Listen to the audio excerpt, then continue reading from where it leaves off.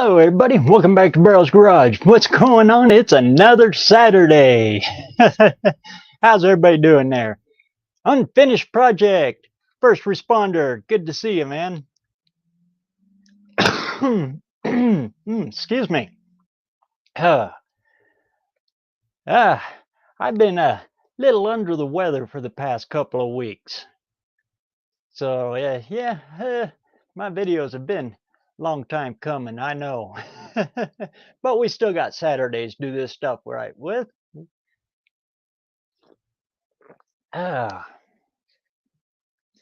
So what's everybody been working on today or this week? As you can see from the title of this live that I kind of got going here, we'll kind of dabble in a little more on stuff to build your channel with and how to fine tune your channel a little bit and kind of lend helping hands wherever we can. I'm going to try the screen share and stuff again. Boy, I hope it works this week. Last week I couldn't get it to work, but I think I got her figured out. We'll wait here for a little bit, see who piles in.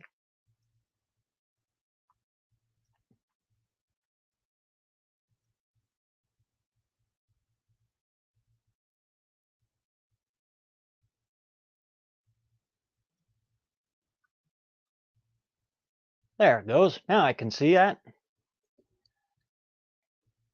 Oh, 6% recycled. How's it going, man? Congratulations. You crossed the big finish line. Stephen Holtz, just drive it. Always great to see you. Rich, you're climbing up there, buddy. So what's everybody been working on? I know I said that already. I'm repeating myself. And this is live. I can't edit it out.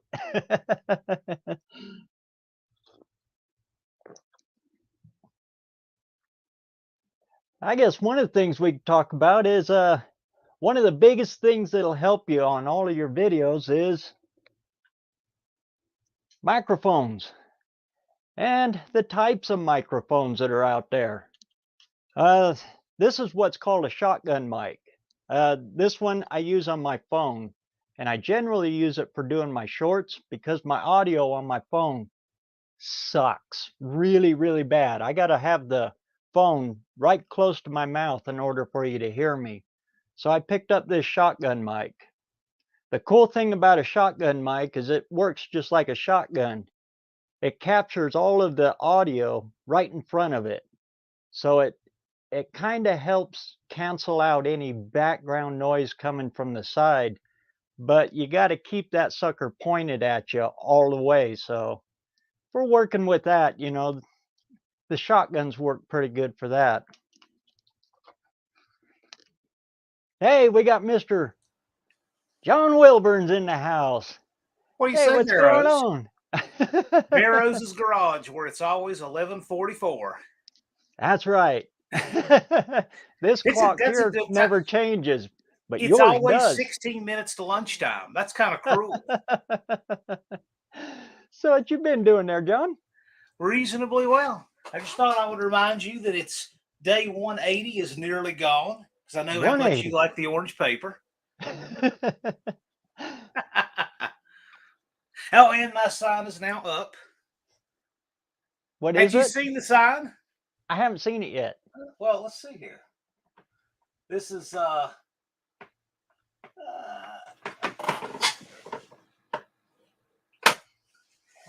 this is a quote from our friend Just Mopar Joe. I decided to make a sign out of it. Excuses or they? That's perfect. Yeah. Yeah, Joe said that a long time ago, and I've never forgotten it. So I did it in the colors of his car with his lettering and everything. I just thought it was right. Hey, Junkyard. I have my email on my homepage. Look up my email and send me your contact information. I'm going to try to help you with that Mopar torsion video that you've got, because I'll tell you what, man, you are sitting on a golden egg right there. You've got the video Oh perfect. yeah. And I'll throw some suggestions to you for it, kind of a little bit on tweak on your title and how to expand your description. And I got a feeling that that one's going to take off for you. Hey, you talking about Junkyard D's video? Yeah. Man, that guy, when we see him, we're like, man, here's a guy has everything he needs. He just does a couple little things, and we're going to watch the ship take off. Right? We see it. We see it. I You saw have the same things you did, BareRose. Because he has the stuff that you can't buy and you can't. He already has the stuff you can't buy and you can't teach. All the good stuff like that, right? Like the natural creativity and the charisma and stuff. And so if he just gets that little administrative stuff done, he's gonna pass the field. I see it. You got it. Yeah. You'll I'm blow me telling you, out of the water. we've watched a lot of channels. We know when we see the rock stars appear. And when you was asking me about what evergreen is, that one is right there. Yep. Yeah. Oh yeah. No, I love it when I see a guy who's already got a lot of the stuff figured out and doesn't realize it yet. Because that's you're way ahead of the game then. It reminds me of Two Hacks. You remember Yeah, Two yes, Hacks' he's first one of those. too? He's one of those. It was just kind of, you could tell he knew what he was doing, but he was, kind of stiff and everything. Let's see. You're exactly right. Bang. So Jeff's first video, he would tell you in his own words, was terrible, like everybody's first video is, right? There's no shame in saying that. But on his second video, he was on camera and he was presenting. And I said, okay, this guy's got something. He's going to be good. And he's 5,000 subscribers right now. So, yeah.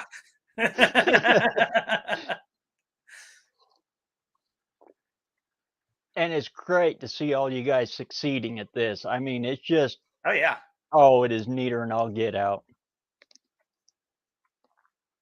Yeah, we got several guys who have channels that are slumbering that I know can really do some stuff. I can see it. I can see the potential right there. Oh, back to my microphone thing.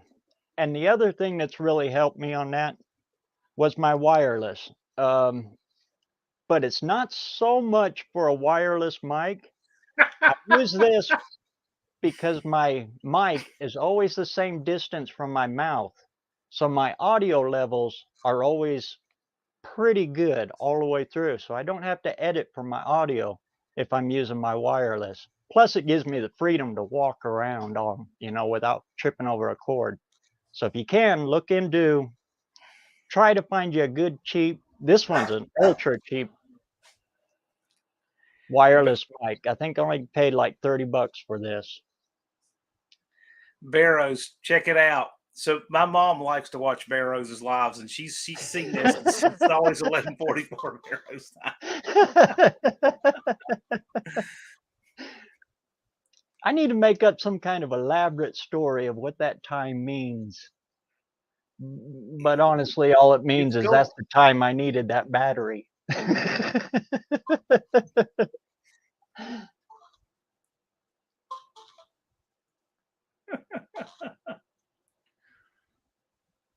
I've been watching all you guys since last year, so picked up some tips along the way. And that's where it's at. While we're talking about mics, one thing I'll throw out there is I have both wired and wireless mics, and audio is extremely important. You gotta have audio. But so and you can do it however you want to do it. I like a wired mic for a video where I'm a short distance away, have a tripod set up, a display table, an intro and outro where I'm not moving around. I like a wired mic for that, for the simplicity. Yeah, I never have to change batteries. My wired mic has a 20-foot cord. If you look at my videos, you'll see it. I'll throw it over my shoulder. You can barely see it. You have to be looking for it to see it. But that is no batteries, and I just like that setup. If I'm outside, obviously that's where the wireless shines because you can move around and no cords trip over. Or if you're moving around in the garage, wireless is good too. Wireless is always good. It's just more complex. So if nothing else, a $20 clip-on lapel mic with a long cord is huge. Yep. Right there. And here I've got the mic up here fixed. So, oh, another thing too, since we're talking about channel stuff, you ever notice that like my screen never shakes from touching the desk or anything? That's because I've got my mic clamped on a table behind the desk. It isolates it from vibration because people don't always realize how much they might jostle stuff on their work area, and it makes their screen do this. So if you use a remote camera and mic, clamp it on something that's freestanding, and it isolates it from any vibration you do, and it just makes it nice and clean. And it's free, just free to do it. Yeah. And if you can't afford the fancy ultra stabilized cameras and all that, which, you know, you don't really need, a $10 tripod from Walmart works all wonders. you need. All you need. All you need. You need No to be problem, just north of a bucket of sand, stick and some duct tape. You know, just a little above that, you got all you need.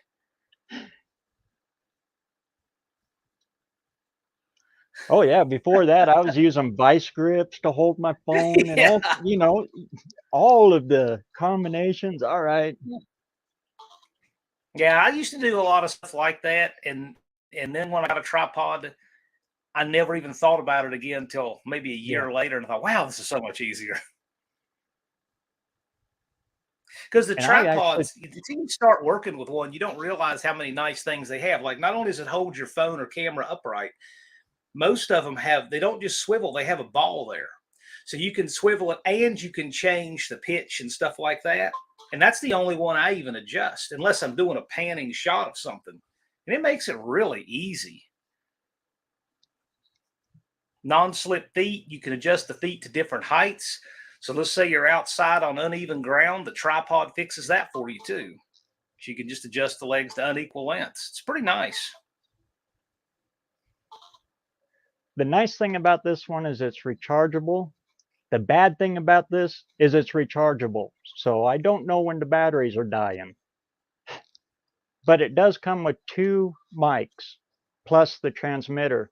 So if I'm doing an interview or if I got 2 people in the shop, you know, one mic for each person, and it works that way.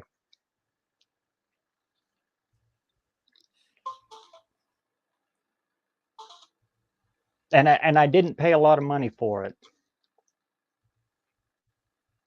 Found it on eBay.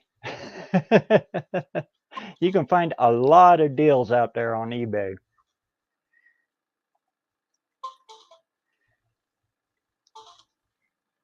I've actually found a few decent deals on electronics like that at Goodwill. Because at Goodwill, a lot of people don't even know what the stuff is, like an AC adapter or something like that. I mean, if they have what they don't usually have what you need by any means, but if you need a cable or something like that, if they have it, it'll be dirt cheap. So, like if you need an extra weird USB-C or something like that, right? That you don't have for anything else, you need an extra one because you want one to keep in your car and one to keep in your bag and one to keep with your camera so that you can never be out somewhere to video and forget it. That's a good place to check for. They have it cheap. But no matter what, if you got all this fancy camera gear and you leave it at home, you got your phone in your pocket and you can always shoot video. Absolutely. Hey, 38 POS Racing, if the shop floor moves, you see it in the video, tell people that's what's going on. Hey, check this out. And move it with your foot and do the video of the moving floor. And then it becomes part of your thing. Yeah, I did see that, Landon. Let me know when the funeral is.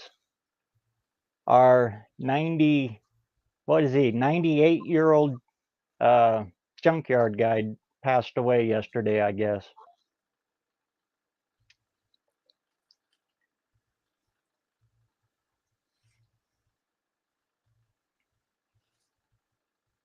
The guy I got from my backhoe from and that 50 Ford dump truck.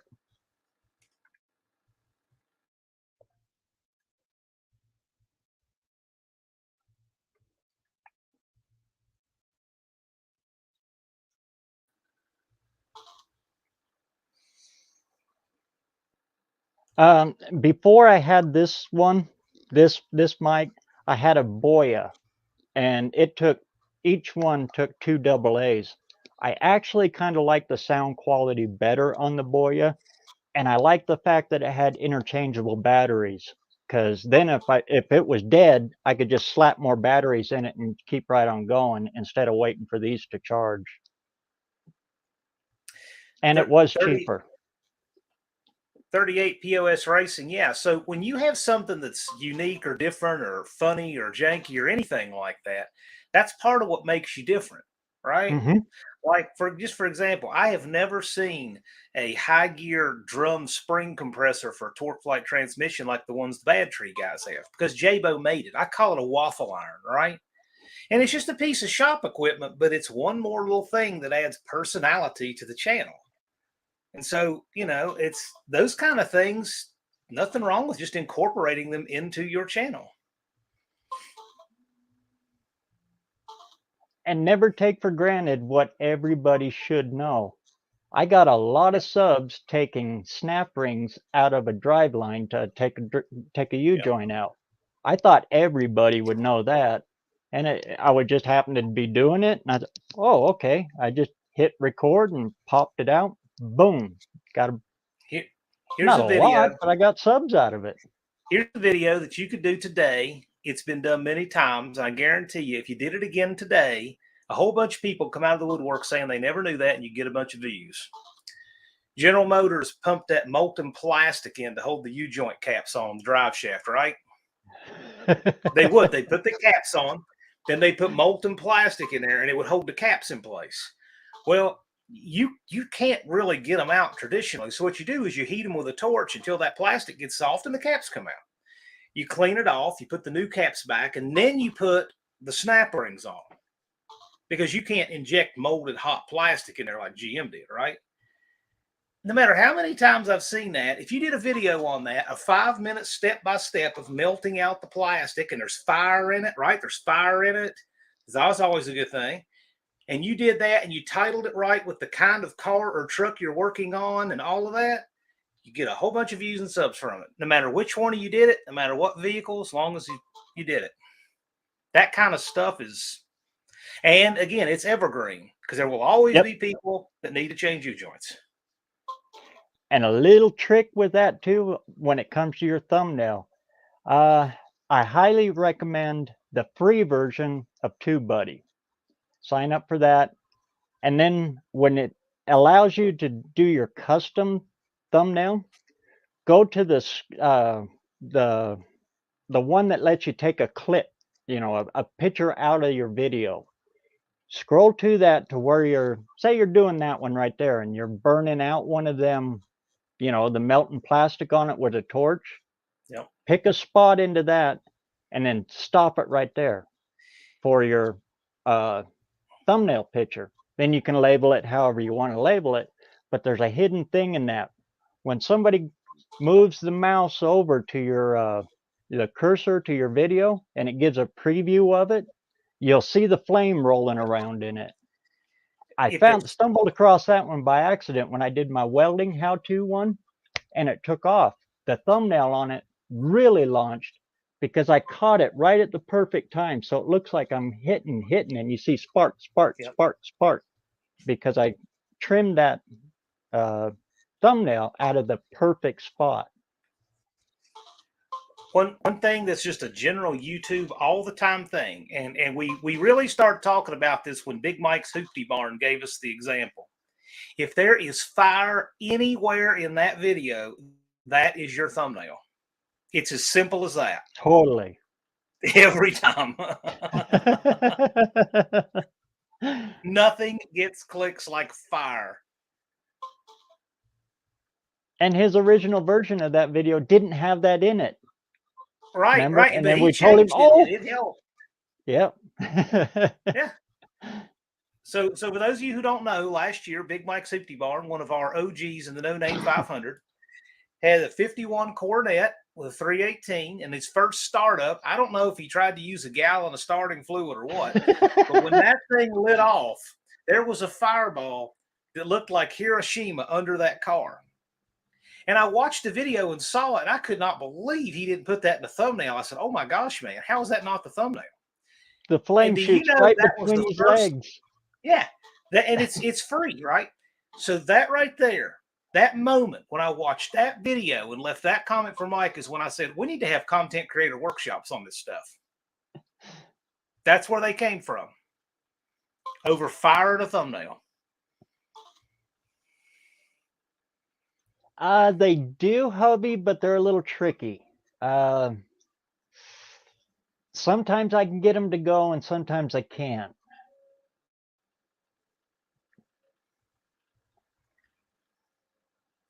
I found that you definitely have to do them unlisted, and then I have to come in the house and do it off the computer and add a thumbnail into it, or pick a better one than the YouTube chooses, because sometimes they're off the wall.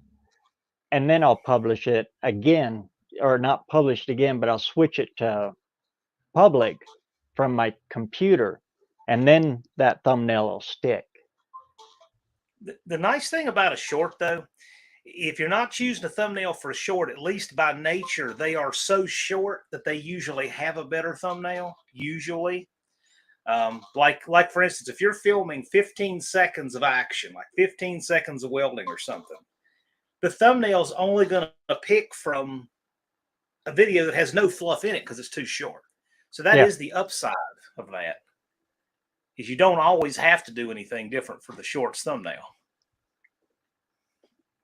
You virtually always have to for a long format video, though. And the thumbnail is what gets people to click on it. All your keywords and stuff like that, that's what gets it up there in front of them. And then the thumbnail is what gets them to click it. Title gets it to them, thumbnail gets the click, content gets them to return. Yep.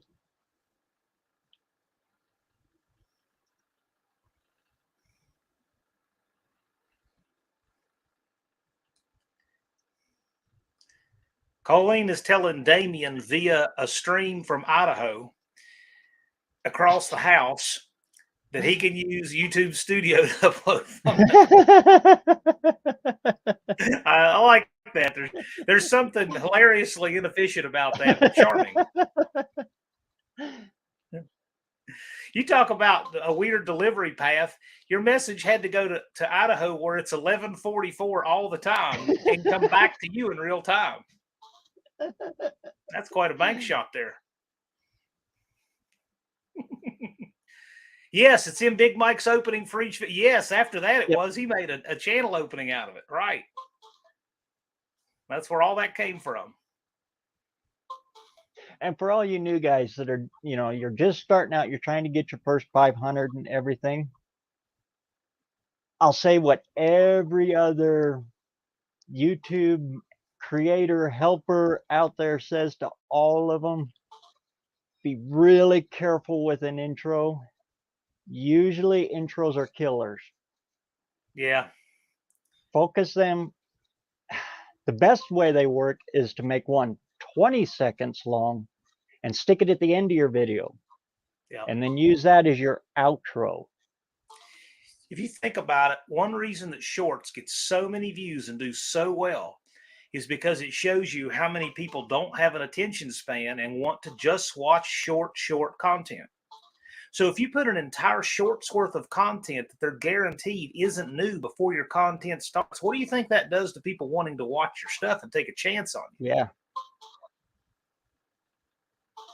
I read recently that a lot of movies, even, big production stuff, TV, all of that, are actually fighting to get rid of the opening credits, but it's the Screen Actors Guild that is holding it in there. Yeah. Because they all know that, you got to jump right in and catch it quick.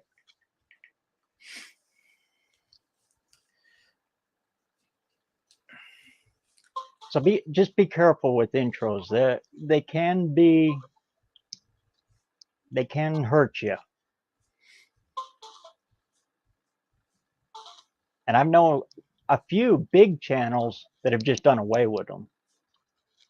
Yeah. Oh, yeah. Well, and even the channels that do them, usually they try to do a cold open before their intro to make sure they try to retain the viewer. Yep. They're like, we're going to subject you to the intro, but let's at least show you what this is about and give you a cliffhanger before the intro. I mean, that shows you right there what intros do. And when we know something is more harm than good, why are we fighting so hard to keep it? Well, I kind of think it's vanity. I think people just like to see their intros. And there's Uh-huh. some cool intros, man, I'll give it to you, but Oh, yeah. they're just not, they generally don't help really.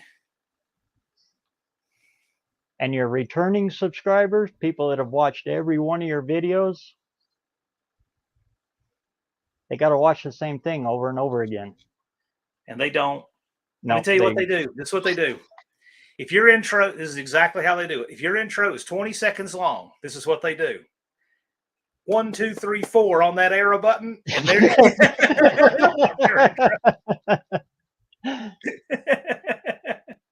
And they think about that. They're like, okay, I want to watch this video, but I know I'm going to have to skip through 20 seconds to watch Yep. it. But then you lose that crucial 20 seconds or 10 seconds or whatever. And that's YouTube's paying attention in your first minute of your videos. That's where the biggest first impressions are. If you think about it like drag racing and you're trying to get your channel streamlined and ready for the drag strip, a lot of times with an intro, you're blowing the light. So you got to make it up on the big end, if that makes sense. If they skip that first impression time, YouTube will kind of, whoa, there must be something wrong here. And you'll have to really grab a hold of it all the way through in order to make up for it. Until you get rolling and then you got enough, you know, you get up to vice grip status.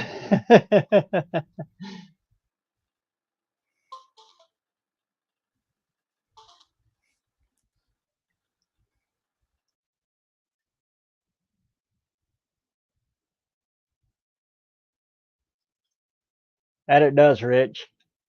And that's a good way to look at it. You know, every sub you get, you know, is another potential friend.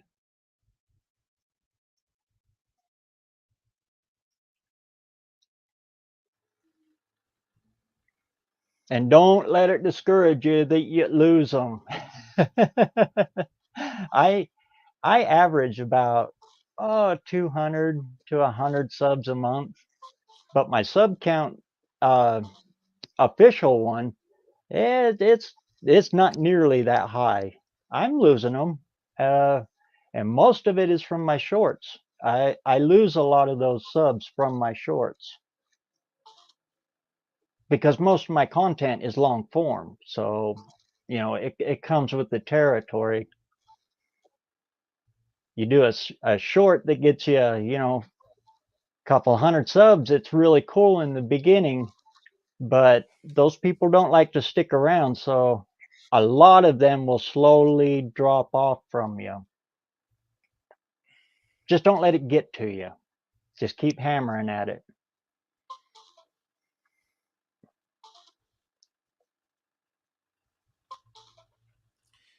Rich, it comes and goes in cycles. You will see. I mean, BareRose got to 450, what, 4 times? It 420. comes and goes. I And you did. don't really know what happens. Sometimes things do happen coincidentally and happen together and they're concurrent, but they're not correlated. And sometimes I'll tell you my best one though. I had YouTube remove a video from one of my playlists one time. Where I teach firearms, I have a playlist. I show my students about different self-defense. And YouTube one of them because they said it violated community guidelines because it had some surveillance camera footage, somebody getting shot at a gas station. YouTube removed it. I wrote an appeal. I explained to them it's used for educational use. It was available on news feeds and everything else. It was shown on local television, no restrictions and all of this, and it made a very good case for why they should not remove it. It said clearly on there that YouTube will review my appeal, right? I submitted the message. I sent the message because you can only email them. You can't call YouTube. I don't care who you are. You can't call YouTube. I sent them the message. No. And in the same refresh of the inbox where it's sent, I got a reply back that says, we have reviewed your appeal and rejected it. Now, there is absolutely no chance they review my appeal, and the reason is because if I sent the message at whatever time that was, 2:31 p.m., I got the reply at 2:31 p.m. that said they had reviewed it and rejected it, which is a lie. They didn't review anything. It absolutely wasn't possible. It was at the same time. So in other words, there was an auto response made for me if I appealed it. Okay, they removed another video. Same exact thing. It was a self-defense shooting at a convenience store. Again, I use it for classes. We use it to talk about different things, shooting distances, cover versus concealment, et cetera, et cetera. I made the same kind of email. I explained my case, why they shouldn't remove it. This video is not graphic in nature at all. This video was been shown on local news feeds and everything else, right? I got the same thing. As soon as I sent the email, concurrently with the send, I received a denial and the video removal stance. Then it happened a third time. And I said, okay, I'm going to change tactic. So I wrote an email that said something like, you morons don't look at anything. You're a bunch of liars. Don't even tell me you read this appeal because I know you're going to. I blasted them, right? I didn't get an auto appeal. I didn't get an auto rejection. About 2 weeks later, I got an email that said, we have reviewed your appeal and reinstated your video.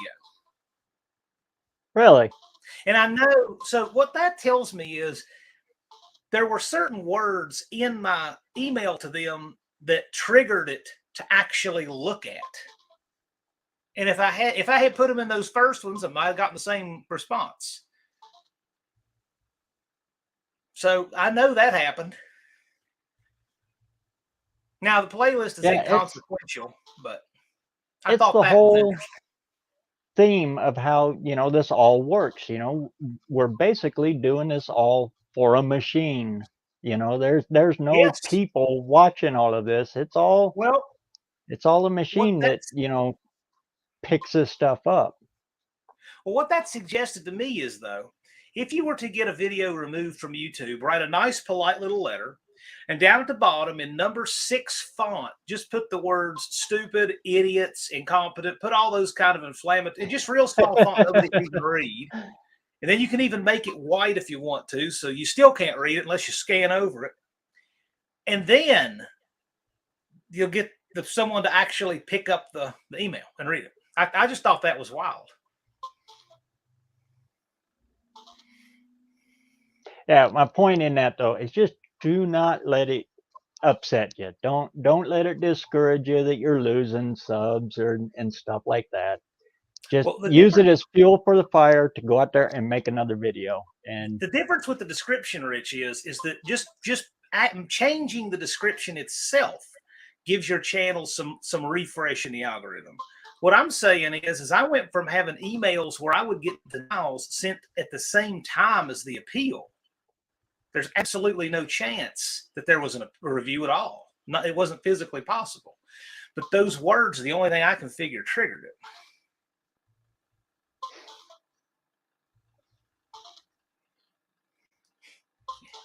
I understand something, all right. Yeah. Yeah. That was spooky, Rob. His channel got kind of deleted after your first live attempt.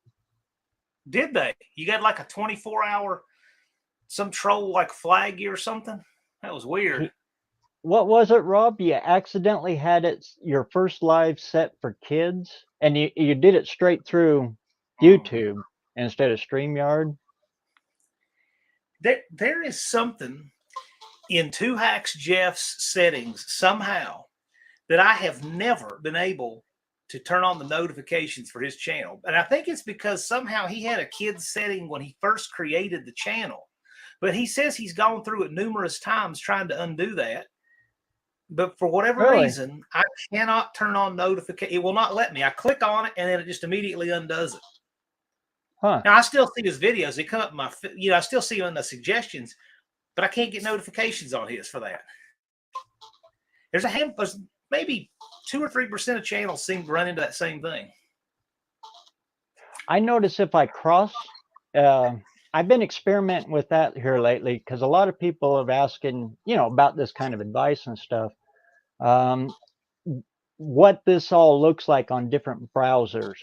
So Yeah. I installed Yeah. Firefox and Chrome, and I've looked at all of this on all of those different browsers, and it does change things. Minute changes, but things do change.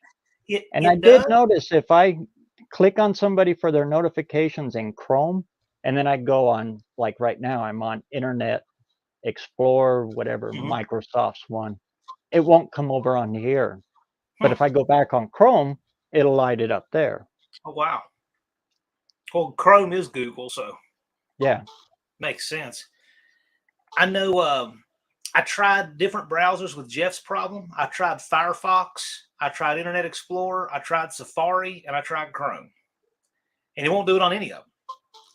And so we figure it's something in the channel settings, but I mean, he went through everything in his studio. It's got to be somewhere.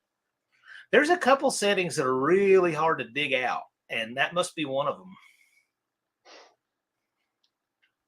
And that's something I recommend to all of you guys. Try watching your videos on all the platforms you possibly can. TV, they got the Roku sticks or Fire sticks or whatever. Try watching it on there. Watch it on PC, watch it on your phone, and you'll get a better understanding of what your audience, in general is looking at. Because it changes. Things are different. Like when I watch this on the TV, I don't see any of the comments, the descriptions and stuff. I got to look for them and search for them, and just stuff like that.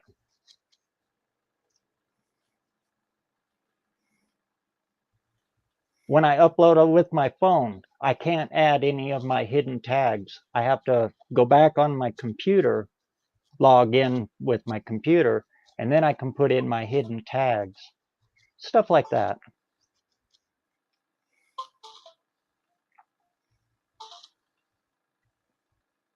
And I tried to use TubeBuddy, thumbnail creator, on my phone.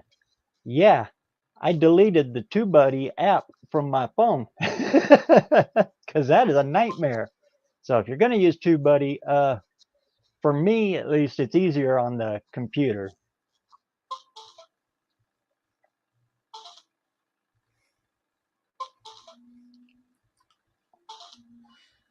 BareRose, I appreciate you hosting me. I'm going to split for the evening. Thanks a No bunch, man. I problem. thought Thanks I'd for stop by. stopping in. Yeah, man. Take care. Oh, and tell your mom I'll keep the time for her.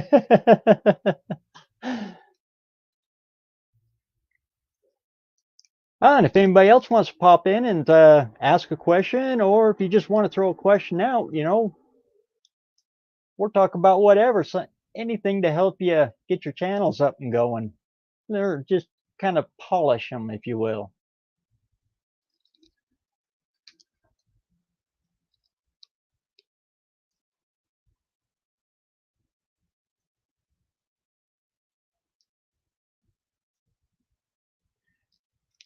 Yeah, Rich, a little bit. That's where your titles and your descriptions get a little tricky.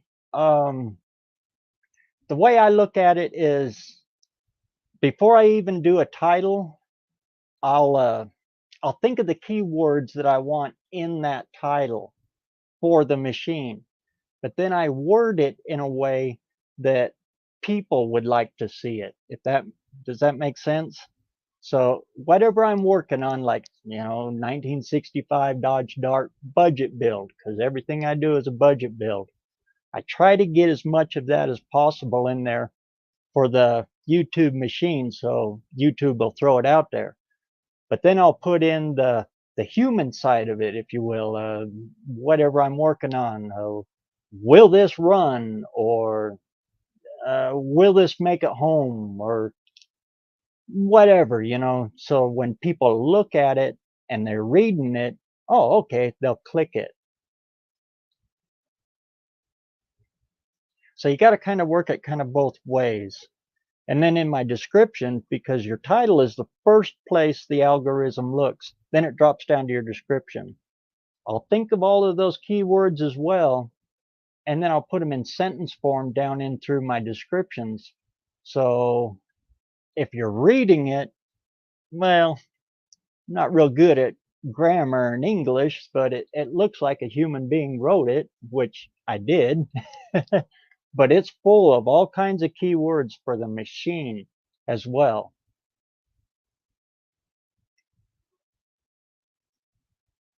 There you are. See, I keep it set for you. Great seeing you, Nina.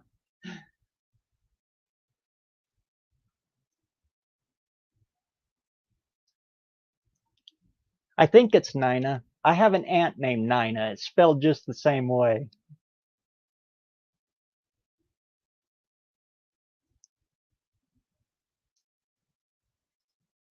Hey, look at here. Hey, how you doing today? Hey, Sidewinder Dalby, dadgum. Good to see you, man. Yeah, I got this laptop that my nephew gave me. I think I got it set up for at least yakking at you tonight for a little bit, if that's all right. Hey, yeah, come on in, yeah. Yeah, I appreciate it. Yeah, I'm still, as you can tell by my channel, I'm still one of the guys that I'm still using a phone, no mic. If I can find it, I use my tripod. Other than that, that's about it. Matter of fact, this old headphone and mic thing here, this is for those people that call you on the phone and try to check on your extended warranty.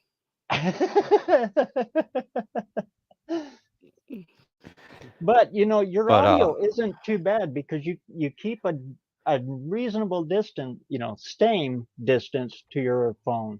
I've noticed that watching your videos. You try to maintain an audio level yeah, for I the do. most I do. part. Well, fortunately, too, the phone seems to have a decent mic on it, so that's a big help as well. You catch me every now and then. I'll walk too far away from it. And then it goes fades Yep, out, yeah. yep. But then again, too, usually when I'm walking that far away, I'm getting upset, so I start yelling. So sometimes it's hard to tell. But that's But the biggest advantage if when you get a mic close to you, it just keeps your audio the same level no matter what you're doing, wherever you're walking around. oh yeah, that's for sure. That's for sure. And I've been playing with those video glasses that I got.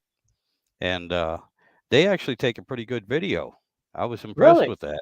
Yeah, they do. Now all I got to do is figure out how to upload it onto the computer or download it to the computer so I can upload it to YouTube. I haven't got that far yet. I got about 4 videos, but I can't get them on the computer yet. But yeah, look, I'll tell you what. Oh, I don't have the brand or actually what I bought, but I know it was only a $40 investment. And I'm actually really impressed with them. So, I don't, I do my channel as a hobby anyway. Yeah, And sometimes I get more into, I have to finish the project and I'm more interested in whatever I'm working on more than I am of making the video. So a lot of times for me, I'll either forget or I just don't want to bother with setting up the camera, trying to get it into the places where everyone can see. And that's why I figured with the glasses, they're on my it's face. always right there. Yeah, everything I see is picked up and recorded, and these things here last for about 2 hours on one charge. How's the mic on them? That's where we run into problems. it, it'll it's actually a pretty good mic. The only thing is it's too sensitive. It picks up everything. Oh, a lot of cross and back Yeah, noise, a huh? lot of background noise and everything. Matter of fact, the first video I was using, my brother-in-law was cooking in the kitchen and he turned the fan on.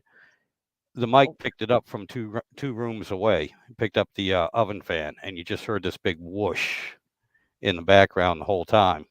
I couldn't hear it myself, but the microphone picked them up.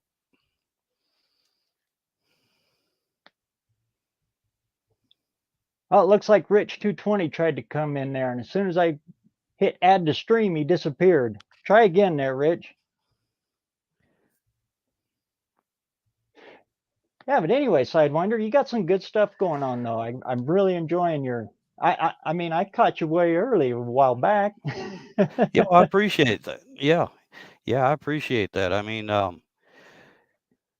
that's a big compliment. You know, like I said, I do this as a kind of as a hobby, and also to try and you know, show, hey, if you got an idiot like me that's jumping in and doing all this sorts of stuff, anybody can do it. Just give it a try. You know, don't Yeah. be afraid to try something. You know, And for the because half most the part, time we like the raw stuff. It shows that it's 100% real. Oh yeah, yeah. I mean, half the time I don't know what I'm doing. I'm faking it. You know, Yeah, it's just like High Ace okay. Off-Road says right here. Yeah, the smaller channels, you can see, that it is what it is. And if you throw a comment to a small channel, they'll answer you because they don't get bogged down, with so many comments every day. Oh yeah, that's for sure. I mean, the few comments I get, I usually end up having a conversation with the person that left the comment originally. Spot on. Because the comments drive your videos. And if you can get a conversation going, especially when they start talking with each other, you get a whole group conversation going in one comment. It just keeps driving it and driving it and driving it. Oh yeah, that's for sure. And I don't want to jinx myself, but fortunately, everyone's been behaving in the comment sections. But then again, I'm not big enough to get too many haters yet. Yes. And honestly, sometimes you'll get somebody who just kind of wants to poke a little bit to see if you actually know something. You know what I mean? Oh yeah, That that's usually my family members. They'll do that. so I don't they'll worry come about across them. at first as a troll, but then boom, they'll end up being one of your best friends after Oh yeah, yeah. Like I said, that's my family. that.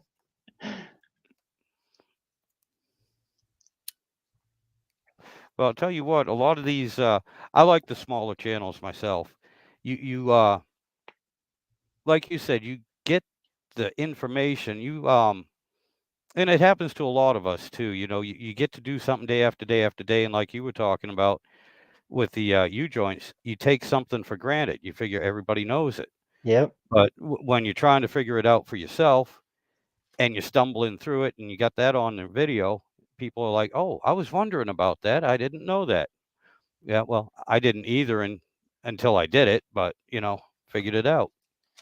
But, a lot of the smaller channels, you know, like I said, these guys, they're getting in there and they're going, "Well, don't forget to do this," you know, or "This is how you have to do it," or, you know, little things like these screws are left-hand thread instead of Yep. right-hand thread. So, instead of spending 30 minutes and then snapping it off, try turning it the other way. You know, or you know those little ball check valves with the What's that springs L under them? mean on your lug stud? Yeah, Yeah. yeah, exactly, exactly. And it's like the little ball check valves with the springs behind them. I had one. I swear it had a 30,000 pound spring behind it. As soon as I took the cap off, one of two things are going to happen that I explained to everyone. I said either this is going to launch this into orbit, or if you hold it the wrong way, it's gonna neuter my wife's cat. That thing came out of there like it was unreal. And my God, what was that on? That happened so long ago. I can't remember what I was taking off at the time. It's terrible getting old. There it is. But before this one, I had a Boya, and I actually liked the Boya better. but it got so hot when I was doing the headliner in that Mercury, it melted that boya. So. What about editing apps now and stuff where you can, like I said, I'm having trouble figuring out how to upload things Ah, even from my phone to the computer to YouTube and stuff like that. You got anything, any? personally, I use the free one that Windows comes with. It's a pain in the butt to use. If you're using it, yeah, you probably know exactly what I'm talking about. That's why I was But looking for other suggestions. my computer is so slow that all of that new editing stuff is made for at least an i5 and up gaming computer. I So gotcha. I have to upgrade my computer in order to go with anything else. Now, Filmora is fantastic, but yeah, you got to have a pretty good computer with I say a gaming computer because gaming computers are high focused on graphics, and that's what you need for video editing. Oh yeah, yeah. So I mean, it's been 10 years since I've actually had a computer myself. I've been using my phone for everything, and believe it or not, like I said, I used to build computers, kind of like Sear Diesel, who was on here last week. Uh But yeah, same thing. I used to build computers, but that was back in the 90s. I mean, the huh. last computer I built was a AMD processor, 486 DX200. Me too. And it had the newest versions of Windows 98 Yeah, for an yep. operating Windows system. 98. Yep. Yep. And the Sound Blaster for a sound card, and oh, I don't even remember what the video card was on it. Ordered it Johnny Cash style, one piece at a time. Yep, exactly, exactly. Oh, I was so happy when Plug and Play came along, and I didn't have to program every piece that I put in the computer. Good seeing you, Indirect, Jason.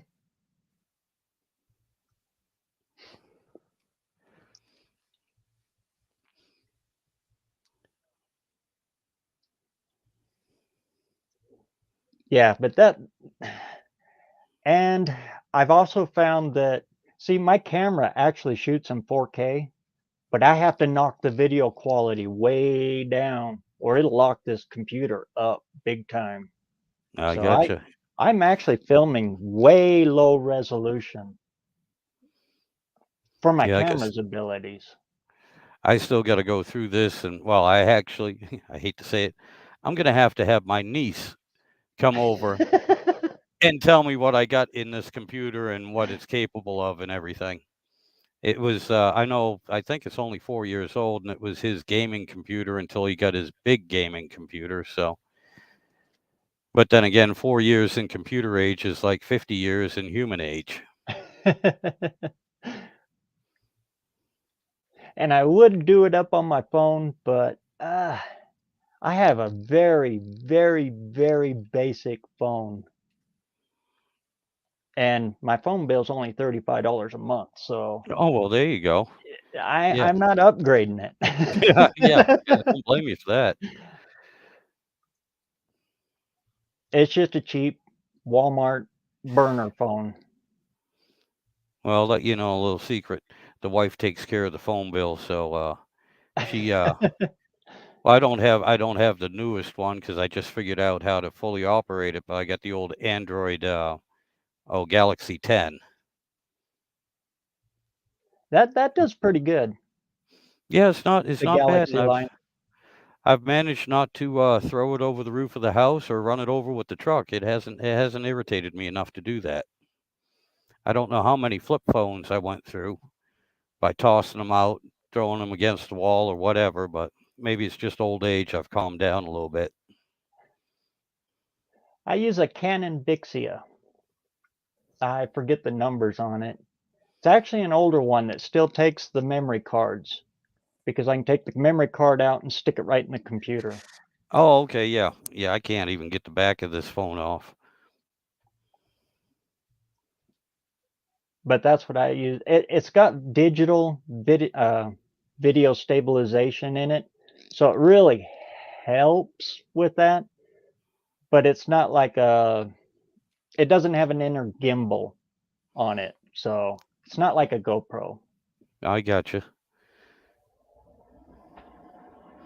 I got you. I mean, I actually do have a nice video camera that I got last year for my birthday or Christmas or something like that. It's still sitting on my dresser in the box because I haven't figured out how to use it yet. But those Canons, I've actually got 2 of them, so I can do multiple angles. I don't have to reset for both of them with the camera bags and I got them all on eBay. I got them for, I think I'm into them $60 for the 2 of them. All the chargers, everything. Yeah, that's not bad at all. That's my budget range right there. Yeah. Yeah, I you mean, don't have to kill the budget for this. no, I need the rest of the money for an engine or whatever Exactly. other project I'm working on is a tad bit more crucial. I mean, good Lord, I've seen some of those phones that, good Jiminy Christmas, I Oh could yeah, buy 3 cars for that. $1,500. Yeah. Yeah, I used to buy cars for that. Matter of fact, that's what I paid for my truck was $1,500. And I can make money with the truck. Well, I guess you can make money with the phone if you were smart enough. I'm not. Hey, Ryan, what's going on? What's up? Good evening, sir. Boy, the knuckle Oh, I duster gotta looks kill. good. I didn't kill that. Whoops. Echo. Look at me being a noob.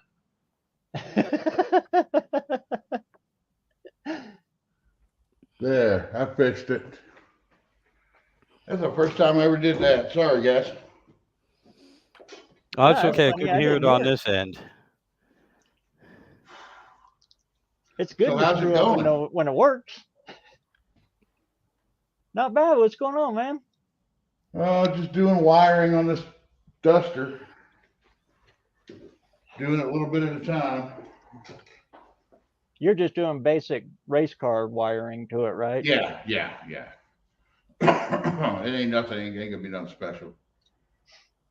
And then I'm hoping tonight I'm gonna start or keep working on getting this 440 apart here. This thing is rusted. It is locked. The pistons, the crank, everything. I just want it for the block though. So, but I was going to do that on my live just as something to do while everything's going on. And we were working on. I saw on Big Block 402. They were working on Layton's 440. Uh-huh. And for a while, they had a camera above the engine. And we're working on doing that. I think she's going to get a different cable for my GoPro. But yeah, I was asking about cameras because all I use is a GoPro. Uh-huh. But I was thinking about getting like one of those little, what they got now, it's like almost like a camcorder, but it's small. You know what I mean? It almost mine looks like are a small. tube. Yeah, it's They're about only, kind of what I got. mine's only about that big. Yeah, that's what I was thinking about. I was thinking about getting one of those to go along with the GoPro. The thing I like the most about it is the side of it flips over and you flip it around and it's the screen. And it's big enough that I can still see it when it's, a ways away from me. That's what I like about the GoPro 10 has the front screen on it. But it's tiny. Yeah. Like from where you're sitting to your camera now, you'd be able to see yourself and everything and make sure you're all in screen. Yeah. On, the camera I have. It's big enough that you can see it still. Yeah, I'm And it's basically got a mic watching jack. you. My setup for my lives is we have the laptop here and it runs to a 40-inch TV so I can see everybody and read chat from across the room because I'm like way away from it right now.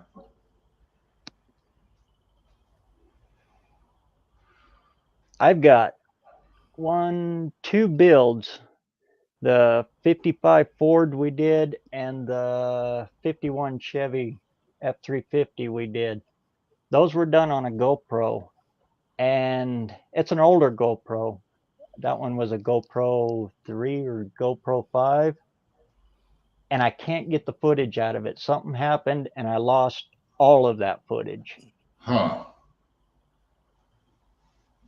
Now, we've used the GoPro as a webcam before, and if I use it instead of this one, it'll show from end to end on my shop. It's got such a wide view on it. It'll show everything.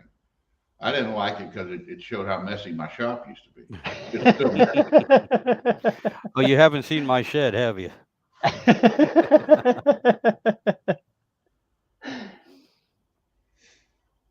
It's amazing how fast a shop can get dirty. Oh, I was in the middle of cleaning up my my shed and getting everything all squared away, so I can get that engine on the engine run stand and everything.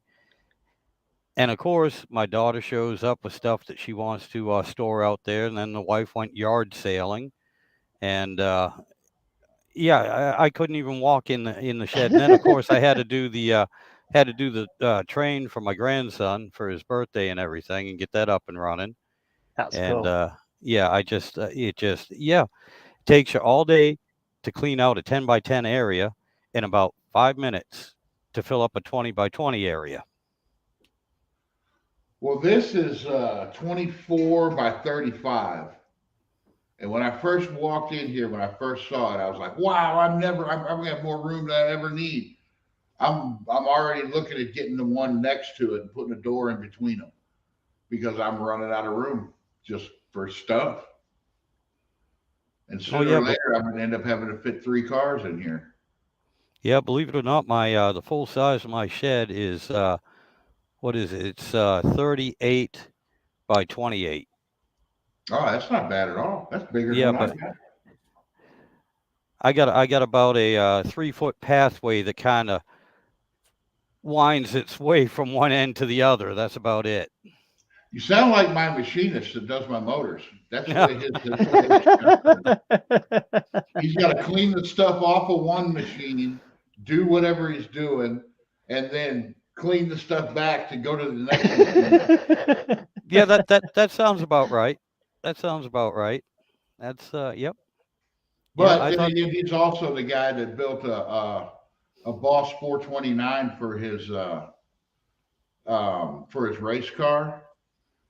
You know, the Ford Hemi, the one that's so rare and everything. And then he's got a coupe, and he's like, "Yeah, I thought one of them would look cool in my coupe, so I pulled the stuff off the shelf to build another one."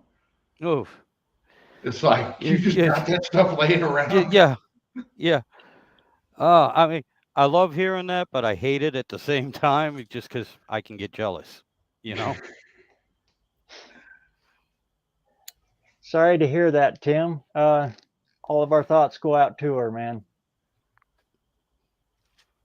I guess Tim's mother-in-law ain't doing so well. Mm. Well, I'm sorry to hear that, sir. That. Tim Windsor. One of the best commenters on YouTube right there. There's Leighton. Yeah, that live he did with that, like you said, where he had a double view with it up above and you could see off the side. That was really cool. Yeah, Leighton, I'm totally trying to steal that tonight.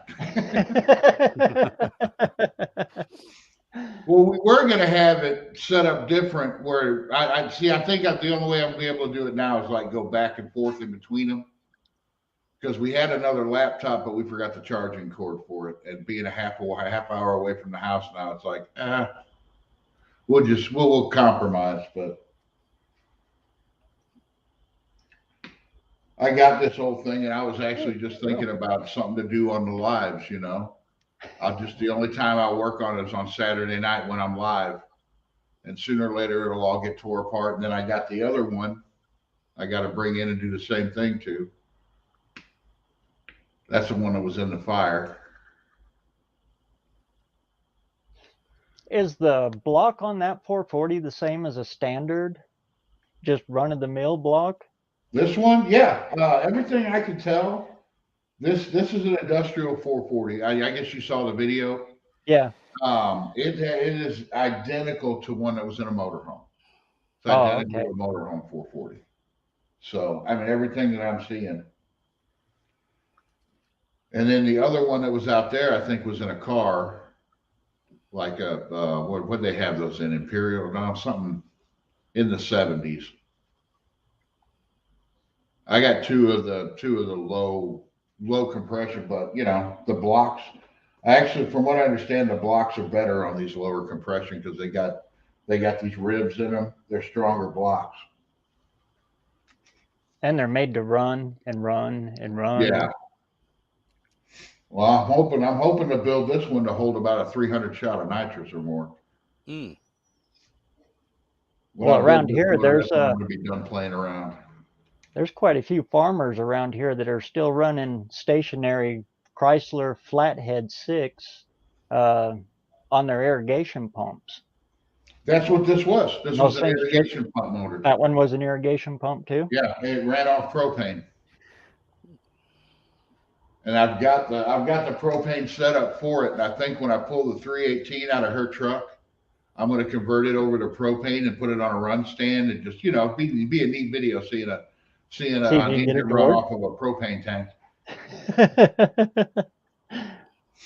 Oh, you know, it's funny. My brother converted an old Chevy back in the late '60s, early '70s to run on propane,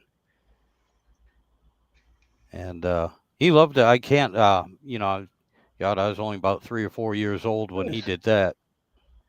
Back in the 80s, late 80s, we had a lot of Canadians come through that were running on propane. I guess around that time period, switching over to propane was a big thing up there. I know a lot of the 4-wheel drive guys that go out in the woods and stuff and get on all those weird angles.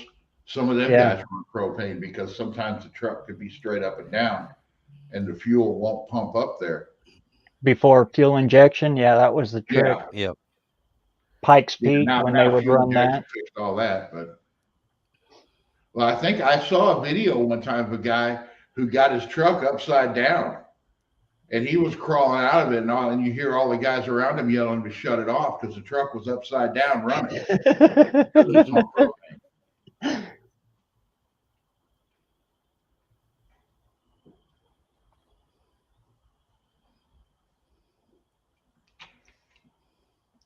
Yeah, all of those. There was a lot of them that were dual too. They'll run on both, and they would actually recommend that you run 1 tank of gas through them a year, just to loosen them back up and re-season the cylinders. Well, this one ain't clean, believe me. It sat out in the field, and oh man, I had it here. The you know how the 440s have the valley pan in it. Well, the valley pan was rusted through, and holy cow! Ooh. I've got the oil pan has a big chunk of mud in it, and it's like mud, actual mud, in the oil pan. Yeah, my machine's gonna love me when I bring in this.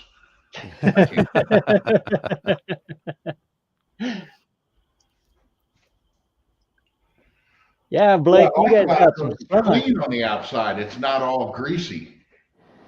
Well, yeah, that's a plus. The same way with the barbecued one, the one that was in the fire. There ain't a speck of oil on it. It all burnt off.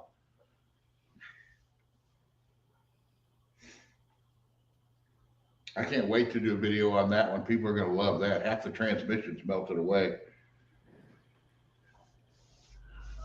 I'm going to ask John Cope if he can fix my 727 that's half melted. Oh, here comes the wife. Yeah, natural gas companies actually switched all of their vehicles over to run on natural gas. There for a while, you could, if you bought the conversion kit, they would give you the fill station. All right, well, I'm going to jump up here. I got a few minutes. I'm going to start my live up, so. Sure. All right, sure. Y'all a little bit. We'll meet you all on over there, Brian. All right, my friend. Well, I appreciate you having me on. I'm going to jump off too, No and problem. really enjoyed this. I'm glad I got this thing squared away so I can at least have a bit of a conversation with you. And But like I said, yeah, man, you're welcome anytime. well, I appreciate that. And like I said, as soon as I figure out how to upload the video from the glasses and everything, I'll give you all a good review on those glasses. So far, they're working out really good. Sweet. I look forward to it. All right, sir. Well, hey, you have a good day. You all take care. Good seeing you, man.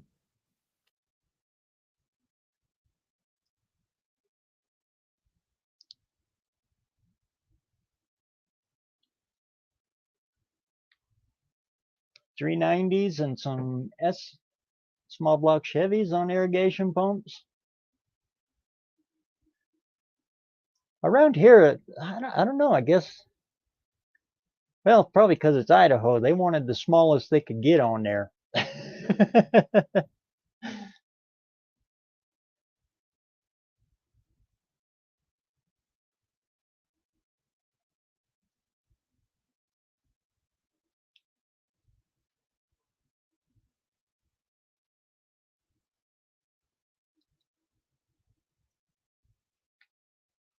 Yeah, hi, South Road. That was a good video you did up on killing the rust.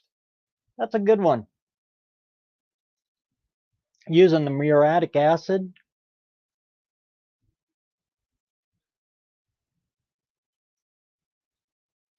I've never used muriatic, but I have used the vinegar trick doing that and using it for the same purpose. You wait, and except for with vinegar, you got to wait overnight. But as soon as that stuff turns black, yep, she ain't never coming out. It kills it dead. Hey, Ollie's Garage. Great seeing you, man. Boy, I'll tell you what, if you got any Ford questions, this is the guy right here.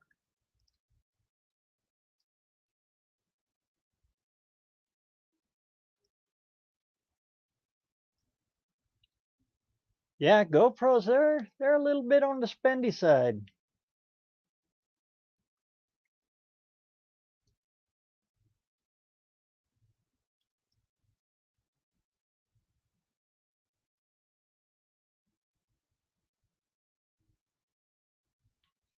Yeah, I seen that. You could get that done in about 3 to 5 minutes. I have used it for other things, just not for a car. And boy, I'll tell you what, if you leave it in a shop, yeah, everything in the shop will rust. It does make a mess. And when I was doing chimney work, we'd use the muriatic acid to wash the bricks, and also to kind of make new bricks kind of look old when you're repairing an old brick chimney.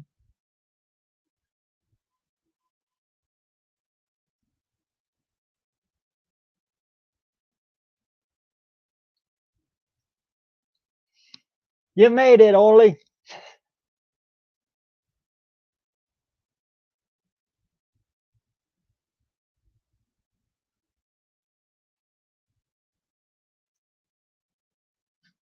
E85 is good if you have a good station with it. A lot of E85 tests about 70 to 80%. We don't have a lot of that out here. I noticed as soon as we got into Nebraska, I started to see it more and more regular at the pumps. But all the way from here through Wyoming, E85 is a little tough to come by. I think we've only got one gas station here that you can get it.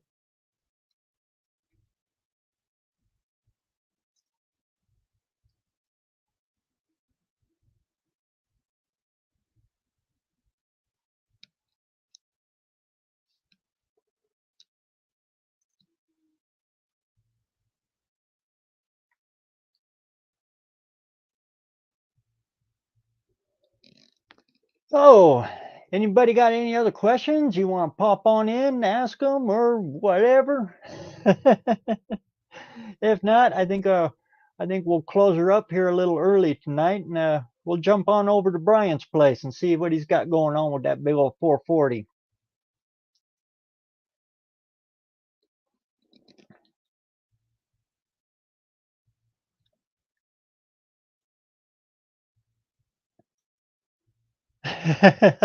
I'm not anti-Toyota, just Toyota experienced. Oh, I poke fun at PT Cruisers because my favorite thing is these old cars because it takes with a handful of wrenches you can totally rebuild them. A PT Cruiser, you need a full toolbox and a snap-on truck on call just to undo the radiator bolt. Good Lord of mercy, they use different size bolts on everything.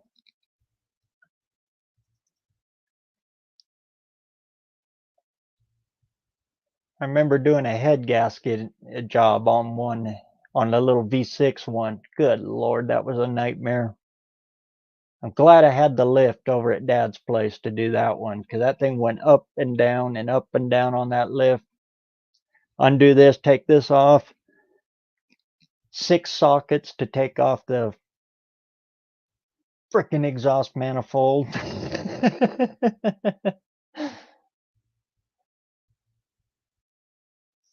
Pull the cover off, then you got to lift it up and then reach under and undo some more and then let it down. And oh man. Whew.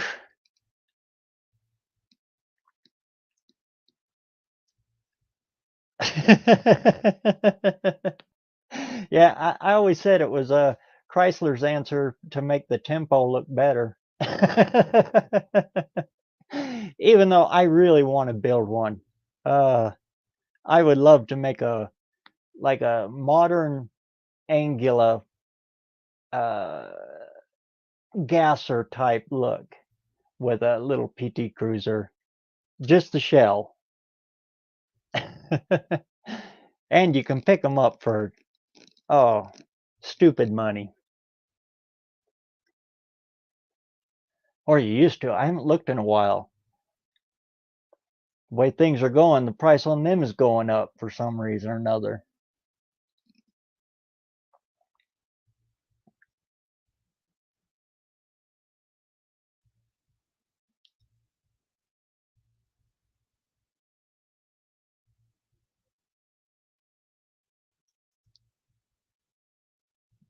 Yep, that they did.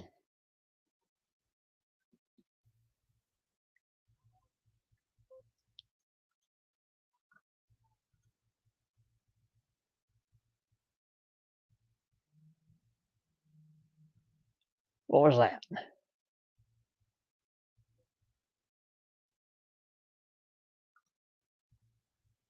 Can you clean an aluminum radiator with vinegar? Never tried.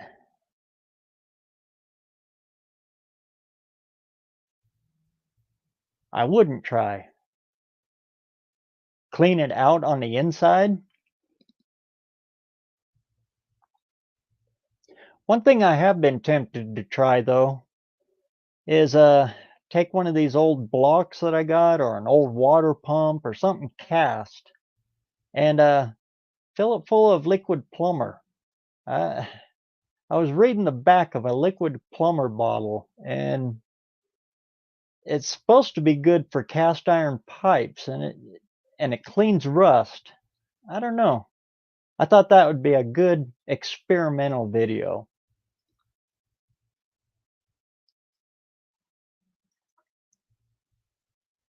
How good it'd work on an engine block, I don't know. I don't recommend it, but for a good experimental YouTube video of, hey, let's try this and see what this is going to do. Yeah.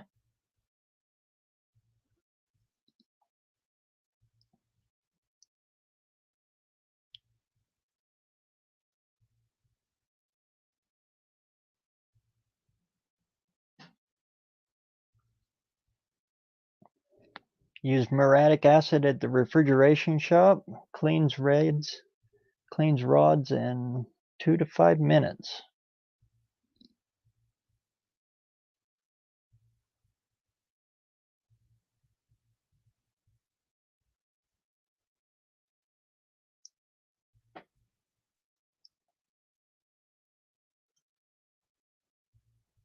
Yeah, the GoPros are awesome for action shots. And, you know, all of this equipment stuff and all of that, you know, if it works for you, use it.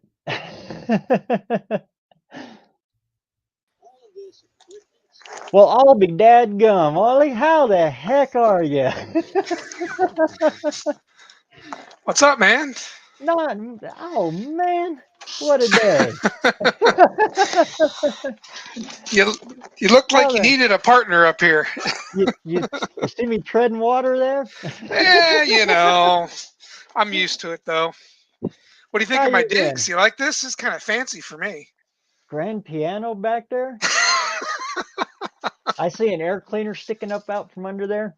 The real picture would show a tri-power sitting on my counter. Ain't no shame in my game. So what you been working on, man? Oh, geez, a little bit of everything. I've become Johnny Remodeler too at the same time. Oh Lord. Mom's got some things going on at her house, and so she wanted her bathrooms retiled. I had a buddy that come out and retile them, so I've been kind of doing the detail work and putting the trim and stuff back on and things like that. And it's bounced between that and doing her. That 55 is actually hers. Oh really? It's a car my dad started. Um, he bought it and then he started upgrading it, power steering, power brakes, all that kind of stuff for her, and then he passed away. So I've been the one trying to finish the car. So I actually have two others. Well, now three.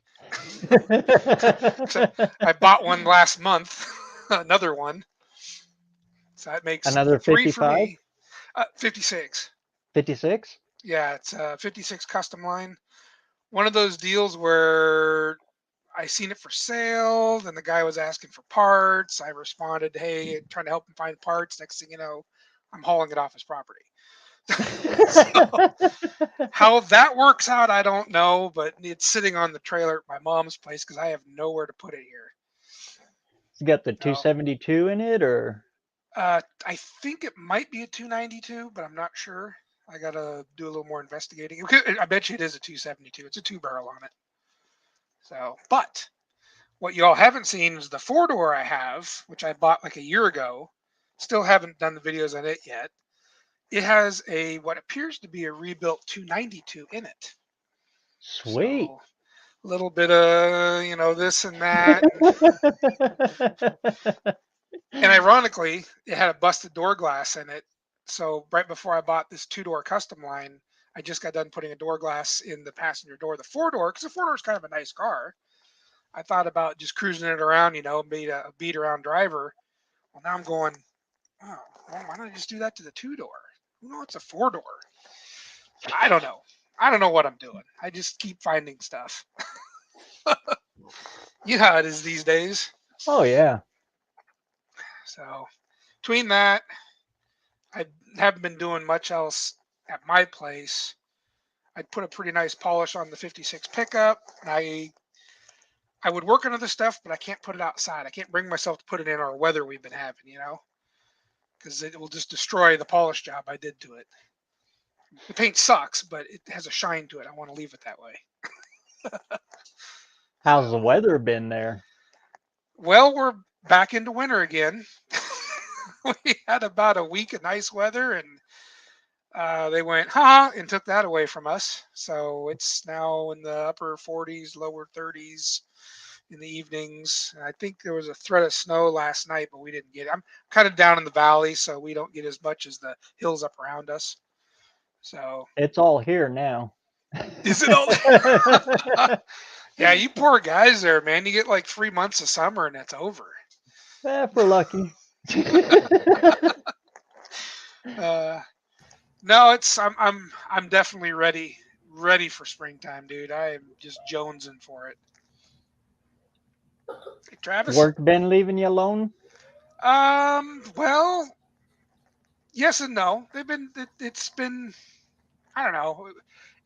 It's work. What can I say? Yeah. They want to keep us busy. I'll be as busy as they let us. Next weekend's a big Portland swap meet. I don't know if you know about that or not. A lot of people from many states over usually come to this one. It's such a big meet. But that's going to be happening next weekend, I think. Yeah. There's 2 events going on at exactly the same time. You have one at the Expo Center, and then the adjacent racetrack has a separate meet going on. And in reality, the racetrack one is so big it takes the entire day just to cover it. And that's usually hauling ass, and I'm not hauling much ass these days. Oh, well, Travis here, he's actually from where you're at. Oh yeah? Yeah. Where's he at? Well, he's Well, in Mississippi now. I'm in Mississippi now. I grew up in Vancouver. Oh, no kid. Yep, that's where I'm at. You got out while the getting was good. Oh, I got out many years ago. Well, there's Rusted Junk, hey buddy. Yeah, it'd blow your mind. I don't know how many years ago it was you left, but it is just transformed into. Do not Yeah, run I'm not off. even gonna go there. Not even gonna go there. Yeah. Well, I was back there this last September. Oh yeah. Yeah. Me and my wife actually took a trip. We went to BareRose, and then went and see my mom for. Heck, we were there 3 weeks, and then we drove down to Arizona and then cut across 40. Oh, nice. That's a nice run. When I lived in New Mexico, that's kind of the way I came up. Yeah. That was many years ago. But yeah, I don't know. It's not the Vancouver I grew up in, that's for sure.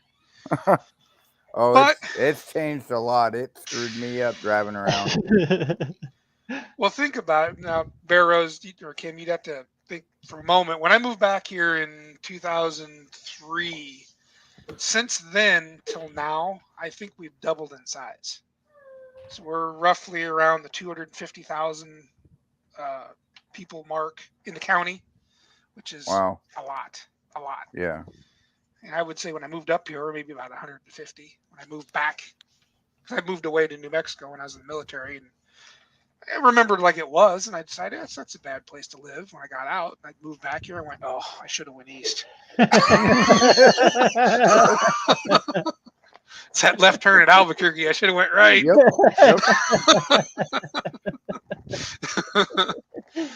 Well, at least I'm you looking didn't end off- up in California. No, we went through there lightning fast. Matter of fact, I got pulled over going through there. When I left, I had that. I know if you've been in my channel at all, that blue 69 F100 that I have. Mm-hmm. I actually bought that truck in Albuquerque. I traded a Holly 4-barrel for it. And it didn't run or drive or nothing, but it did when I left. But it had manual steering, manual brakes, yada, yada. I had a crappy 74 Duster on the trailer and then all my household goods. Anyways, going through California, come out of the mountains and stuff, I started running real good at Bakersfield, so I turned it north and punched it. Well, I didn't realize you couldn't do 75 pulling a trailer in California. Whoops. The California Stater reminded me about that. Did he give you an award? Yeah, he gave me a warning. I had a 2-week-old son and my wife with me, and I said I was on my way to my next duty station. So I was young and dumb then. That always works. That was an experience. So, Her so you family live in Vancouver now, or you live in Portland? No, not Portland. No. What No. area of Vancouver you live in? Orchards. Okay. Yep. My old stomping ground. Oh, really? Yeah, Hell, you're because probably right in my backyard. well, see, well the best place I can say was 112th and what is that? 95th? No. What road is that? Where Jimbo's Market is on 112th, just south of 500. Oh, yeah. I think I know what you're talking about. You know where those apartments are, and they, SCH was down the road. Mm-hmm.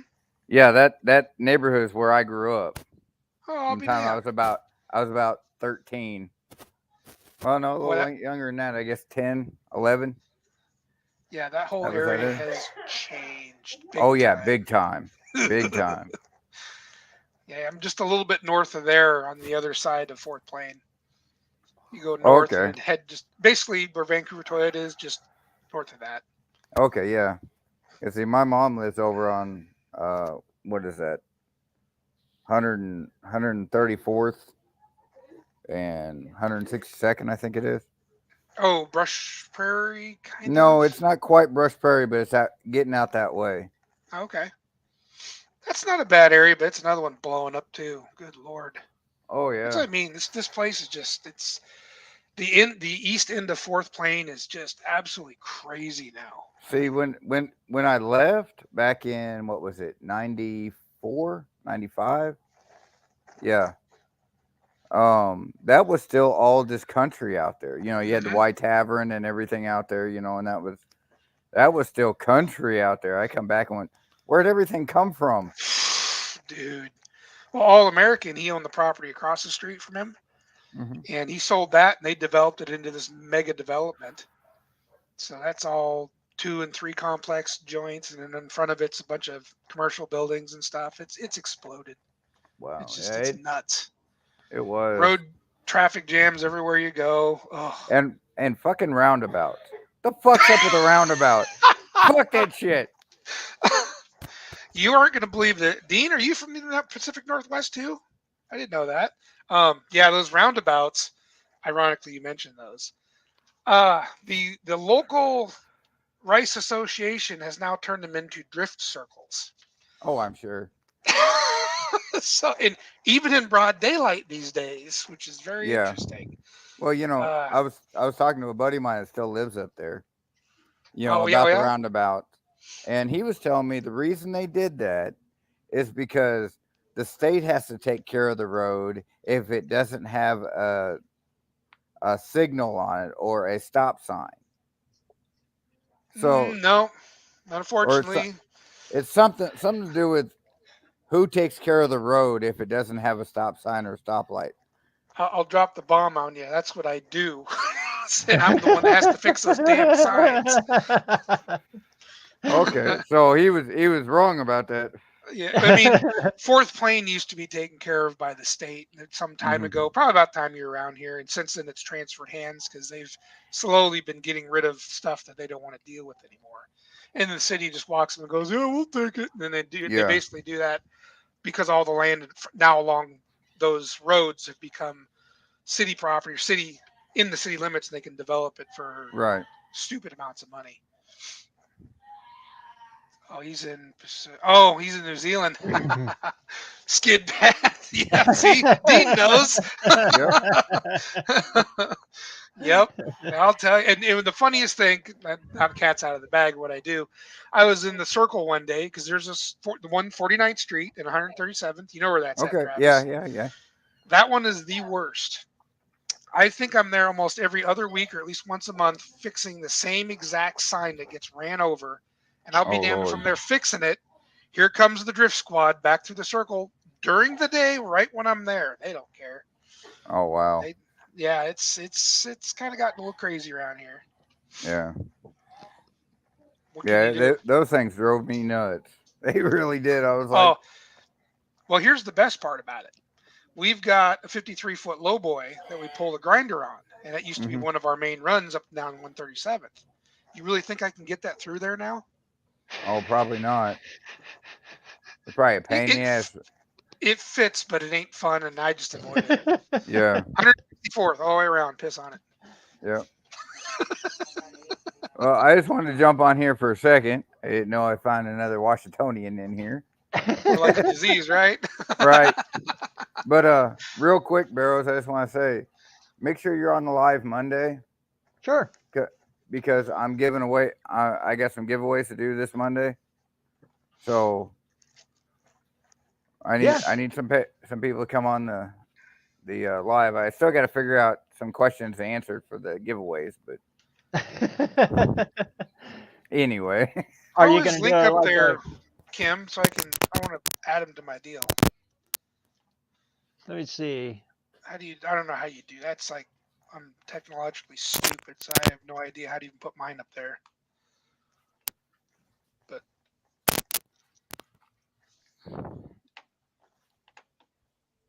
Come on, you slow son of a gun.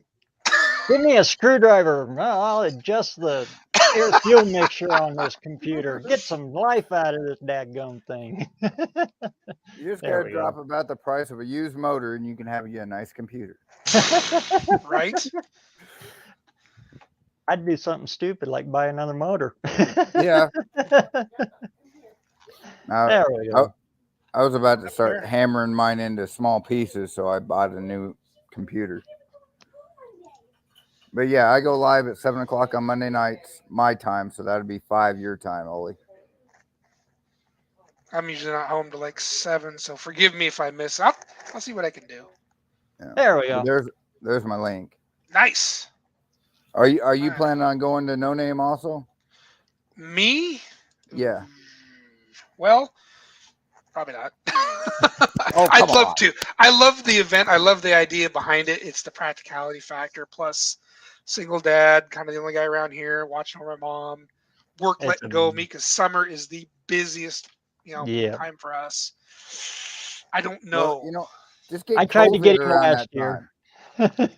time. Ollie, just get a bad case of COVID right then.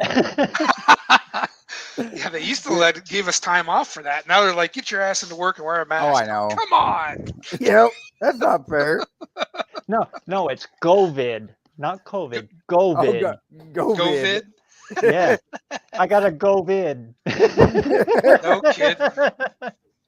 I don't know. I thought about it. I mean, to drag a car out, that would be quite a feat. Maybe if I could get it together to fly out there and at least attend, that might be Yeah. kind of cool. Yeah, Well- I didn't have my car there last year. BareRose didn't have his car, and we both had a blast. And if my car makes it there, you know what my car is going to be. Keys are yours, man. Well, you don't want to do that. Yeah, I You want do. to drive it home, don't you? Okay, guys, I gotta get off. I gotta get off here. I'll holler at y'all later. Take it easy, Travis. Nice to meet Nice you, man. meeting you. I'll have a trailer, so yeah, break it.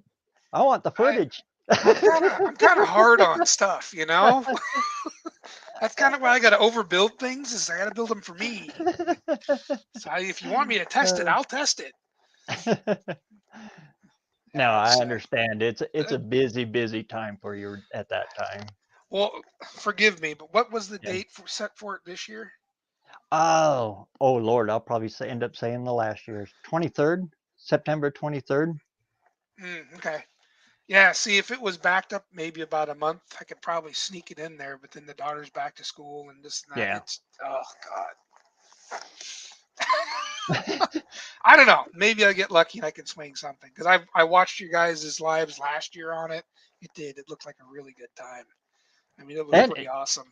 your name was mentioned all through there too, through that crowd. So you're a Really? member of the family. Who the hell's that guy? Where's he been? Jeff had me send in a little video thing for the Ford guys Oh, and that stuff, was so I did great. that. And yeah, see, Hubie's knows, man. You're like pulled in 20 different directions. It's tough. Fortunately, my youngest, she's getting up there. She's in high school, so I've only got a few more years. And I can probably. No, I'm not leaving her alone. No way. Not for any length of time. Yep. Well, yeah, with my dad passing a couple of years ago, now my mom's by herself, and of course I got to get her car done. That's my biggest thing. She's gonna, it's been 2 summers now. I've kind of let it go by, and the car's not done yet. But I'm not gonna give her a piece of junk either. It was. I should make a video on that thing on exactly what you expect to buy when you buy from eBay, because that's where that thing came from. Oh, good video, man. Toilet. You ever heard of the old blow and go? That's what that thing was. Oh man. Blew a paint job on it and sent it out the door.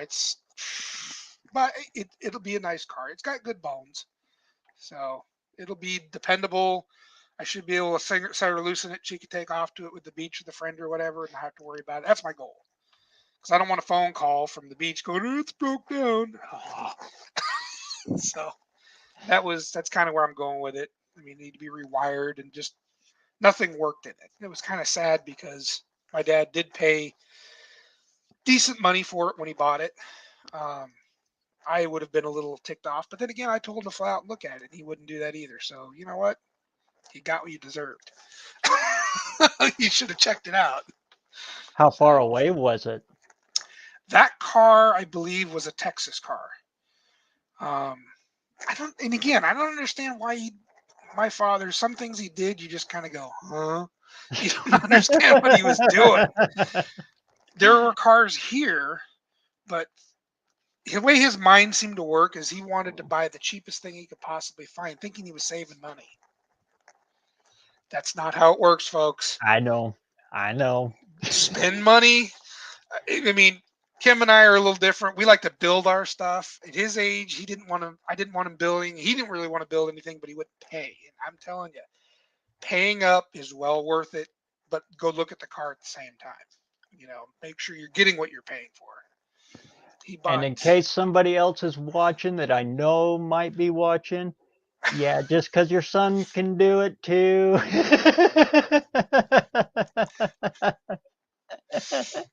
Love you, Dad. I know you're out there somewhere. Hey, I wished mine was still alive. I'd be doing it with him too. Yeah, cancer kind of took him early from us, so. Yeah, sorry, man. Shit's miserable, but what do you do, right? I just wanted to. He asked me to finish that car for him. He said the rest of them he didn't care. He just didn't want to sell and everything to Guido. It does look good, though. You know what? It looks It's good. not perfect. It's not perfect. The paint is definitely not the greatest, but it looks good going down the road. You can take it to a show. You can park it next to a really nice car, and it won't make the really nice car look superb.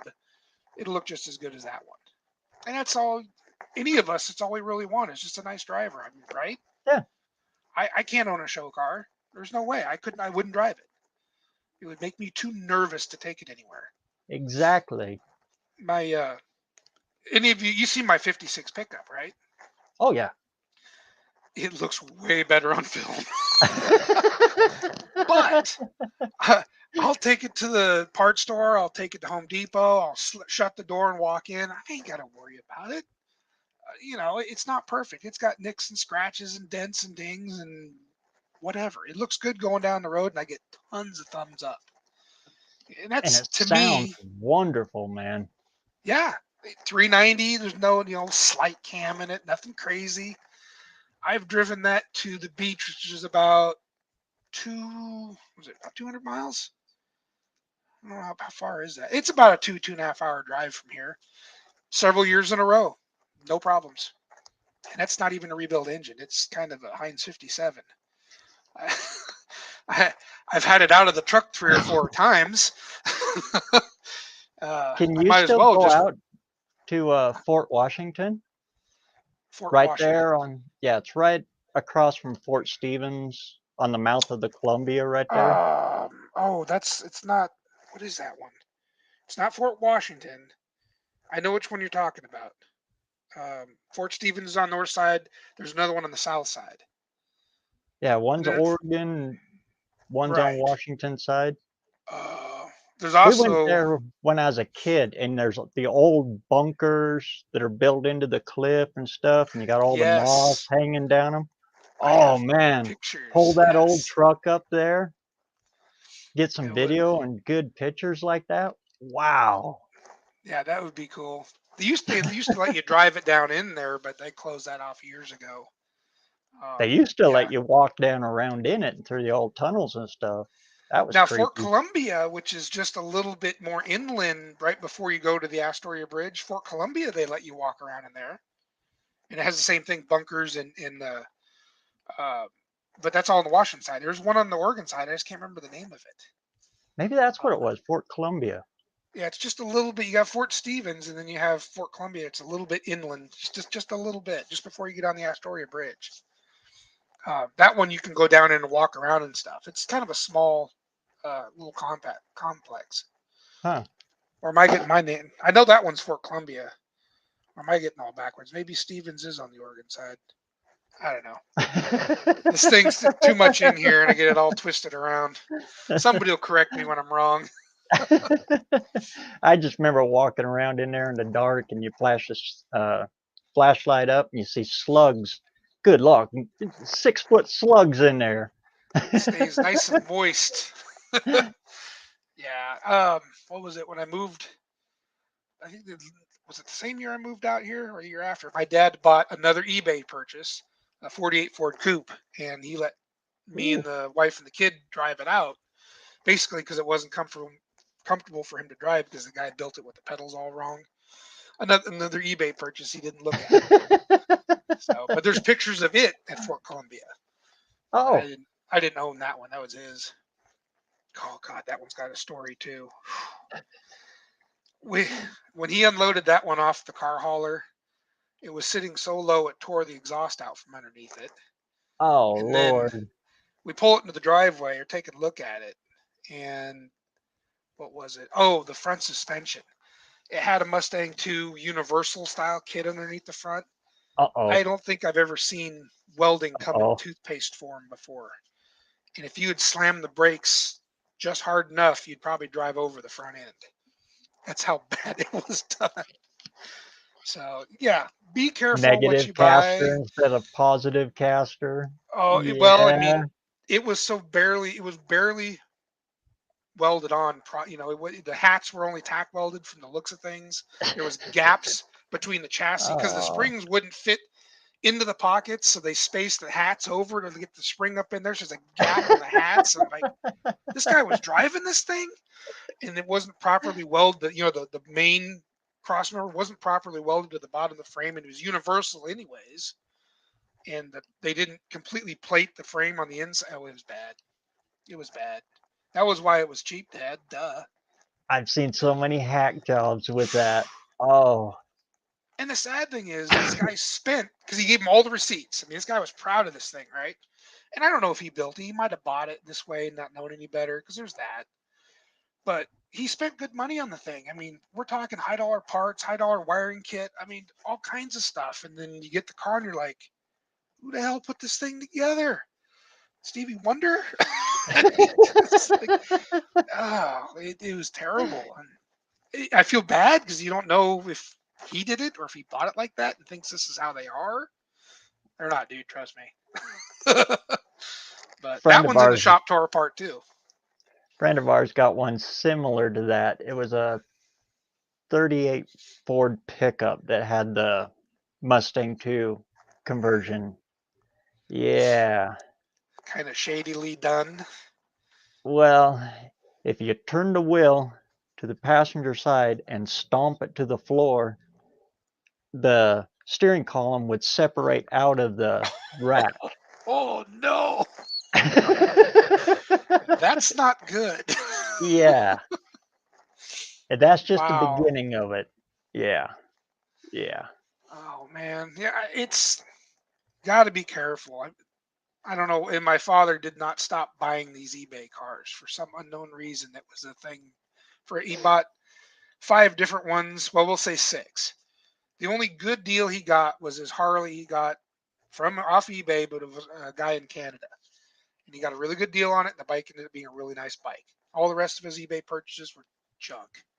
Absolute junk. Oh, yeah.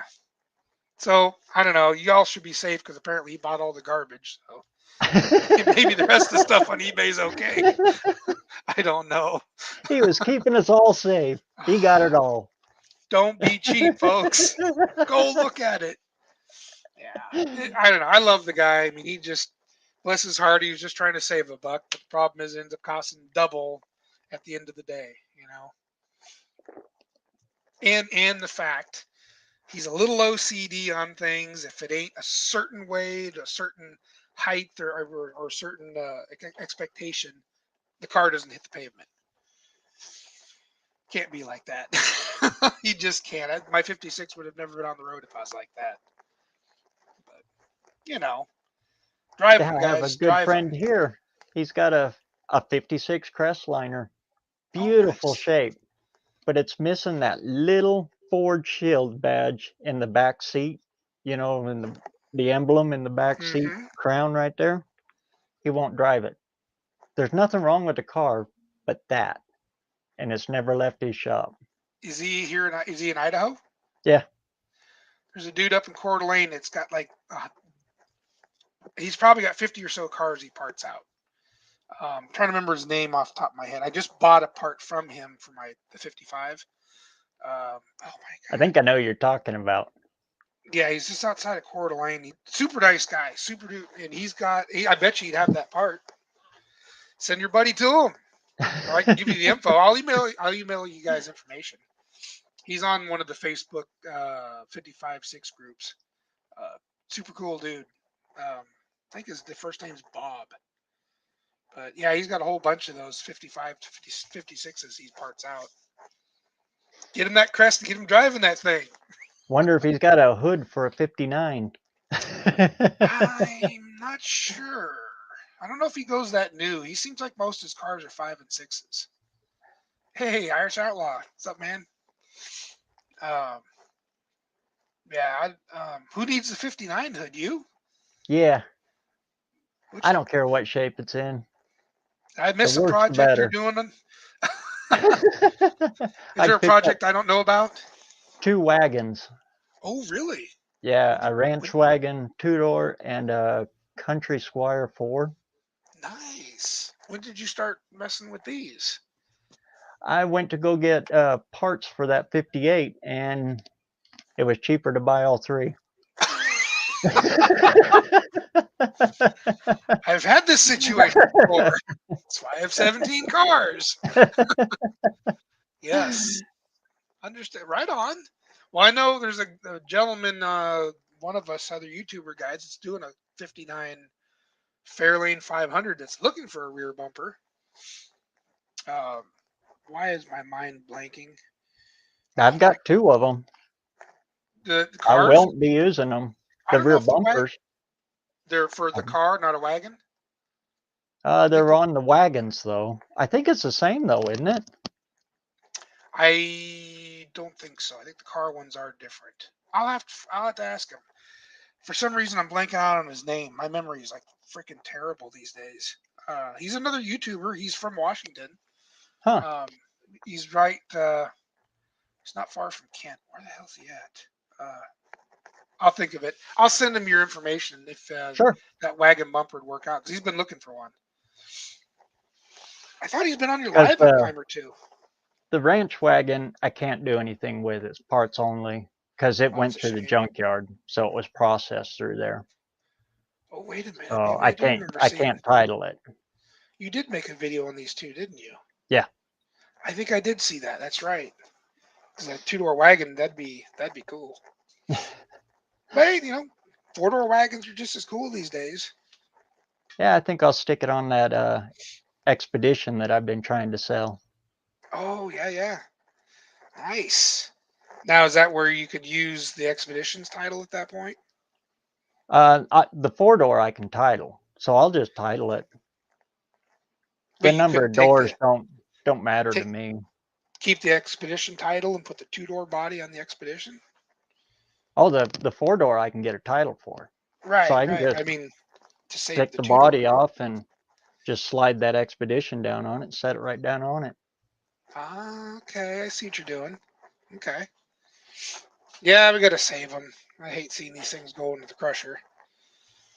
Of course, they end up in my backyard and I can't get to all of them. But I need running boards for my 50 F1 if you know anybody that's got any. Those are getting Running hard boards to find too. for the F1. Yeah, I bought a 50 F1. Oh, geez, probably a year ago now. It's sitting on my back patio. You can tell I'm single. I've got a set 48. 48 to 50? Yeah. Oh, nice. They came off my 48. Oh, you're not using them? When the snow leaves, I'll dig them out for you. Looks like old Dano may be making a trip to Idaho. I've got short ones and I got long ones too. They'd be the long one. I think the short ones are for commercial. Yeah. Yeah. Mine just the F1 half tonner.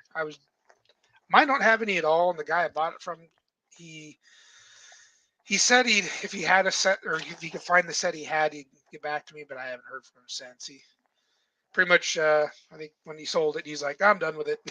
I think it was his uncle's truck before it was his, and then yeah. I got too many projects. What can I say? But Yeah, What I else went am I out gonna to the do, right? junkyard looking for glass, and I ended up coming home with 3 of them. Yeah. Nice. Ooh, that's another thing. The curved windshields. Is there any survivors out that Yeah. way? They're 'Cause getting I know tough. I had a heart attack when I called up um, that glass place back in Minnesota. Help me out here. Auto Classics. Yes, yes. 190 to ship it, like 300 and something to buy it. So it's almost $500 for a windshield. Wow. And I need 2. 2? Yeah. Oh. And I haven't seen any. No one out here seems to have one that's um, usable. The 4-door one's broken. I think there's a spider in the one in my 2-door. And of course, the custom line I just bought, it's gone. It's missing. It's not even in there. So someone else obviously took it, probably for their car. I would assume. That has shot up. My 58, I called on it for last year, and it was 275 plus shipping.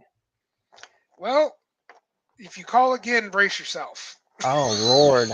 Now you're scaring me Yeah, boy, I'll because I tell you need this. one. Mm-hmm. Yeah, you may want to double check it. If it is still that price, I would grab it, even And if it meant. 59, I don't even want to think about because they roll over more. Are they? They're not same as 60 either, are they? 59. No, So they're 1 year only. 1 year only. Oh, ouch. Oh, Yeah. I'm But scared.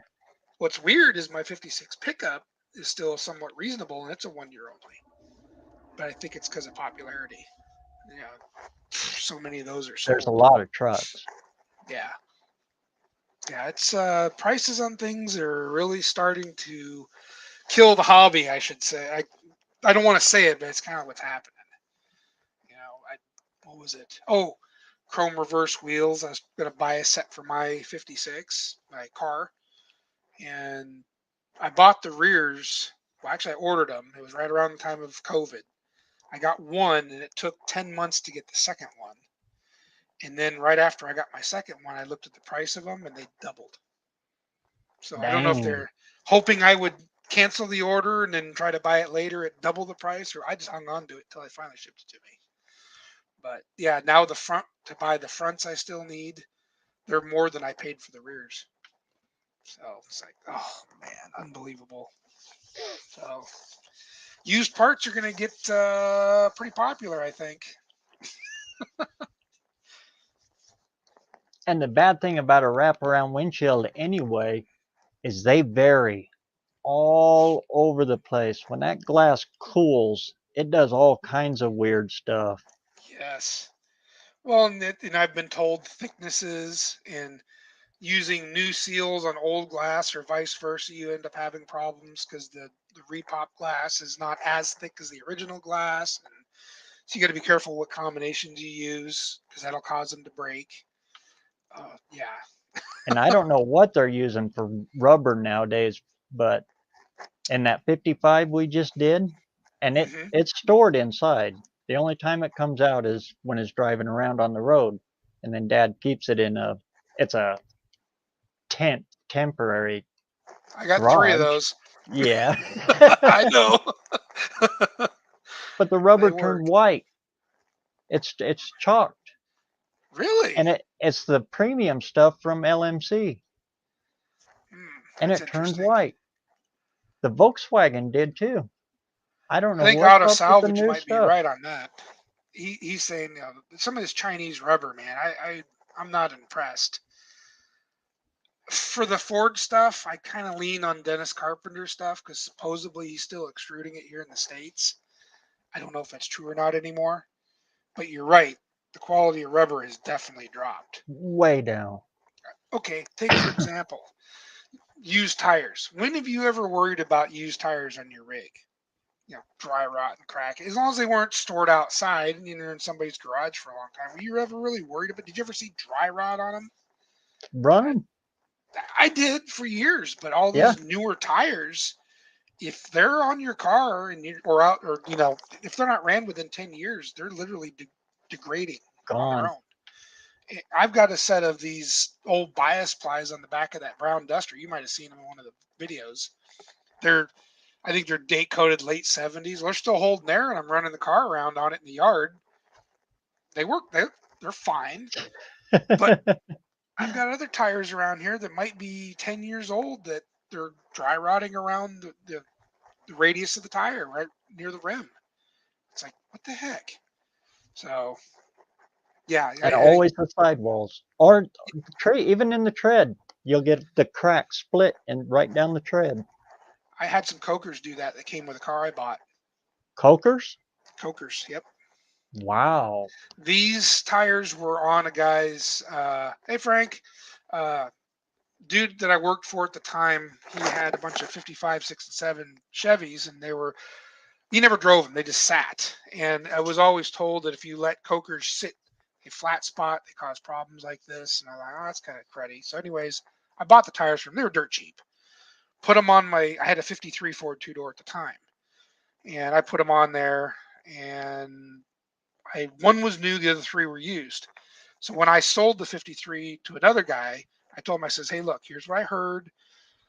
Here's one new one on here. These other 3 were on the car that I bought them from that were sitting a long time.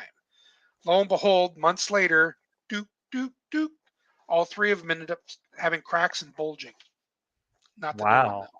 So I don't know what was going on with their tires at that time, but that was kind of the rumor. This was, we'll say 10 years ago, I think is when this transaction went down, when I sold that 53.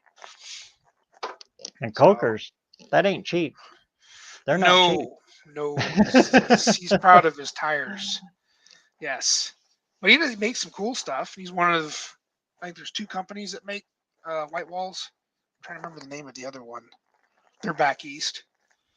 A lot of people like running the other company that's back east. Someone will chime in on who it is. I know they're a pretty big name back there. But yeah, kind of sad because Cokers are not exactly cheap to have them doing, dry rotting like that. That would definitely make me mad. Because, us the hobbyist guys, we don't drive those cars all the time. Should be able to let them sit without having to worry about the tires. If I remember right, they're the only ones that made tires for that 28 Willys. The bicycle-looking little. Oh, yeah. They might be. They might be.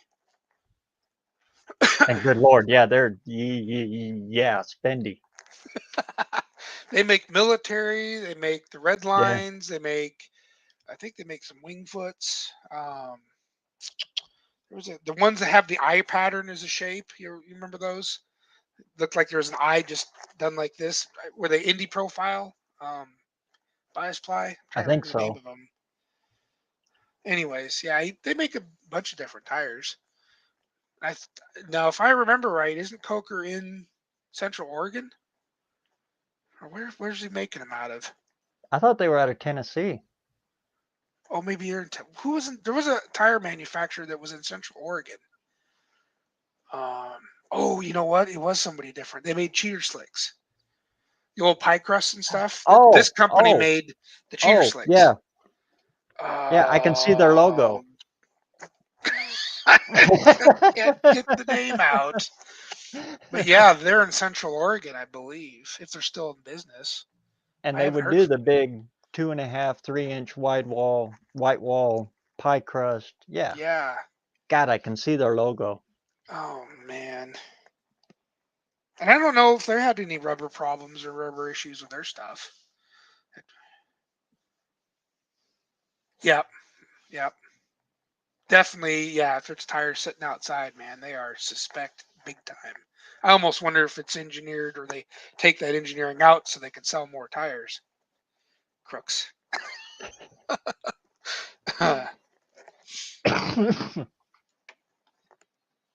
So how's your little projects been going? Oh, the lift. How's the lift been? Now that you're not bad. Oh man, I should have set that up a long time ago. Yep. But I have one myself. Boy, I'll tell you. But it's just like every lift, you study it, and plan it out to the perfect spot. Yeah, it's in the wrong spot. Oh, as long as it goes up and comes back down, you're good. Oh, I should have I'm moved it back just a little bit because I can't get my cherry picker in there, pick something up, and pull it out now. I oh, smacked the back wall. oh, yeah. See, that was one of the things I was thinking about with mine because my shop is 32 by 36, and I basically made the doors in the sidewall. Uh-huh. So the 36, I have three 36-foot deep, 32 deep stalls. So I had my super cab short bed truck, and I wanted to be able to, like you're just saying, put it up on the lift, pull the engine out the front. So I had to kind of guesstimate about where that truck would sit in the shop on the lift and still have room for the cherry picker. I got pretty lucky because it is like right at the door when I finally get it loaded on there. So as long as I had to make it so the garage door climbed the ceiling to be out of the way, and then I could run the truck up and down and still have just enough room to pull the engine out up against my toolboxes. They take up some space. It is asymmetrical, so I can back it in if I need to Oh and pick it yeah, up backwards. there you go. But yeah, it's kind of pain. I ended up putting. I guess they must be a non-asymmetrical. The front arms are bent, where my rear Yeah. arms are straight. So that must mean it's not asymmetrical. I don't know. Yeah, asymmetrical is the posts are bent. So they're not So you can open the doors is what it's made right. for. Right. Okay. Actually, that'd be nice because mine are not, and you get like this much room, and well, I'm this much room trying to get into it. So yeah, they don't. And my lift's older. Mine's honestly, my lift was dirt cheap because it was scrap. Yeah, I mine bought too. it because oh, nice. They were throwing it away because it wouldn't meet OSHA standards because the arms don't lock. Yep. So I got it for scrap price. But that was one of the things they didn't have was an asymmetrical option. Then would have been nice, and it's a little narrower than I think today's lifts. I'm trying to remember the exact measurement. It's super tight with my full size truck on it. It's cheap. What Yeah, do you mine's get? narrow too. It's But it tall, works. but it's tight. Hey, I wouldn't take it back, man. I rolled No. around on the floor and stuff, that cold floor. Nope. If I And can't get on the lift, it ain't getting fixed. with the asymmetricals, you can roll the arms back and grab a hold of just the body. So you can undo all the Oh, body bolts from a frame and lift the body off the frame, shove the chassis out, and slide another one under it. That's one of the nice. biggest reasons I wanted one of them. Nice. Yes. Well, yeah, because otherwise you're gonna have a crane or something handy to Hmm. pull bodies and stuff, and I don't have that either. That has been helpful. Yes. Lifting a bed off, picking a Hmm. cab up. Oh yeah, But I because ain't I had to. working on no more of those. Well, why not? I wish I had that thing up and working when Dad had the wrecker, because that's one of the reasons why we got rid of the wreckers, because he had to pull the bed off to do some work, and we had no way of doing it. And now I wished he hadn't gotten rid of it, because I would have definitely. There was something wrong with the PTO drive or something like that. We had no way of lifting it up because at his shop, the ceilings are a lot shorter, and the boom and everything being on it and all that jazz. It was too hard. What's that? Oh yeah. Thanks, Dan or Frank.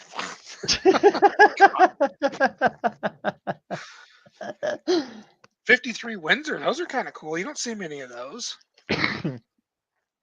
I'll be honest with you. Those greens, when I first saw them, when my dad first bought that car, I wasn't really digging them. But boy, I'll tell you, they grew on me fast. It's a really pretty car when you get it out in the sunlight. Um, I'm a green guy. I mean, my Ranchero's green, and there's a couple other rigs I've had that were green. But for some reason, at first, I didn't like the combination. But that now it's grown on me, definitely. Like almost like a seafoam green or a Hmm. Silverton green. What does Ford call it? I don't remember the name, but yeah, it's like a seafoam green. Yep. And then the darker green is almost a forest green, like Chevy's forest green is. which is the same color as my '67 Ranchero, is that forest green. I can't remember what Ford calls it. Highland green. I Highland think. green. Yeah, which is super cool. The metallic, just you get in the sunlight and bam, it looks really cool. So you got to tell me more about this dart. What do we got going on with the dart? This Well, abomination you got going on. I'm loving it. yeah, it's just gonna be. I can't believe how well that Y block slid right down in that hole. I couldn't believe it It either. blew me away. Fits like crap in most Fords, but man, it fits like it belongs in there. And I did pick up a Mustang too, so Oh, I'm you gonna did?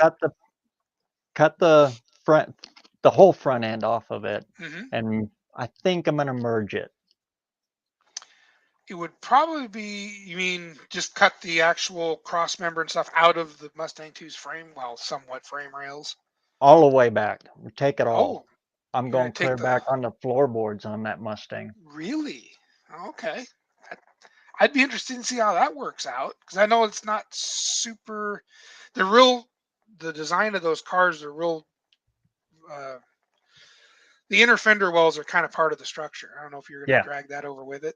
Okay. just like just like this dart. Okay, that's true. That's right. They were built the Exact same same way. thing. That's right. Yeah. Well, that'll be interesting. So I'm gonna try that.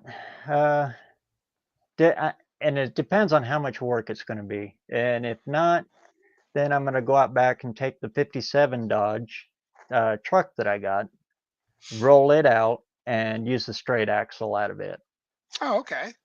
That because might be it's got easier. the box up front. Because I know, guys, this was back in the day, because in the 80s when my dad was building the street rods and stuff, it wasn't nothing unusual to get the Mustang 2 and you basically skin the cross member itself out of its subframe and Uh-huh. graft it into whatever you're putting it in. Sometimes that's easier, sometimes it's not. We actually had, my dad has a 56 pickup that somebody did that to, and then they sectioned it wider, and it's not good. That's another Louisiana eBay purchase that probably should have stayed there. I The got other lots of idea content, folks. is to cut the K member where the K member comes into the K Hmm. in the center. Cut that out right at the idler arm and the power steering box mounts. Cut them straight across there and drop that piece down, about yay far to clear the oil pan for the Oh, Y. is that why 'Cause, you're getting rid of the suspension? the Y block's oil pan's only about that deep. Right. They're Well, it's real shallow it's because all of the skirt. deep skirt. Yeah. Oh, So so I is that don't why have you're to drop getting rid much. of the K members, because of the oil pan, or? Yeah. Hmm. Did they have any different sump on those Ys? That's Or were they front sump. It's just real shallow is all. okay? I didn't know if they had a rear sump with almost flat. Probably not, huh? I don't know if the trucks were any different, or the four-wheel drive trucks of those days. If they had a And then different my sump on them other or not. idea is I got 3 of those pans and just moved the sump to the middle. Yeah, yeah. Well, you know what? Because Because they're a they're flat flat. pan, Yeah, they're could you flat spin pans. it around? I thought about that, but it's got a cutout for the external oil pump. Oh, that's right. That's right. That's And right. I was looking at that and looking at that, and I said, and Interesting. then it puts it right in the center link on the K member. Oh, yep. Yeah, So then Chrysler setup. Interesting. No, if you can get that Mustang 2 to slide in there, even though I think the fans would probably go for the straight axle, like, more so, but it would be interesting to see the Mustang 2 setup if it actually went in there fairly easily. That would be nice. But then again, now the Mustang 2 crossmember, is that going to cause problems with that Y block? I think I can clear with it. Because I know the only reason why I know this, because I am a Mustang 2 guy. I've had the fair share of these things.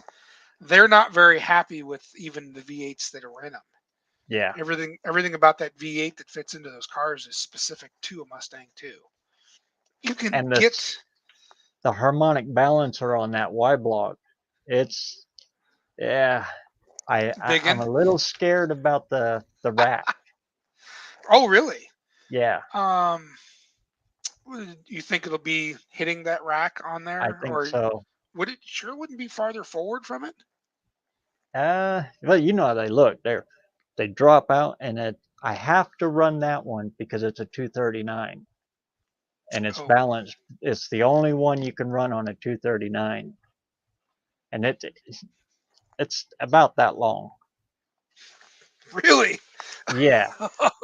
It takes the big, what is it, 5/8 belt, the big thick belt for the Oh, fan. wow. I thought that was a bigger Y than that. That's only a 239. Yeah, it was just 239. That's why I Oh, didn't put it in the fair lane oh, okay. because I I was thought. afraid it wouldn't have enough oomph to haul another car behind it. Ah, I didn't know that. I thought that was 272 or 292. Okay. I'm kind of, you know me, I'm a little Y block stupid. That's actually how I met you. Yeah, Was that's how we looking. met. Yeah, I was trying to find Y block videos, and here's Kim with these Y block. Yes. So you're teaching me. You got to see my ultimate fail with it. Oh, yeah, well, you know, that's how you learn, right? Because I Hey, was all Tim, how's it gung ho going? to do that. Yeah, it And then was I looked it over, and it was supposed to be a 312. And it was really. just freshly rebuilt. And you can tell it was fresh rebuilt. You open it up, and that sucker is clean. I don't think it's even got 500 miles on it. Wow. It's still got the machinist uh, primer in it, the red Hmm. coat that they used to put in it. I mean, Boy, that sucker is clean. it's money to rebuild those things too. Yeah. I didn't realize how expensive those were just because of the oddities in them. Yeah, that's why I'm glad my 4-door that one looks like it's a good one. I'll slam it in the custom line I bought, call her a done deal. My 56 Fairlane's getting a 416 FE putting it. That's I don't know why I built that engine long before I had the car. I guess I was just looking for a body for it. But what's he saying? Oh, Yeah, my new one should nice. be in any day now. I went ahead and ordered a bunch more. Hopefully these are better quality because the other ones just fall off. I haven't stuck yours to anything yet. Oh, keep it I indoors. I finally got a deal to put them on, dude. I've been dinking around with. I'm trying to get everything set up in my shop so that I have a little bit more appropriate area for doing these lives and stuff than my dining room. Which, you know, this is a pretty nice dining room, right? Yeah. No, The this is my piano's a dining nice room. touch. This is definitely not my dining room. But I'm getting the internet and everything put out to my shop because it doesn't pick up a signal out there. I've just been procrastinating on it because I hate doing that stuff, but I need to do it. But yeah, then I'll have my new little sticker board, and everyone's stickers will be on it. And finally, you know, the day late, dollar short guy right here. So I'll get caught up to the rest of y'all eventually. But no, it's cool. You have to send me one. Yeah, I'll flip you an envelope or something, and I gotta I'll send her out. eventually. I'll I'm get just you some waiting more on it too. to show up. Nice new design or Oh whole no, new. same thing. Oh, okay, nice. Well, if I already got the same thing, don't worry about it. I'll just make sure to keep it out of the light.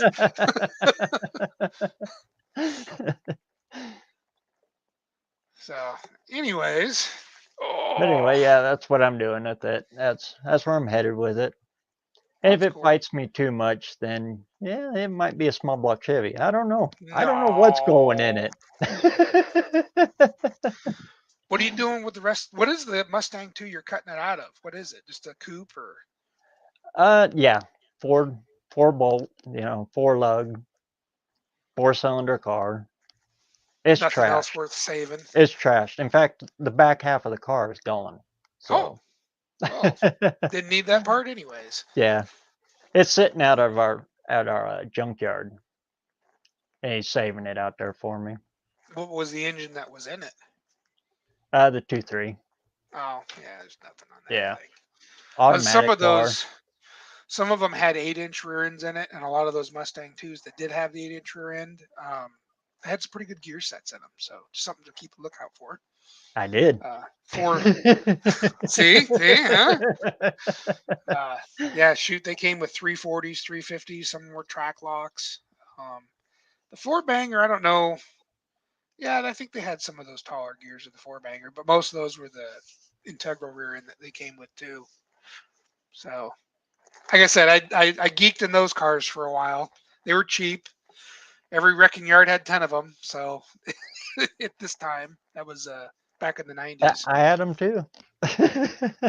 Like you said, cheap, you go could pick them fast. up for $500. Running, driving, have fun. Drive the wheels off it. My next video that's coming out here pretty soon, it'll be the show. My son's 76 that my dad had picked up at auction. He gave to him. He picked this thing up back in, I think, 2000, 2001, something like that. You were saying $500. We paid $50 for this thing. $50 for a Cobra 2. Oh wow. Yeah, yeah. But that's back then. They were littered in these auctions, and nobody wanted them. You know, I mean, like I said, there was piles of them in junkyards, auctions. They were 50. He got lucky with $50 because this other guy used to bid on him never showed up. But there was usually him and another guy that would fight over the Mustang 2s at these auctions. And of course, he was semi-retired at the time, so he got to go to all these things. I wasn't able to. I was working. But yeah, you're right. You could get those things dirt cheap, and everywhere. Those and Ford trucks. Really, if you think about it, it is a Mustang. It still has the Mustang feel, the Mustang vibe. I will give anyone who says it's not a Mustang, I'll give it to them that way, just because suspension is completely different. Yeah. If you've ever rode or driven a Mustang 2, it does drive different. I think it drives better.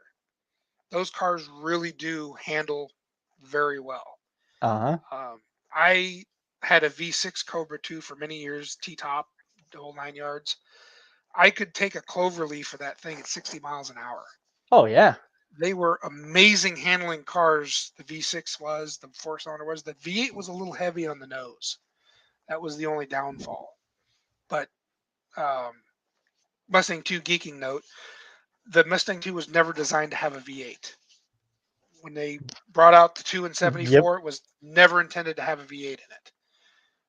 Public outcry basically came out and said, we want a V8. So they redesigned the 302's bits to slide it into a Mustang 2, which is not what Ford usually does. Usually Ford takes their engine transmission package and designs a car around it. That's why it fits several chassis. Kind of the original Mustang too, though. Kinda. Well, the original Mustang's a rebodied Falcon. The 206, it's wonderful in there. Anything else? Oh, after the popularity, Ford started throwing the kitchen sink at that thing. Good Lord. Yes, that they did do. The 200 was a good little engine. You know, it wasn't a huge powerhouse, but the 250 was a step up. I don't know if you ever drove a 250. No. Definitely night and day difference. 200s. Yeah, the 200, good runner, solid. I mean, it things like a Swiss watch. The 250 gives it just a little bit more game. You could actually spin the tires with that, I think. They much better, in my opinion. But then again, they're a little taller too, so you got to watch your hood clearance. Same engine family, the 170, 200, 250, all the same. It was still a log, right? Yeah, still that stupid intake part of the head situation. That was not one of Ford's better ideas, in my opinion. If you left it alone and that's all you wanted, like you said, they run forever. Well, get this. They built the 250 and the 200 like this in the United States, but if you travel to Brazil, or Dino would probably even be able to chime in, New Zealand, Australia ended up with the detachable intake 250s. you could actually change intake manifold on the 6-cylinder versions in those countries. But we ended up with the Why'd they get the good stuff? I don't Well, know. we had the V8. That's why. Well, they had the Clevelands in New Zealand. I mean, they're Cleveland country down there. Don't worry, Dean. I've been buying them off a local importer. I've got some of your Aussie Cleveland heads in my garage. You do? Yep. Oh man. I got a couple sets I picked up. There's a guy up here in Battleground that he's importer exporter to either Australia or New Zealand. I don't remember which. But yeah, he ended up having a couple sets I snagged for a song and a dance. So those are like, for anyone who doesn't know, the Cleveland Aussie heads are kind of like the best of both worlds. They have the chambers of the 2-barrel, or chambers of the 4-barrel with the passages of a 2-barrel. Did I get that right? I think. They're But canted too, aren't they? yeah, Canted yeah, valve? Yeah. they're Cleveland heads. But the thing with the 4-barrel Cleveland people don't realize is that the chambers, even though they're a small chamber, which obviously raises compression, they're gigantic ports. And the volumetric efficiency of a 4V head is horrible unless you got like a supercharger or a huge cam or something on it. Whereas the 2-barrel head, there's much smaller ports. Better flow, better bottom end, better torque, better street. However, the combustion chamber of the 2-barrel is horrible. They're really large. So you either got to run a pop-up piston in it or live with a lower compression and run a real tight lobe set cam in it to, build the compression, which you can do. There's nothing wrong with that. Everybody sells. There you go. Get it, Frank. You won't regret it. They're great cars. So the Aussie head's kind of like the best of both worlds. And it's funny, we never got them here in the States. I don't know if Brazil got them, but I know in Australia they definitely had those cylinder heads. And I don't know if Dean deals with that stuff or not. I'm gonna have to go eyeball his channel and see what he's playing with. So it's got 2V intake ports with 4V chambers. Yes, or similar CC, because there's like a huge difference between the 2 and 4V heads. Their chamber sizes. Obviously the 2V was designed to be an emissions head for the most part. See, and I've learned a lot of this stuff from you. Have you? Yeah. This crap is like stuck in my head. I can't get it out. Nobody wants to listen to me because it's not Chevrolet or Mopar. It's like swelling my head. I can't get it out. Oh, I could go on and on and on and on and on. You got to shut me up. And I'm sure all the Chevy guys are in chat going, "Oh, not this." I mean, but good then again, Lord, 460s. Look at a 460. You can stick your head inside of a 460 head, look around and pull your head out. And yes. Well, and there's another prime example. Huge. They're huge intake ports, but they have the world's worst exhaust port. Piece of garbage. I have a set of, what I do? I got 73 heads on my truck. And even though I did D3s, yeah. Yeah, I did as much. Well, I had my machine shop guy do as much porting as he could to it to get them to flow, and I took them back over and had them flow. Just playing the numbers game to see what I could come up with. You just can't get these stupid iron heads to flow as good as they should. Yeah. It was a horrible design. Aftermarket is 100% way to go. Who is the guy that does all the big block aftermarket stuff? I'll think of his name in a minute here. Anyways, he come up with a head, which I think is also sold as an aluminum head. Night and day difference in the performance, I'm telling you. But is that the one that uses big block Chevy exhaust? The valves? Yeah, or no, the ports. You actually use Chevy headers on it. He could have a set that he made that way. That's a possibility. I'm trying to remember the name of the fellow who designed them.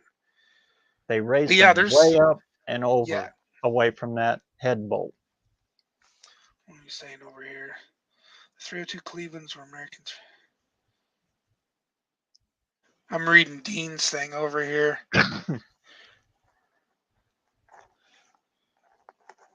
H code with destroyed.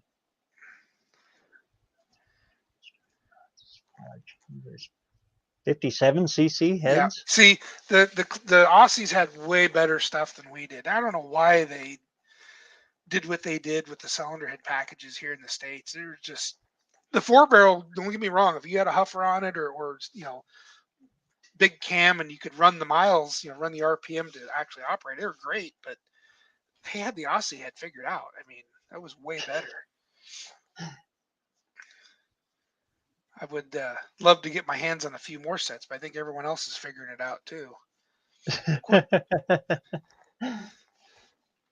I've looked So, into some of them aftermarket heads, 460 heads, and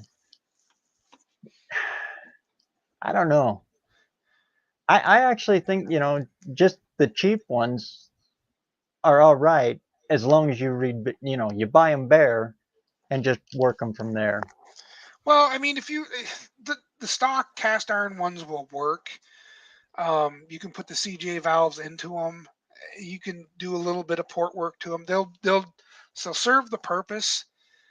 It's a torque engine. You're never going to get the horsepower out of it you really want unless you do go to aftermarket heads. But if you bank on the torque, you gear it for the torque, you set it up to run the track with the torque. For the torque. Yes. See, that's what everybody forgets. How fast you going to spin it? How fast you going to spin it? I'm going to spin it as fast as it wants to spin. Oh, and believe me, I mean, the one in my truck, I'll stripe an intersection like nobody's business. It'll pull $5,000, no problem. However, you're slinging around a lot of metal, so you want to make sure you get the right rods to do that kind of thing and put a good balance on it. It doesn't have to be crazy, but those trucks are not meant to, or those engines are not meant to spend crazy RPM. Yeah. Now the 429, you're going backwards, but that thing will spin. I mean, it'll spin. It's not much difference, but it's enough that the rod stroke ratio, or however it works in the mathematical world, is much more forgiving. I've known some 429s that just climb right up in the RPM without any problem at all. Yeah, that's what my machinist runs, is nothing but the 429s. Yep. And everyone's, oh, you got to go to the cubes. And again, that's just going to put you higher on the torque end. You put a 289 up against the 302. The 289 is going to smoke that 302 every day of the week. Why? Because you can run that thing up to 9,000. Yep. It'll just go apey down the street. Put a big old bump stick in it, 9,000 RPM, and it'll go crazy down the road. 302, it's not gonna like it. And I have a 289 in my Mustang 2 now. And stock bottom end, I shifted at 7,500. If you could believe that. It hasn't launched the crank yet. Thanks, Frank. Oh, you would have figured it out, man. I mean, it's one of those. Okay, how do you think I learned a lot of this crap? Being in the exact same spot you're in, The only difference is that would have been my daily driver, and I would have had to figure it out. You're a smart man by having something else to drive. But yeah, that's good advice. That's something my dad taught me a long time ago. Don't screw around with your daily. Buy 2 cars. I didn't learn that for a long time. Hey, man, can I bum a ride? Then I was that Ford guy I was the Ford guy that was always broke down. That wasn't looking good either. So I had to start getting smarter. I was making a bad name for us. But you know how it is when you're young and you don't have a whole lot of money. You build with what you got. That Exactly. engine, the engine of my Mustang 2, I built when I was like 25. That's how long I've had some of this junk. I bought the used short block for like $250. The heads were off the previous engine I blew up. The camshaft is a piece of garbage I got at a swap meet. The intakes are not Mohawk. The intake is used from a swap meet. I had to have the corner re-welded on it. I mean, I didn't have any money. It's an 8.7 to 1 289 with a giant freaking cam and no stall converter. Yeah, it runs like trash in the street, but it's still fun. People said I couldn't do it. Well, I can do it. It just isn't right. and look what you learned from doing it the wrong way. I'll tell you that's what. Where it's at. Yep. Doing everything wrong makes you learn how to do it right. And why. That's the big thing. But, none of us are rich. You just got to do with what we can get our hands on. And that's how I learned.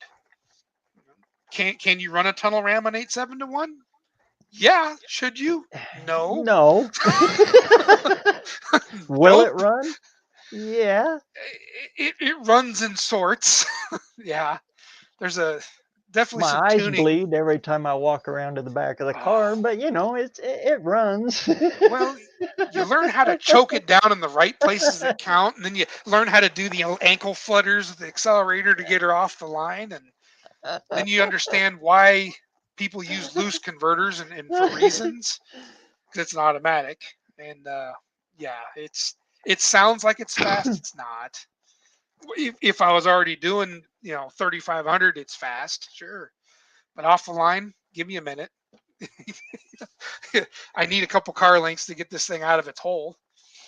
But I don't. Me, I didn't even mess with the automatics. I went straight for the stick. I As let my much left foot do it. I try like all hell to get a manual transmission car, but it seems like everything around here is automatic. Yep. I would kill to have the ability to roll gears, but it's hard to find them around here. It seems like everything that's sold around this area was all automatics. I think, what was it? My 53 Ford was a 3-speed. And the Mustang the first one I had, I sold it when I was in New Mexico. I think that car's in New York now, which is probably a mineral deposit. It was a 4-speed. All my boys 76 is a 4-speed. That's true.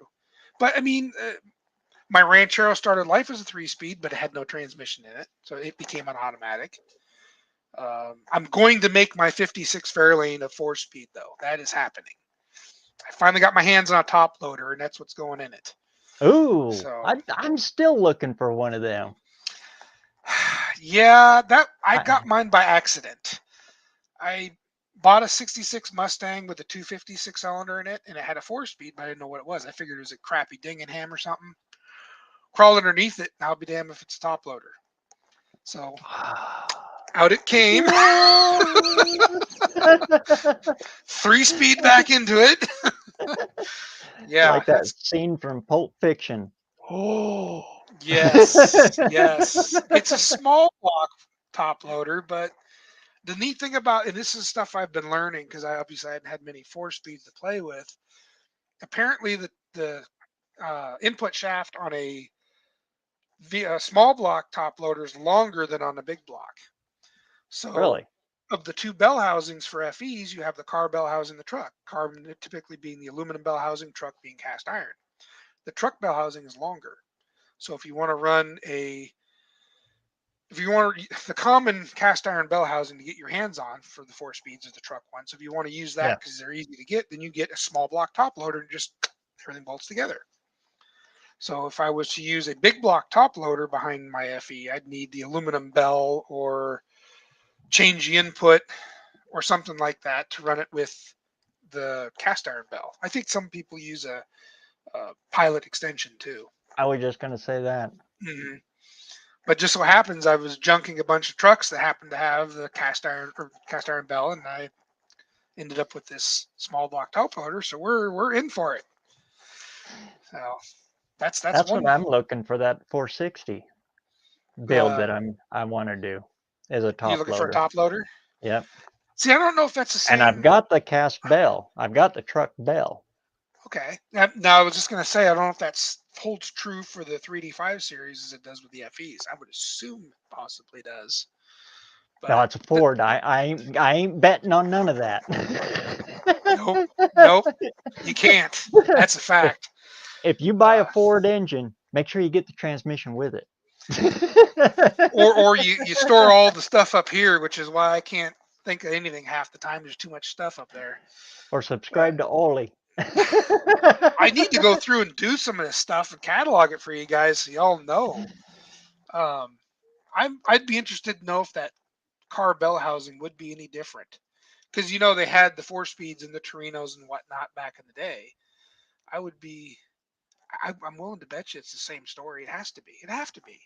Why would they change that? Well, Ford's better idea. Then you have Monday Fords and Friday Fords too. Buy one between Tuesday and Thursday. Those are the best ones to buy. Yeah. So that'd be cool. You know what? I'll keep a lookout. I know where there are a couple, but obviously they're that typical top loader price that nobody can afford. So far, the only one I can get my hands on, and he still wants a lot of money for it, but it's locked up, crushed. So I'd have to Oh, completely go through it. well, they make everything for them. Yeah, I mean, you can get just getting your hands on a core might be worth it. and they're cheaper than a Muncie. Everything inside of them is That's actually cheaper than a Muncie, and that blows me away. that. I was just gonna say I can't believe that.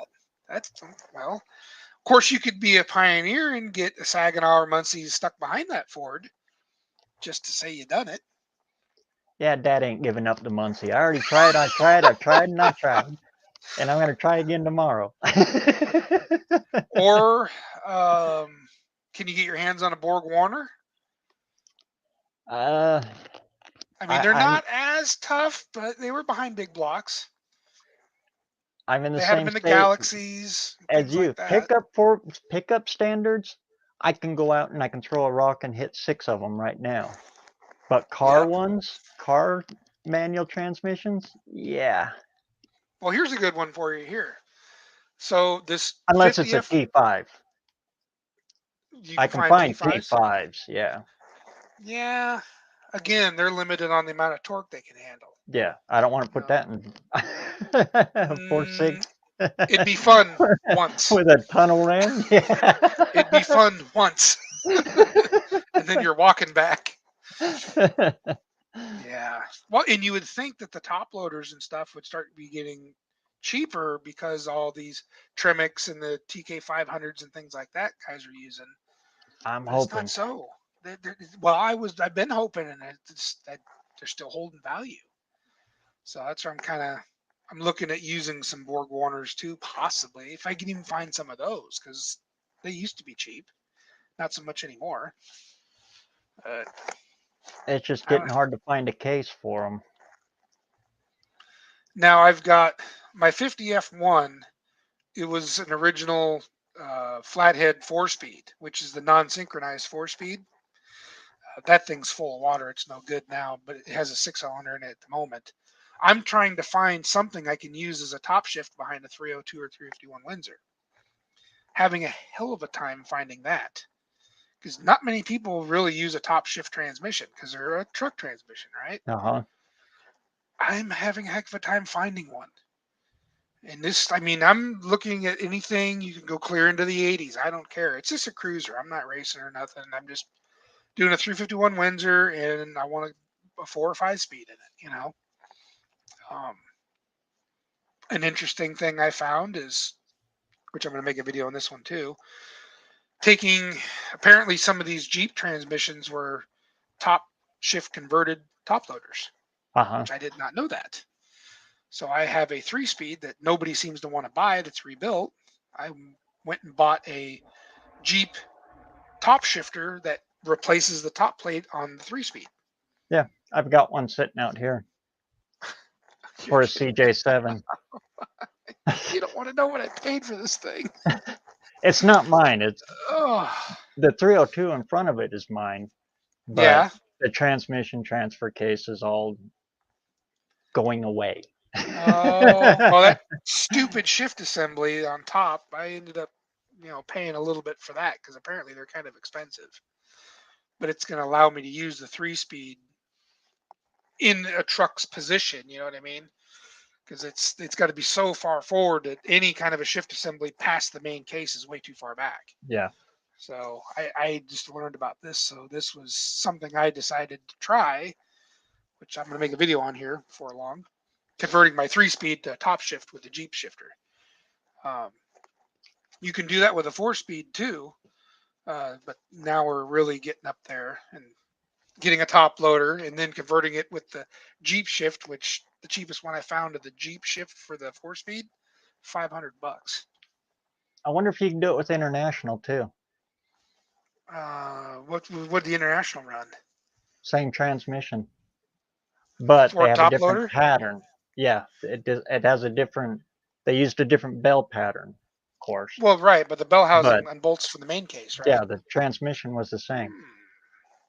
Studebaker. I didn't even So, think it was Studebaker. you know, if you find an international somewheres, that might be a harder target, but I don't know. I'd start looking. I didn't even think of international. I thought they had their own transmission. I didn't realize they were using a top loader. Well, new process, isn't that yeah. what it really is? Yeah. Interesting. Good call, man. See, you're teaching me again. I don't know everything. I'm the first one to admit it. But I didn't realize I'd have such a problem finding a top shift transmission for a small block. They used them through the 80s, overdrive ones up into the 90s. I'm sailing into uncharted territory for me. It's been interesting. I know they had a Mazda based, or I don't know, it was an imported aluminum version they used behind some of the small blocks. But again, I can't seem to find any. I'm in automatic From land out here or something. Mazda. Well, it was imported transmission. They were aluminum Yeah. body, aluminum case, but they bolted them behind a small block. They didn't put them behind a big block. There's no way. It was small block or V6 or inline 6, depending on what year the truck was. We're not paying attention to the chat, guys. Here, it's terrible. I got lost. Longer fits, sure. Yeah. Ford's got a lot of their little stupid oddities. That's for sure. I don't know. Maybe I consider it a challenge. Same here. That's why I love Ford. I can go to a swap meet and I know exactly where all this crap fits, and half people walk by going, and I'm just going, yeah, I'll take that and that. And I'll give you like $10 for it because they're like, get this Ford shit out of here. I don't know, it has its perks, I guess. But I don't mind any of them. I mean, right now I've got a small block Chevy in my C cab. We don't know how long that's going to stay there. It's there right now. And I've built some Mopar stuff. Yeah, I was going to say, you got Mopar too. People haven't really, I think Uncle Tony's even ridden down this road. People haven't realized the small block and its potential. It's such an underrated, underlooked Chrysler engine. Everyone says 340. No, the 318 has got so much potential in it. I mean, just playing around with a couple that I have, it's considering the 340, it's way cheaper too. Oh, way cheaper. There's so much potential in the 318. It's disgusting. And try to find a 340. Everybody's got them. They're all gone. I got one. See?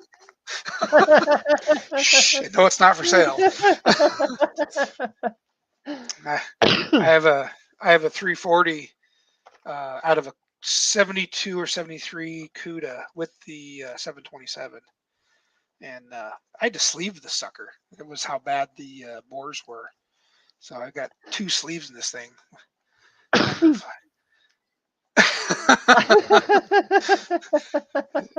John watching the time. Yeah, weren't you going to shut down and go to someone else's live and I come on here and ruin it for you? Oh, we get talking. It's not hard. I'm a chatty Cathy. You got to shut me up, I swear. But yeah, because now we're on the Mopar stuff. Oh, heck no. I just keep pulling the string. There you go.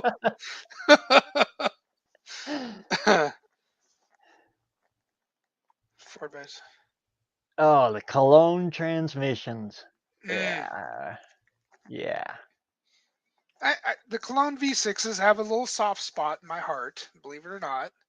Those are the 2.6, 2.8, 2.9, and 4.0s. The 4.0. Mm-hmm. Yep.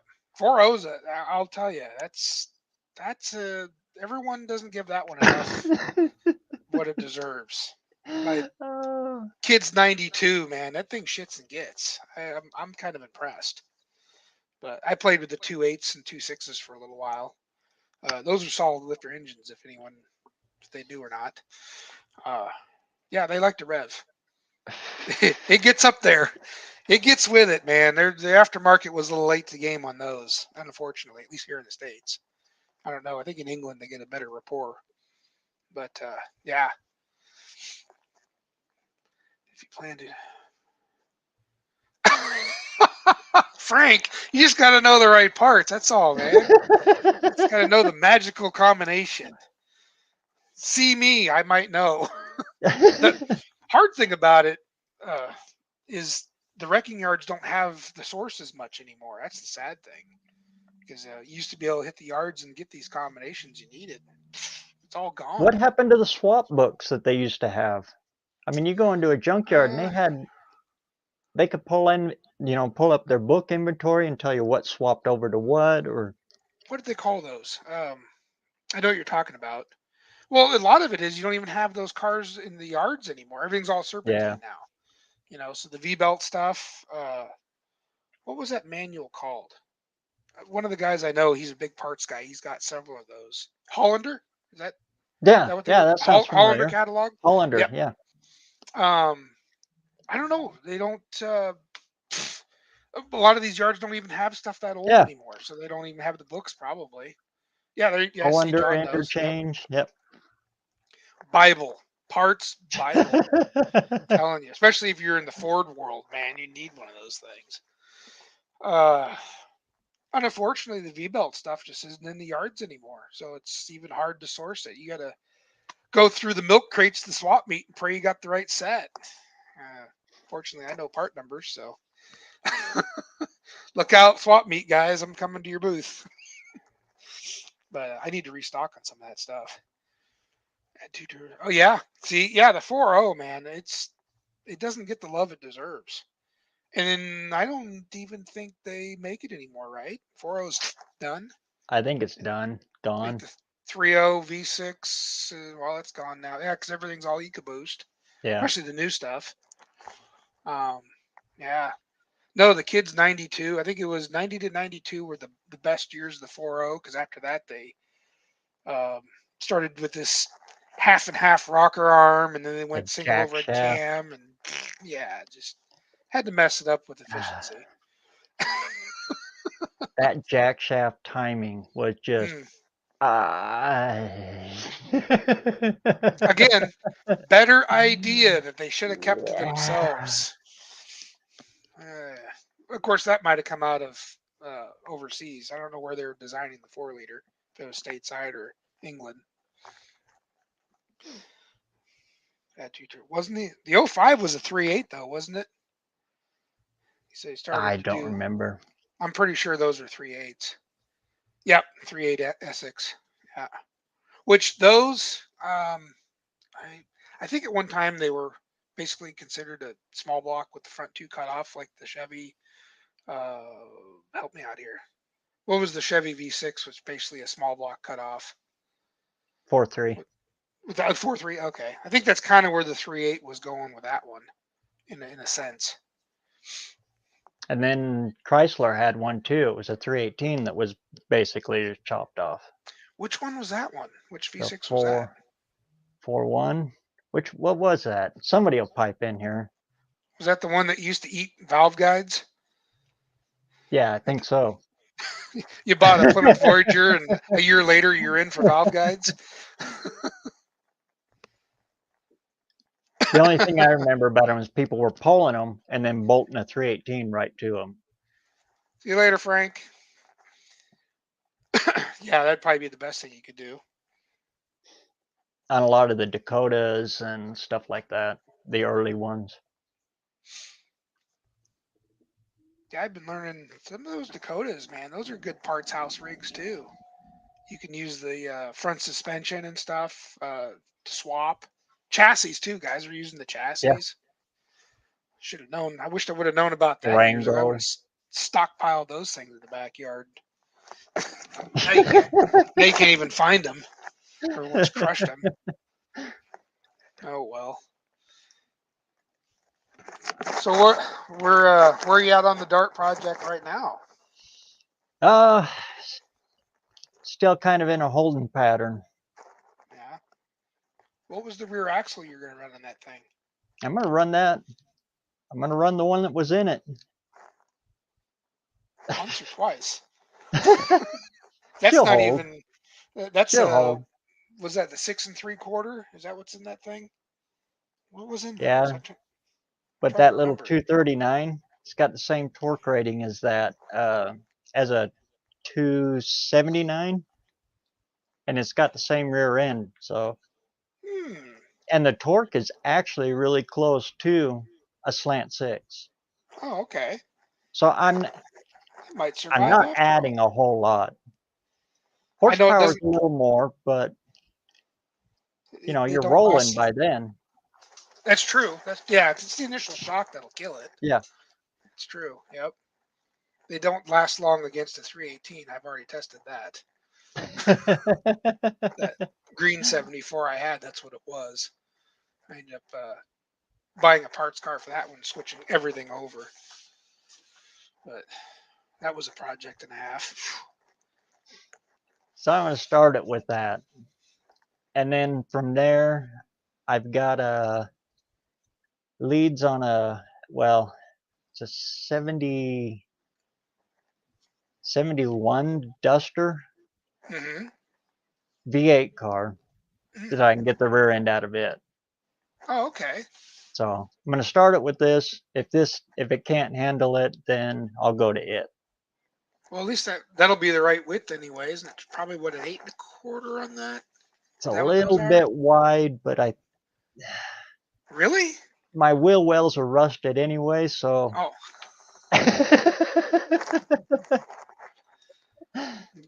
couldn't be any wider than Uncle Tony's car. Man, that thing sticks out there a ways. Slag hammer. Oh yeah. Dodge truck rear axle. It does look good though. That car looks really good up person. 70s East Coast street freak. That's exactly what it is. And Yep. that's when he got done building, I'm like, I know where he was going with that. Yep. Makes total sense. So, well, that's cool. Hopefully, Other you'll than be able that, to get. the Ford ones I'm holding. They have homes, so this one is just kind of getting leftovers. You had some other Ford rear axles you could use? That's what you're saying? They're going in my 58s. Oh, okay. Nice. Yeah, when are you going to get back to those? What's the plan for them? Just as soon as weather breaks, then I'll bring the Fairlane back in. Isn't that going to get in the way of the Dart? Which one you No, taking? Which I one got are a you going to lift take with now. you? I can go up and I can bring the other one. Yes, that is true. So which one are you going to take to No Name then? The Dart. Oh, okay. You're going to try to keep pushing the Fairlane along. Yeah. Oh, nice. Yeah, I've been following that one. I was a little sad when you had to quit on it, but I get it. Parts were not on your side. Yeah. That was The of course time it's been, crunch and everything. Yeah. well, it's been like that here too. I mean, just putting together Mom's car and the stuff here. The waiting game has been horrible, Uh-huh. and I'm sure everyone else in the chat stuff could probably agree. It's just the price and the wait time has just been unreal. And then I got lucky and landed into that 68 Merc. Well, I actually Yes. bought both those cars for $500. Oh wow. And I'm still driving the Lincoln. Nice. That 98 Lincoln. You gonna keep that one around for a while, or? Well, I'll drive it until it don't run no more. And that's a nice disc brake rear end. So. Oh yes, 8.8 disc brake, huh? Might be a little on the wide side. Well, it depends on what you're putting it in too. I'm not sure about the width of those. See, 98 And it's Lincoln. body on frame. Well, that's a Panther platform car, right? Yeah. Same as Crown Vic. Yeah. Oh, jeez. I'd drop right into a truck. There you No go. problem. Yep. Yep. I can recycle anything. It's what I So that'll call be- an Abbey. It's my downtown Abbey car. It goes from A to B until it don't, and then it's going to be something else. Hey, the price is right. All right on. And the Merc, I got to bring it in, and I'm going to change the cam in it. Now that's the one you took off out of town with and didn't get too far, right? Yeah, made Wheel it. system problems. Nah, made it to Pocatello and lost a lifter. Oh, that's what it was. Yep, that's right. Yep. Stupid FEs. lost a little oil pressure. Yeah, you know, it's an FE. That's one of the worst designs as far as oil system concerned because it goes straight to the cam bearings first, then down to the crank. Well, it's split in the middle if I remember right. Is that? I'm trying to remember how the oiling system works. It's dependent on the cam and its condition. Then if the cam bearings are wore out, the whole system loses pressure. Trust me, I know that one. Yep. One of my trips to the beach ended up running my truck back on almost all engine honey, just so I could get some pressure. And But then it the made it. oil drain backs and the heads. Yeah, you could stick your finger in them, reach it around in there. There wasn't a head bolt that went through and plugged it all off. Yep. Yep. Got to open that stuff up. Yeah, that's why they designed the side oiler, because they realized they screwed up. That was the. I just wish they would have fixed them all after that. But I guess in truck applications they weren't too worried about it. Whatever. But I love an FE. I've got a bunch of them. I can't seem to get away from them, and they sound cool. You know. And They if do you have want to see some crazy oiling, yeah, just wait till I dive in that Y block again. Oh no. Yeah, I gotta watch more of those. I haven't touched any of mine yet to investigate them, but I heard It's a they're a pump little. and trickle. It's not a pressurized oiling system. Really? Yeah, The 239 anyways, or all of them. all of them are like that? Yeah, See, I don't. I'm virgin to the Y block world. I don't know much they. about them. It's like running a sprinkler system, you know, with multiple sprinklers. And they got to the end and forgot to put the cap on the bottle. Oh no. Well, that might have been the reason why they didn't last too long. Then I guess Yeah. I don't know. That's what killed them. Huh. But again, another unique engine with a unique sound and its little oddities. I like them. I'm gonna play with them. I got to. But I mean, why not? there is a trick to them, and I'll be doing the trick to it. So, yeah. Well, I'm gonna be watching that stuff. I gotta learn. And this one, since it's a trailered car, you know, I can go all out with it.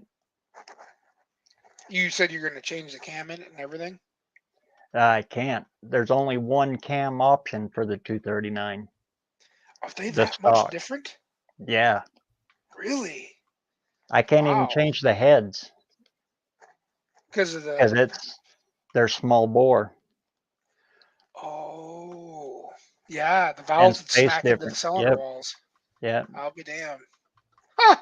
So Because I was going to do that. the 272, 292 were a similar bore or close enough bore? Close enough bore, you can get even up to 312. You can get those heads on them. Oh, okay. But the Ass heads. 239 is so small that it's like putting 350 heads on a 305 Chevy. That's right. That's right. I forgot about that. Yep. Same thing. Huh. I'll be dang. And Well, that's why it's going in this, because that was that engine. Well, you've seen it. That's how Yeah. we met. It just shot me down, and I had an engine, brand new rebuilt, very few miles on it, and I got no home for it. But you're right though. I mean that dart is super light, so it would be ideal for it. Even though the power was as much as say a 272, 292 would be, with that car being as light as it is, it should act the same way. Yeah. At least I would hope so. I mean, it ain't going to be no drag strip ripper, you know. I'm not going to go up there and give a old Redbeard Racing a run for his money. It would be kind of funny though. What transmission were you end up putting in this thing? 1959, 3-speed. Oh, And I'm going to wow. try to swing the tree. Really? Yeah. Nice. You betcha. That's awesome. There you go. Dean's got you. Put a turbo on that thing. That'll wake so that close. 239 up. That is so tempting because my exhaust already faces forward. Oh, yeah, see? It's already there. Yeah. And the battery box, I'm going to put the battery in the trunk anyway. It's a nice little cutout right there, right where, turbo would fit right there. See, that'd be the shocker. 239, blowing tires off of it. That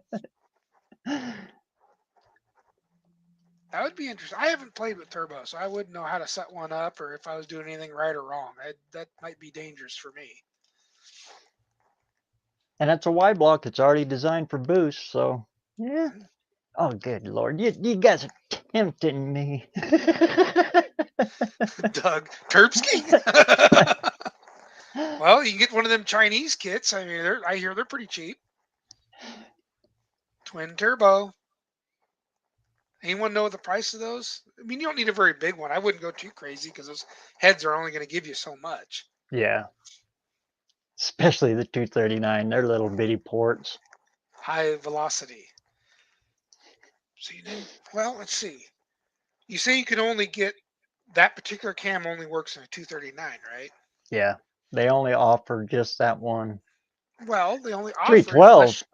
unless you know a cam grinder, which I happen to have one just down the street. Oh, if I do that, then I'm doing the 312. Well, I mean, we can put a bigger bump stick in there. You just got to be a little bit more creative. If you had an extra one you could send this way, I could take it over to Oregon Cam Grinding, and you could definitely make a more woken up profile for it. Of course, you're still limited to the size. Yeah. But the engine you see in it, that's the mock-up engine, that's actually an original Coyote. Really? Yeah. The 312 F code. They called it a Coyote? Yeah. Or are you just comes using from it the in Ford. sense? Yeah, no, seriously. It comes from the Ford part number on the heads. Really? Yeah. COTE. And they used to call them Coyotes. Oh, I didn't know that. Yeah, well, it's like dove heads, it's not CO, it's C0TE. Oh, okay. And But the they nicknamed nickname him for 'em Coyote? was Coyotes. Oh, see, I had never. One block world's all new to me. That's kind of cool. I didn't know And I that. got a set of them on my 312, the mock-up Well, motor that's sitting in there. But that's where they want to stay, though. You got to keep them on that Yeah. 12.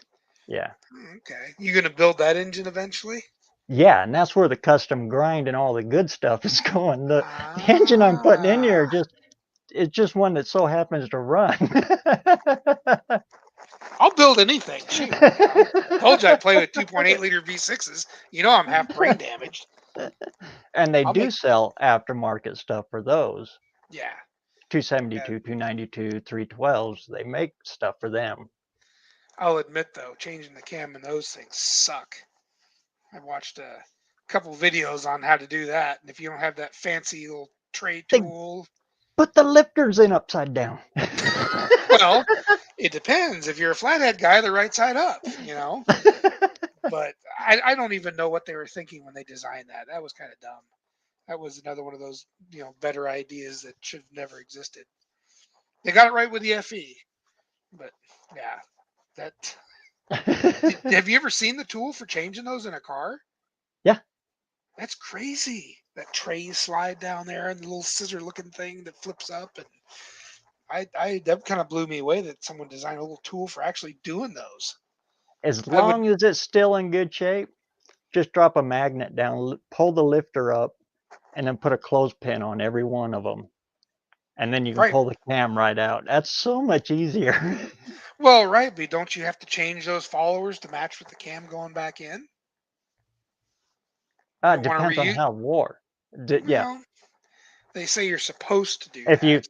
If you're just pulling the cam. Then once you pull the cam out, then you let go and they just fall out. Then you right. Yeah, getting them back in. Oh, and doing it inside the car? No, oh man. Oh, I would hate to have to do that. Oh, trying to get the oil pan off while it's in the car. Yeah. I would agree to that one. That would, even though there's a little more space, but not much, it'd still be a pain to get it out of there. There's a reason that pan is so little. I've pulled an oil pan off of a V8 Mustang too in car. That was enough of a screaming cuss fest as it was. What other hard ones have I done? I've done a few. While changing the starter on a V8 Mustang too with headers is a yeah. I invented some new cuss words with that one. There's been a few that were not very good. We're ignoring the chat again. You gotta stop doing Uh-oh. that. Uh-oh. Oh, Rapid Transit's in here. I didn't know that. What's up? Hey, Rapid Transit. Oh, shoot. I hope I'm And not the, keeping you from nothing. Shoot.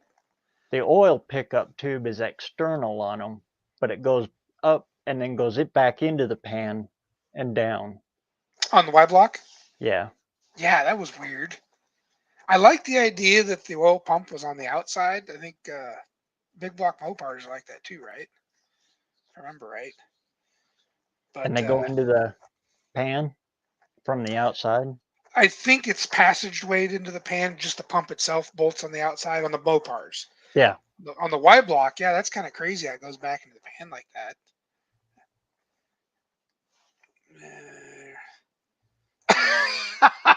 Dean.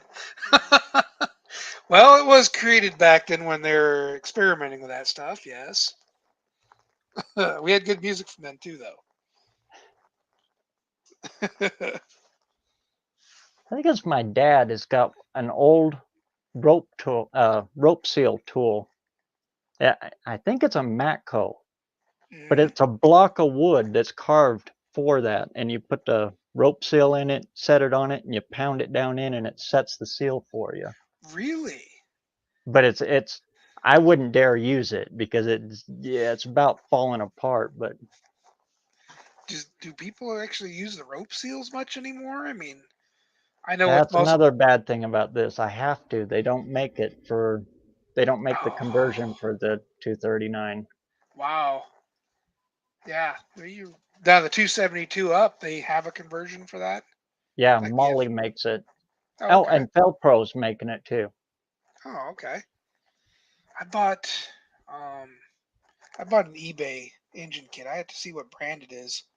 I was going to reseal the one that's in the four door, the one that's rebuilt, or well, someone's been through it. The intake and stuff isn't bolted down and all that jazz. So I'm kind of curious to how bolted together it is. I want to pull it out and basically do a Krylon rebuild to it, check everything out, and regasket it up. So that's why I bought the kit. And I wasn't sure if it had the rope seals or not, because I know those are kind of fun to deal with. Can be. I've used them Yeah. on FEs before. That's what my dad calls them too, the mushroom lifters. Yep. Well, they used them in the flatheads. Used them for years. You can see a lot of flathead in a Y. Yes. There's a lot of similarities. I want to know how they ended up with the FE the way they did, and just because it seems like the Y block could have been done better than it was. And I wonder if Henry got involved in that, which is why a lot of flathead derivatives ended up in the Y block. Because just little things like the lifters, if they would have changed that, the crazy intake port design, that was something different. The story I got was the shoebox Fords had a lot to do with the Y block. Really? Yeah, the shoebox. I call it the car that ruined my life because I love that car. It's one of my favorite cars of all times. But they came from the factory with massive bump steer, big time, Really? big time. You hit a bump with a shoebox, you change lanes, and It was they got into independent a lot of fronts. trouble. Yeah, it was their first independent. And Kingpin style they make spindles. a kit that it corrects it. And if you have a shoebox, get that kit. I think that same suspension was used from 49 to 53, if I remember right. 53. Mm-hmm. Yeah, and I had 253s. I never did drive them on the street, But yeah, it was a different suspension, that's for sure. In fact, Ralph Nader even mentioned them in the book, Unsafe at Any Speed. But by Really? then, yeah, those cars were off the road. So Wow. Well, in 54, it was completely redesigned.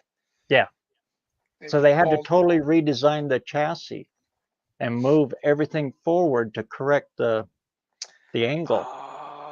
And if okay. you notice in like your 55 and 56, that's why they got that cross member tube that looks like it's just cut and it's crammed in there like an afterthought. Mhm. It totally Mhm. is. And that's how they corrected it. Huh. But the Y block was originally slated to be a rear sump. Yeah, because of the big fat cross member in that first Hmm. generation suspension. Somebody put an FE in the 53, the first one I bought. And they cut a giant hole out in the middle of that big fat cross member for the front sump oil pan. That thing would have been a death trap and a half. It never ran and drove when I got it. I just had it with the engine sitting in there. The guy I bought it from got it from his uncle, which used to drive it like that. So I can only imagine what that thing was like on the road. It's like driving around your friggin' casket, probably. But yeah, that's the story I got, is that the Y block was slated for a lot more, but the chassis, department Mhm. took the budget because they had to correct that. So it was kind of That's interesting. done with what they had at the Huh. time.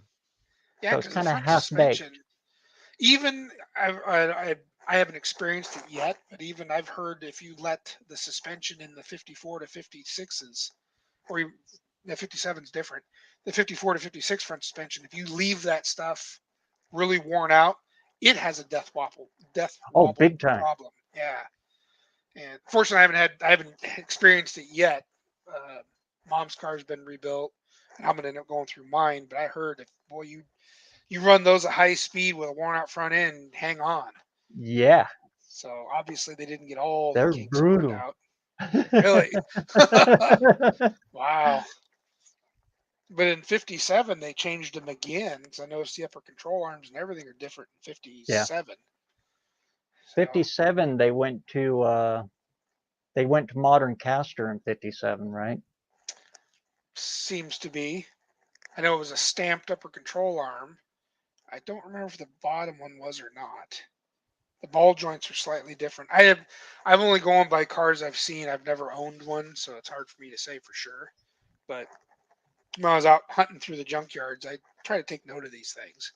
Looking for swap parts, what I can use and what I can't. But I'm fortunate enough we've got a junkyard here in town that's been around since the early days. So he's hung on to a lot of the old stuff. So even though when you go shopping, bring your wallet and grab your ankles. Um, but he's got it. What can you, Yeah, if you need it and he's got it, you kind of got to pay. But it's nice having it, that's for sure. we've got one like that here too.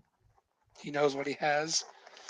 There's a No, lot of, actually, he's about ready to retire. So oh, that's how I got all three of those cars for, you know, those how much wagons. how much stuff has he got left? He's got to get rid of. Quite a bit still. Really? Oh man, a lot of that stuff will end up in the crusher, isn't it? I hope not. Hmm.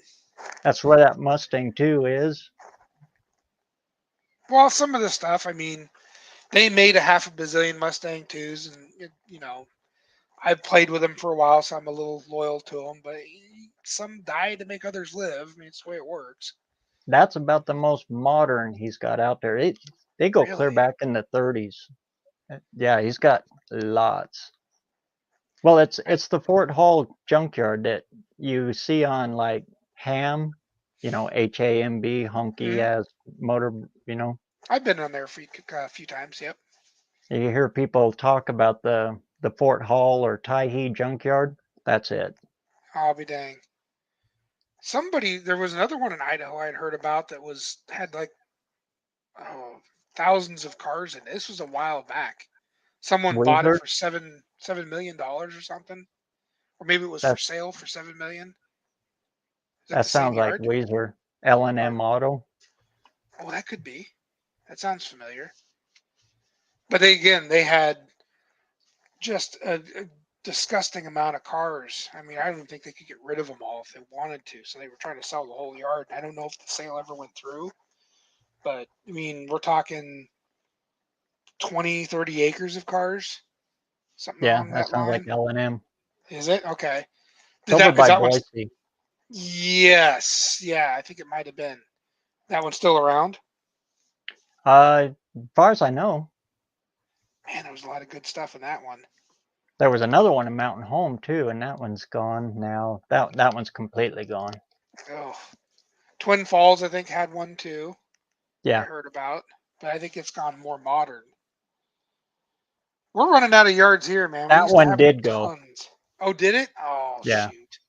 he was selling tri-fis for like $500. Oh, wow. And Of boy, course. when they announced it, that place got hit like a pack of dogs on a three-legged cat. I mean, it was woof, gone. Wow. Man. That's well. That's where At least the Landon stuff got got his bought. Opal from. Oh, really? Yeah, At least the stuff's getting bought and not crushed. And that's what I need to realize is I know a lot of these places don't like selling stuff cheap, but I mean, I'd rather see it go back to use than turn into a pop can. oh yeah. But you gotta understand, there's not a lot of people that have a place to put this stuff either. I'd be in trouble if I had acreage. Major trouble. And I'd be on the corner. We'll work for more junk cars. I mean, that's the problem I have. We'll work Yeah. for space. Yes. I mean, I try to save as many as I can, but it's hard. I'm only on a little third of an acre in town, so I got a big lot by most people's standards. Fortunately, my neighbors are pretty cool, and I keep it, cleaned up and organized, so no one gives me a hassle. But if I had a couple acres, I'd be in trouble. I'd definitely be in trouble. But that's my Yeah. passion. You know that it's your See? passion too. Yeah. Yeah. I What got else two do and a we gotta half, do? and I still gotta hide them someplace else. Really? They I give you a still lot of had. trouble there? Oh no, I'm just running out of room. But hey, anymore, you got to have this stuff laying around 'cause you can't find it like you used to. I remember when I was a kid, there was these old salvage yards everywhere.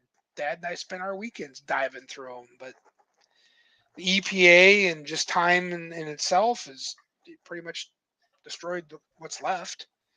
Or they had to sell out because no one wanted to take over. That was a big one. There's a lot of Yeah. families didn't want to take over the business. We lost a lot of really cool yards. Now, and being the It's a hard what, business too. well, especially if you live near a city, like we're close to Portland and whatnot, and the cities are growing, and there's a lot of people that frown on that stuff. We used to have one on Fourth Plain at what was it called, Wade's Auto Wrecking, and I mean he had Rebuilders Row. He had like 4 rows, almost a city block long of you call rebuilder cars. And then you go behind the Arborvitae line, that was the junkyard where you got all the parts. So you could literally buy your project car, walk behind the Arborvitaes, get all the parts for it, and leave with the package. That was cool. Drive it home. Well, just about, yeah, you could. But then people started complaining they didn't want to look at it sitting by the road. Man, that was the most awesome place to go to. I mean, you could just walk up and down the rows and try to figure out what your next project would be. Yeah, people don't appreciate that anymore. At least, well, people not like us, anyways. Yeah. They don't understand it, but those were good days, man. So I know they still exist someplace. I just got to find it. But yeah, they are getting few and far and hard to find. Last I heard, the one in just outside of Barstow, California, that it was a huge yard there. It just went under just this year too. Really? What would they trying to shove him out, or the family didn't want to continue on? Old man passed away, and they just wanted to get rid of everything. The rest of the family didn't want Jeez. anything to do with it. See, I was fortunate enough. my dad and I had the same interests, and then whatever he would have started, I would have continued. But you got to get your kids involved in this stuff, man. I mean, geez, I look at it now where I have his tools, I have my tools, I have all of his stash and my stash. My brother's kind of into it, but not really. But my kids aren't really into it. So my son a little bit. He's starting to get a little tickled, but growing up, he wasn't really interested in this stuff. So I'm kind of like, well, what's going to happen to all this crap I have once I'm gone? You know, do I need to do I need to find someone who's got a kid that I can raise and torture with this stuff, or you know? I'm up for adoption. Well, you know what? It may come your way if I drop anytime soon. Be ready. Yeah, I'm hoping the boy starts catching interest in it. He is a little bit, but I don't know. It's just different. How old? He is 21 right now, but he's away in the military. So we started, which you'll see in the next video. This video is actually kind of highlighting his car. My dad gave him that Mustang too.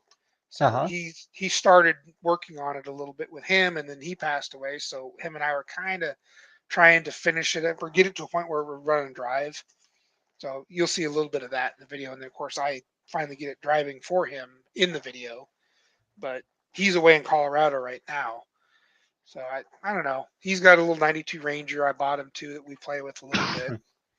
And he's starting to get into it. I think it's just a late thing, you know, and now that he's away in the military, it makes it harder, but it's kind of cool. He'll call me up on the phone and says, "Hey Dad, I'm trying to fix this thing on the wife's car. I'm trying to do the stuff on my car." And I'll try to walk him through it on the phone. And of course I get aggravated because I can't be there. I can't hand him the tools because he doesn't have any of this stuff. It's like, but it's kind of fun. I enjoy it. Bring it by. Good Lord, Right, come on, right. just bring it by. Hang on, I'm flying there. I'll be right there. Yeah. Yeah, it's kind of course, it's kind of neat though, because I'm going through where he's at in Colorado. I'm going through the Facebook marketplace going, I wonder what I can find there and have him go broker the deal or something. I ain't kidding you, because I seen a 47 or 8 Ford Coupe that was really would have been a nice little driver. I almost thought about buying that and just having him, keep it there and play with it. I'd throw him $1 or $2 to keep it going. But I got side glass for it. Do you? For that your car? Yeah. Really? For the coupe. Clear or the factory tint or what was it? Factory green. Really? I got a 47, right? Yeah. Yes. There's a lot of cars you guys haven't seen yet that I have. Yeah, I got a 47 coupe. That's the same as a 46, right? Yeah. 46, 47, same thing. Yeah. 46 to 48. Even 41, as long as it was a long door, would be, well, a long door, short door, same. Yeah. Because I had 40, 41. Yeah, 41. Yeah, because 40 was the last year. 41 was they're converting to a long door, short door model, just like the 3 or the 6, 7, 8s. Yep. 6, 7, 8 are all the same for sure. Yes. As long as it was, because you had a long door and short door too. You had the business coupe and the standard coupe. But do you remember what one yours was? All I had of it was I had the front nose clip, the back, the side glass for it, and the dash chrome. Oh, nice. Oh, and one armrest. It's a short armrest for the back. The back seat wraparound. But it's only about yay long. I didn't know those. So would that be a long door or a short door?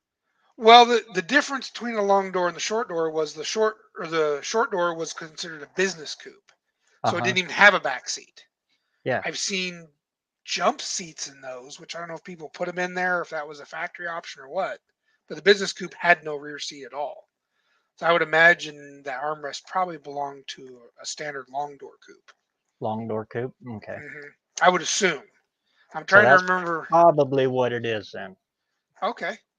I mean, there's a significant difference in the glass between a long and a short door. I mean, it's big difference.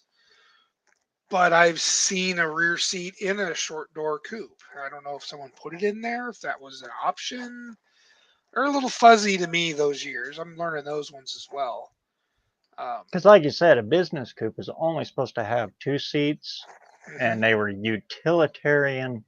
But it was Pass- actually the cheap one. Pass-through trunk. That was the big thing. Yep. It was a pass-through trunk, where the long door had bracing that was in the way. You couldn't pass through it.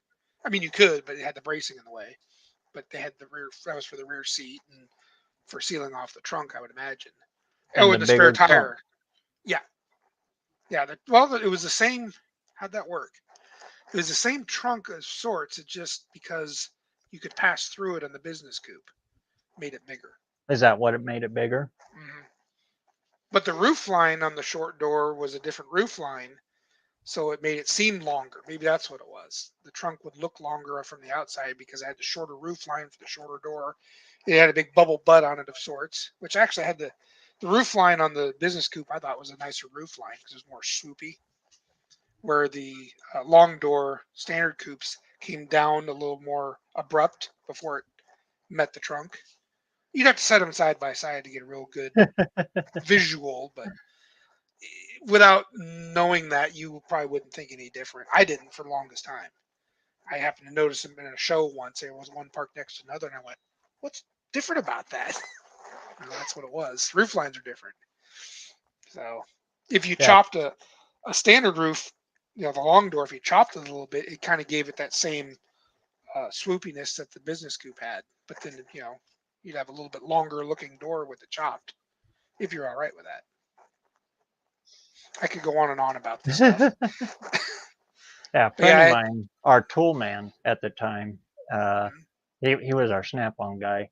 He had a 46 Mercury convertible.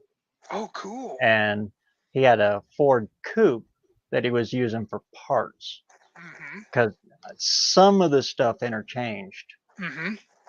And he gave me the nose clip for that, and that's what I put on that 48 pickup cab. Oh, right, yeah.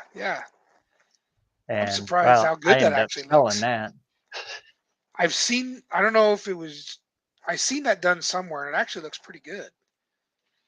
I don't remember where it was. It was on, I surfed the internet and all kinds of weird stuff. But I was never crazy with, they call it the jail bar front end on those trucks. Yeah, they're kind of goofy, the narrow headlights on the F1s. Somebody took that front clip and put it on a truck. I'd have to find that picture. It actually looked pretty good. I wish that Ford would have done that to begin with. But yeah, mine didn't look too bad. I never did finish it. I sold it. Somebody come by and give me too much money for it. So I had to. Okay. Everything's for sale for the right price. Let me tell you. Just no one's ever hit my right price with half my junk. No, I got to get more serious and get rid of it. I got to get rid of that brown duster, make some space, and then a couple of the other trucks need to go. At least the 168 needs to go. I need more room. I'm running out of space. I can't buy more stuff. I'm telling you, it's bad. Yeah, everything you got runs though, right? No. No. Probably half of it does. Trying to think. 2 or 3 don't have engines in them. The others are just setting in but not hooked up, or they don't move. I'd say half of them run. I don't know what I'm going to do with some of this stuff. Some of it was impulse buys. Like I'd go to the swap meet, I'd give a guy a crazy low ball offer. He just sits there and needles me as I'm looking at it. Make me an offer, and I give him some stupid low ball offer. Then I get a phone call by the end of the swap meet. Well, I'll take your offer. Okay. Oh God. I remember my then wife. It might be why I'm divorced. The daughter's first birthday party. I did that. The swap meet. It's always right around her birthday. Her birthday's the 1st of April. So the swap meet, the April swap meet, is always right around her birthday. So that year that this happened, it was her first birthday, and I went to the swap meet Thursday and Friday, right? Saturday's her birthday. So a guy had a 55 Ford pickup. Was that the car or was it one of the coupes? Anyways, it might have been one of the coupes. I was walking through and I had bought my 47 the day before, and then I seen a 48 that was further down. It was a parts car, you know. And the guy was trying like heck to push it. I'm like, I don't want this thing, whatever. And he said, well, make me a ridiculously low offer. And I'm like, all right, $150, whatever. No, I'm gonna wait. That's what I figured. So, anyways, I get this phone call. He goes, "Hey, where you at? I'm gonna drop it off." I'm like, "Drop what off?" Because I could give him my number, you know. He says, "Well, I don't want to haul this thing back. I'll take your offer." I'm like, "For $150? You serious?" Lo and behold, he sold a couple parts off. Well, you know, between then and now, but whatever. It was basically a shell of a 48 coupe, you know, with some pieces on it. It was worth $150 easily. So yeah, I'm getting the stare down from the wife as this guy's back in this pile of you know what into the backyard during the daughter's first birthday party. Yeah, that went over like a partridge. So she knew better. I was still married after that, by the way. It lasted longer. But yeah, she knew what was coming marrying me. That's the way it was. $150 though. I mean, Dude, come on.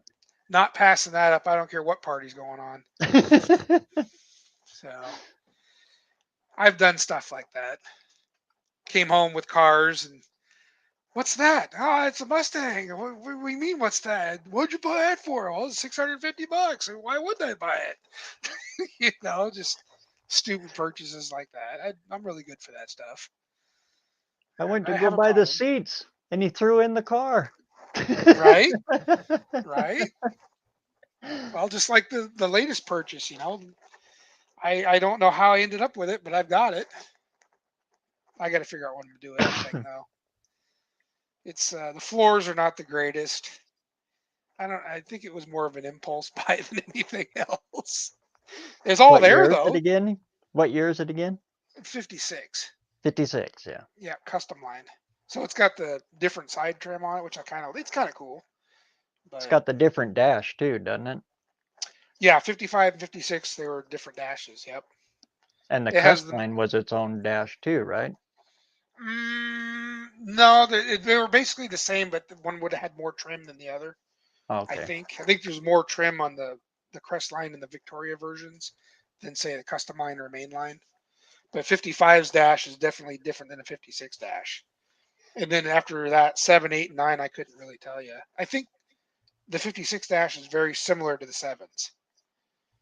Definitely nothing like a 55 because it has that see-through backside, which I thought was kind of a hideous dash, but after doing moms and then staring at a lot of them, it kind of grows on you. They're kind of cool. And then, ironically, the parts to get to restore those dashes are really not that hard to find.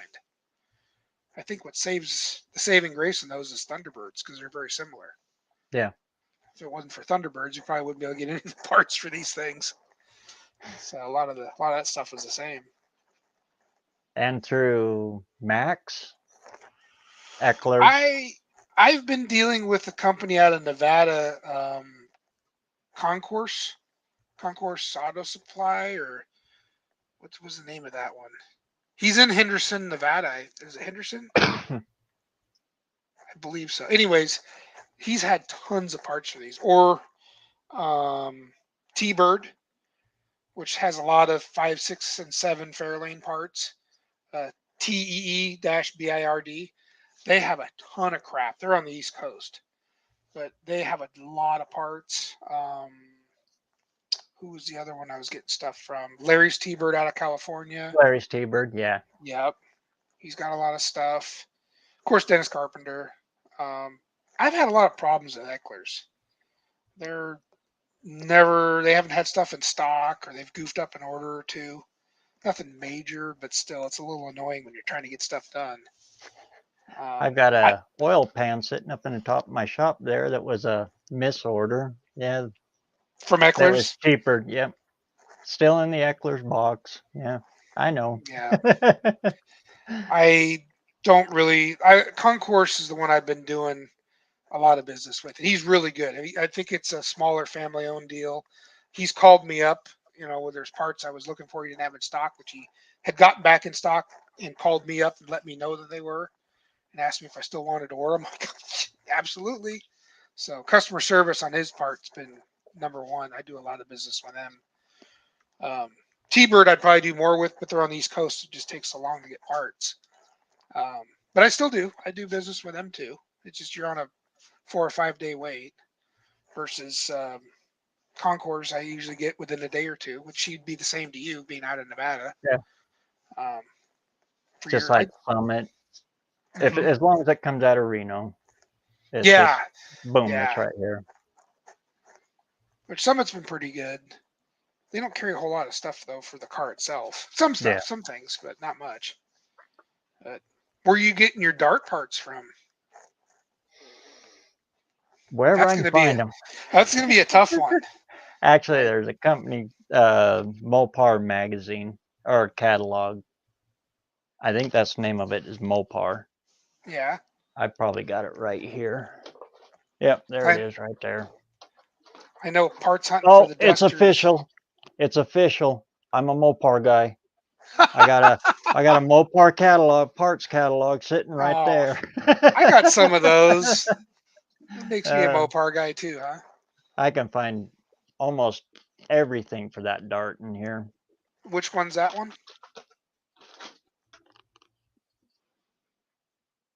Classic Industries. Oh, yeah. Okay. Yep. Yeah, Classic Industries. Yeah, they've been. I went to them to get some stuff for my Duster. They're not bad. They're fairly reasonable. I haven't ordered anything from them yet, but They're not bad. I've also found there's a Really? lot of stuff on eBay too. This Dart is in too good a shape. It really doesn't need anything. Really nice. It looked clean in the photograph or in the videos. You know I how mean, that is sometimes. interior, it needs a headliner, seats, of course, because yeah, they rotted clear out. Carpet, and you could probably put this car right here on the road. Nice. Well, I don't know. You're gonna tear it up here with suspension stuff. It might be a little Yep, while I'm yet. about ready to cut that tunnel. That's Nice. the hardest thing with this car is that tunnel. Is it because 'Cause it's it, real small? no, it's bent. It's like that. Really? Yeah, that slant six and transmission go this way, and then it angles back the opposite way with the drive line. That's weird. Yeah, Huh. I measured. The crank is almost center of the car, up in the front. Okay. You go all the way back to the rear, the tail shaft on the transmission. It's 3.5 inches to the passenger side. That's factory? Yeah, and the whole tunnel is shaped around that. I'll be damned. I didn't know that. The core support up front for the radiator Hmm. is mounted in there cockeyed. Almost 3/4 of an inch cockeyed. Really? So the fan, is parallel with the radiator. Yeah, I that did whole not. car is crooked. I mean, but it was built that way. Yeah, it's I'll to be get damned. around the K member I on did those not know. early A bodies. Yeah, see, I've never owned one of those. I wouldn't have known. That's why it's Huh. got the ball and trunnion U joint. It's because Oh of that yeah. screwed up angle. Huh. I'll be dang. I've only owned the later stuff. That's again area I've never dealt with. Wrong I way guess threads in the wheels and everything. That's yeah. they straightened it all out in '66 and just shifted everything to the passenger side, but went straight in line. Yes, yeah. The K member and both my Dusters is the engine shifted over probably a good Yeah. inch, 2 inches. Heck, more than that maybe. I never bothered to measure it. But yeah, the rear end's offset, I believe, short and long Yeah. sides. If I remember right, yeah. I And never paid mine, much attention to it. the rear end is dead center. The The pinion is? pinion, the U joint, the pinion is right dead center. Oh, I'll be dang. Everything Huh. else is crooked, but it's dead center. Well, it makes it interesting to put different engines in, just like you're doing. The steering wheel is crooked in it. Really? Yeah, So because it the steering column had to be in there at so an if you look angle. sideways down the dash, the steering wheel would be kind of Is off. crooked. Yeah, I Oh, tried to that's show it in weird. my video, I'll have to go back and look again. That's weird. and the driver's seat is kind of set. It's set way over. The passenger seat rubs the door panel. It's crazy. I've never paid that much attention to those cars to even notice all that stuff. That's weird. How many years was it like that? Up to 66, you said? I guess up to 65, 66, Huh. but only the A bodies, I guess. That's got retrofitting purposes, right? That's got to be the reason. And that tunnel, the transmission tunnel, is tiny, tiny, tiny. I mean, Wow. it molds around that transmission.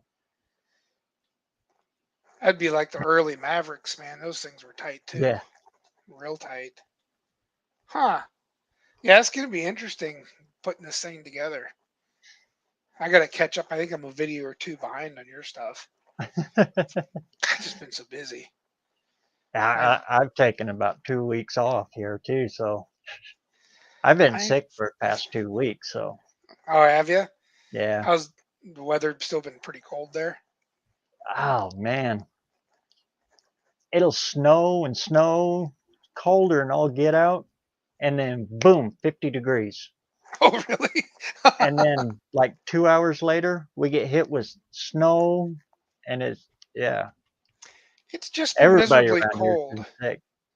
We had last weekend, we had, I think, Thursday, Friday, Saturday, Sunday was the nicest days we had in months.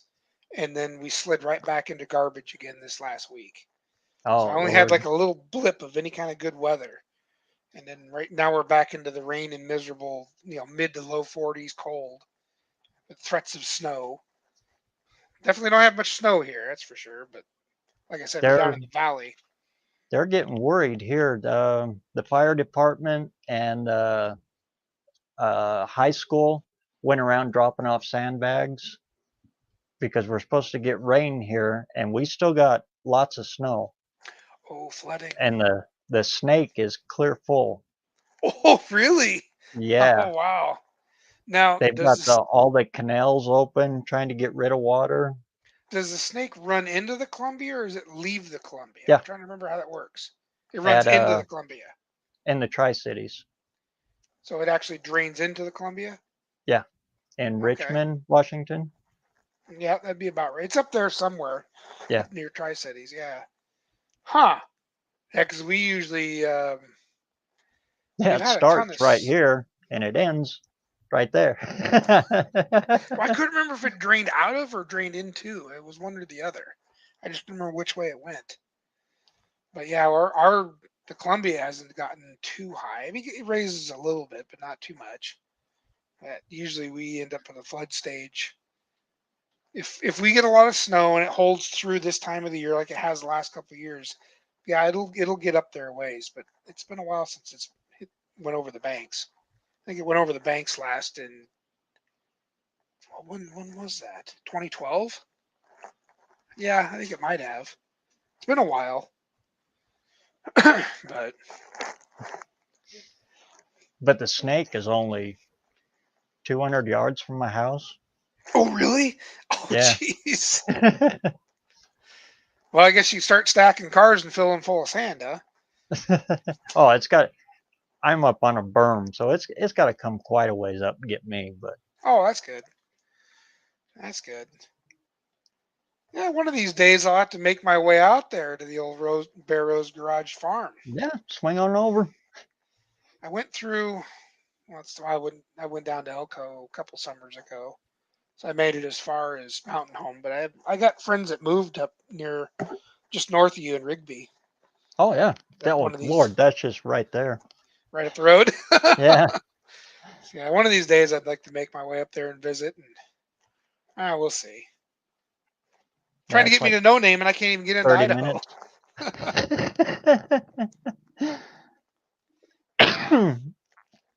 If you come this way, they'll bring a trailer. Bring two.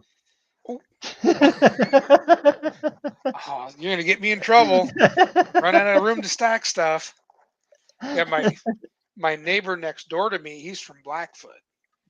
Oh, yeah. And he Blackfoot is 7 miles from me. really? Yeah, Now that's just south. his family had a farm, and I think he's 75 now, 74, somewhere around in there. Anyways, a few years back, they finally decided to get rid of the family farm. Well, he had 150 cars out on this farm, some being old, some being newer. Well, I know this is probably about 10 years ago. He started dragging them back. So his place is as big as mine. He's got more cars than I do. So he makes me look good. That's why I can get away with what I do. But he started dragging some back. I can only imagine how many he had that I think he had a salvage company come in and haul them off, or he sold some of them. I wish I would have known he would have probably went over and be able to pick through some of his stuff, because he was really, kind of feeling bad because a lot of the stuff he couldn't save. And he went over that way? What was his last name? Scott. Gerald Scott was his name. Gerald Scott? Mhm. Jerry Scott? Yes, that's my neighbor.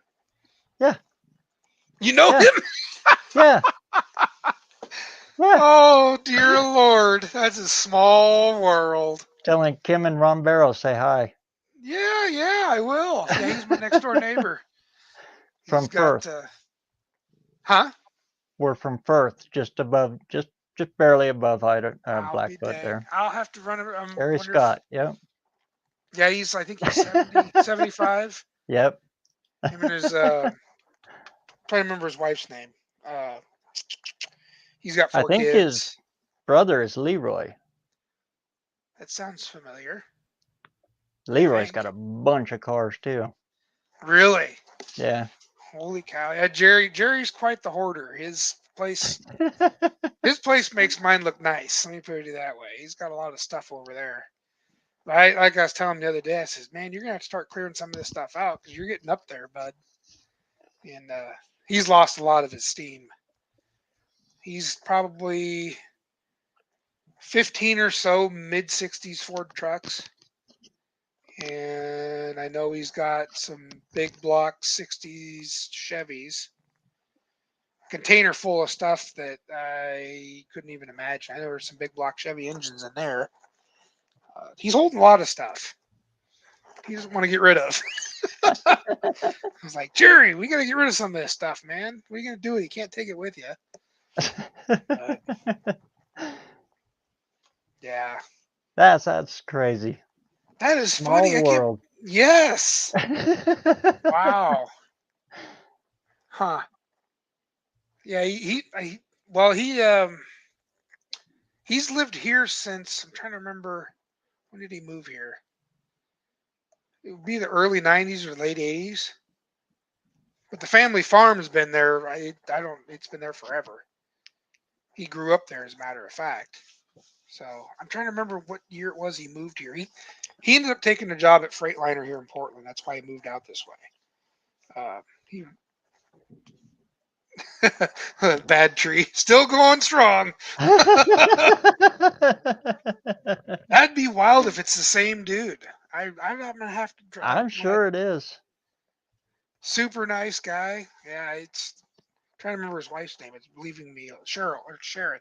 Sharon is his wife's name. I don't know if that rings a bell or not.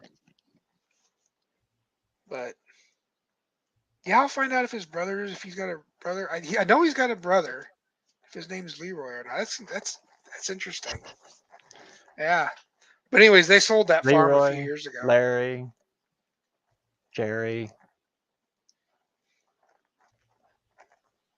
Larry's 55 is the one that we just built for my stepmom.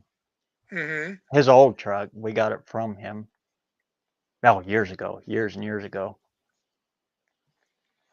Huh. I'll have to ask him. I'll see if he's gonna be around tomorrow. That'd be wild, huh? Because he always talks about Blackfoot, and he's like, I wished I'd never moved out here. But he retired from Freightliner not long after I bought my place, and he always talks about Idaho. And at that time, he was still running back and forth. He doesn't really go there much now. Well, now that the family farm's been sold. Yeah, I don't. He went back, I think, last summer. There was a big family. There's a family reunion they do every year. I think that's when he went back. The last time he went back. But yeah, he used to make runs there before they got rid of the farm all the time. He'd of course he's always driving his old Ford trucks. At least at that time he was. And he had barrels set up because he wanted to make a nonstop trip from Vancouver all the way to Blackfoot. He didn't want to stop. I'm like, Jerry, you gotta get snacks and get out and look. Nope. So he'd show me this little system he rigged up to his different fuel tanks. I'm like, oh jeez. I got to get out just to use the bathroom. Might as well stop and get gas. But he's quite the character. He's a good neighbor. Huh? So he's your neighbor, huh? Right next door. Yep. Wow. He was here when I bought this place in 2003. I think like I said, I think he bought his. Had to be sometime in the early 90s. I think. I'll have to find out. I'll run his name past you, see if it rings a bell. That'd be wild. You probably never know talked- Ron better. Oh, maybe. Me, I always went by BareRose, so that's Oh, okay. it's kind of strange on here. More people on YouTube know my first name than probably in real life. Real well, It's funny. it's a name that sticks out. That's why. That's interesting, huh? I'm trying to remember what his family farm, what they did. I think it was a potato farm. If I remember right. Yeah, rotating spuds. That's what we all do here. Yeah. Huh. And especially Blackfoot area. Yeah. Huh. I don't know what happened to that farm either. He said it backed up to some kind of government land or something. He described it as being the neatest place to grow up. The res. Might have been. Yeah. Huh. The Showban Reservation is right at the end of Blackfoot. Oh, okay. Yeah, he said it was On the property south that end. they couldn't sell. It was. Yeah.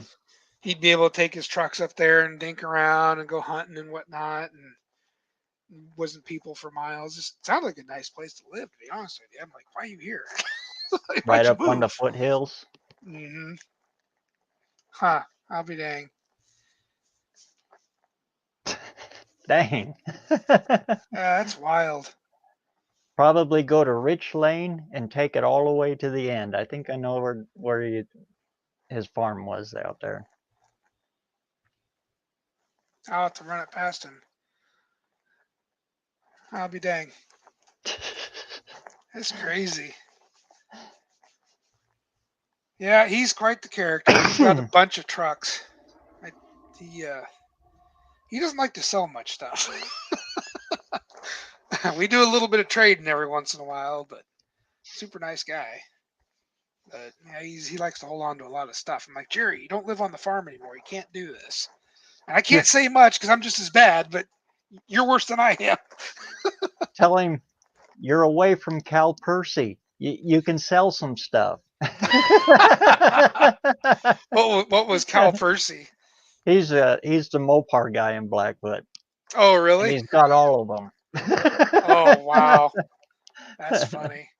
Yeah, Jerry's a big Chevy guy, but he likes Ford trucks. His big thing was putting big block Chevys in Ford trucks. He didn't like Chevy trucks because he didn't like how they rode. He liked the way Ford trucks rode, but he likes the big block Chevys. It's strange. But yet, all of his trucks still have FEs in them. He has never done one. He keeps talking about it, but never does it. So I'm like, whatever, get out of here. Although I did help him put one in, he had a 2-wheel drive 3/4 ton. And I explained to him what parts, the whole put these heads on and this cam and da da da. And he was taking and robbing parts from all the other engines he had and assembled one. And he had it running and driving for someone somebody come ripping down the street and rear-ended the truck and destroyed it, but he really liked the way it drove. I says, yeah, you put these FEs together right, they really run good. He goes, oh, well, that's interesting, because most of them were 360s or doggy 390s. I says, yeah, you just got to do all these little changes. He goes, man, that really runs good. I says, you still gonna put a Oh, small yeah. block Chevy in it? He goes, or a big block Chevy? He goes, oh, of course I am. Man. So I almost had it converted, but yeah. Dang, you almost just have to put a real carburetor on them, and people's eyes just explode. Wow, what'd you do? Well, the 360 is, I never understood the 360. Why would you de-stroke it, drop the compression, and put a 2-barrel on a big block? Essentially, that's what it is. It made it into a turd. It didn't make any Turd. torque. Yes, it was garbage. And then put The it behind an automatic. yeah. I mean, talk about cutting its nuts off. Sand Mountain, how you doing? The 390 was such a miles ahead of the 360. Taking a 360 and changing the crank in it, putting a 4-barrel on it with headers was a night and day difference. I mean, night and day. Just, I don't know what Ford was thinking. That was that better idea again. Yeah, unbelievable. Anyways, I need to Good shut Lord. up. I've been yapping for how long now? How long has this been going? Oh, this has been great, Ollie. I've been I'm waiting to talk to you like this for a long time, man. You oh made my shoot. day. You just speak up, man. I'm always going 100 different directions. You're just keeping me from finishing my internet wiring job out there that I didn't want to do anyways. Oh, see you there. Take a break. I am. We're doing it. It's cold out there, and I didn't want to mess around with it. So no, this is cool. I've been wanting to be able to sit down and join in and stuff.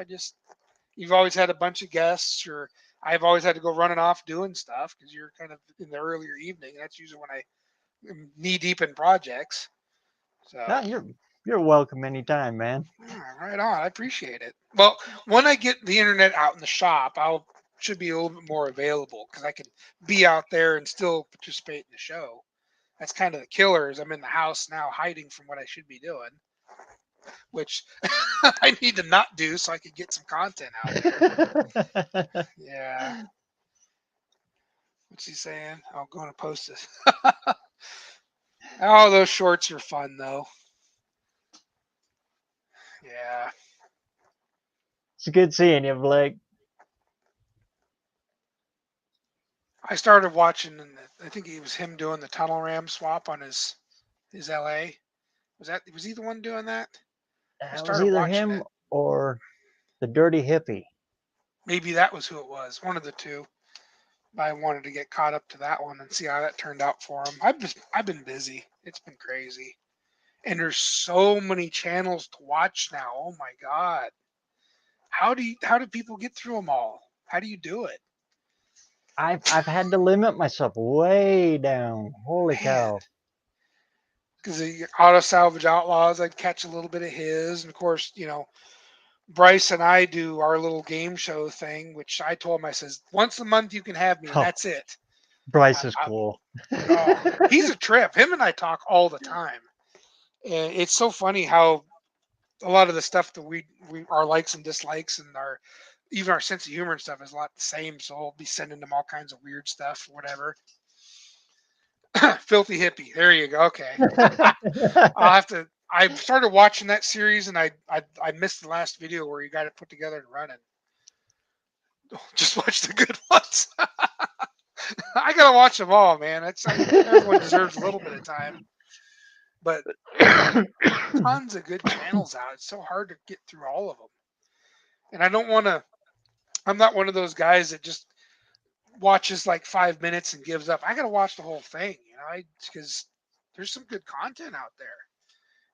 If I go into a guy's deal and I can't handle the first 5 minutes, obviously we need to have a chat. But no, there's a lot of good stuff. It's so hard to get through it all. It takes all kinds. Yeah. So does that mean I got to do another video of me curled up in a corner over a Ford bell housing? Why? Why? Oh man. Hey, I get it. Fords are hard to deal with, you know. Even Chrysler has its thing too, man. You've got to be educated in the Chrysler world, or you're spending money making up for those mistakes.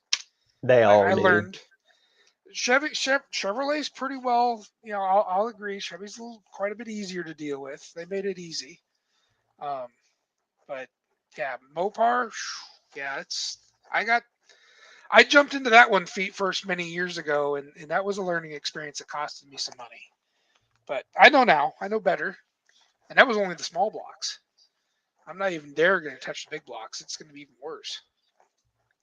Even though But I like thought you about said, you look at a small block Chrysler and you can see it. You can see the potential right there. it. Dean. If I only had a transmission, this Dart would have a 318 in it. Well, they're not that hard to get, are they? Well, I guess in Idaho they weren't. Yeah. Chryslers weren't as prominent, which is crazy because, like, on the West Coast, Chevrolets are so much more prominent than Fords. I can basically fall in any direction and land on a Tri-5 Chevy. It is disgusting. But for me to find a mid-50s Ford, it is so hard. Yeah. Chryslers are even worse. I don't think there's very many mid-50s Chryslers around here at all. Because I do have a slight love affair with a 56 Plymouth. I do 56? kind of. Yes, I know. You're like 50. What? Ah. Yeah. Everybody kinda- says 58, 59. Everybody Yeah, wants Christine. you learn about me. I'm into a lot of odd stuff. No I way. I happened to see these 256 Plymouth sitting in All American Auto Wreck. This is way back years ago.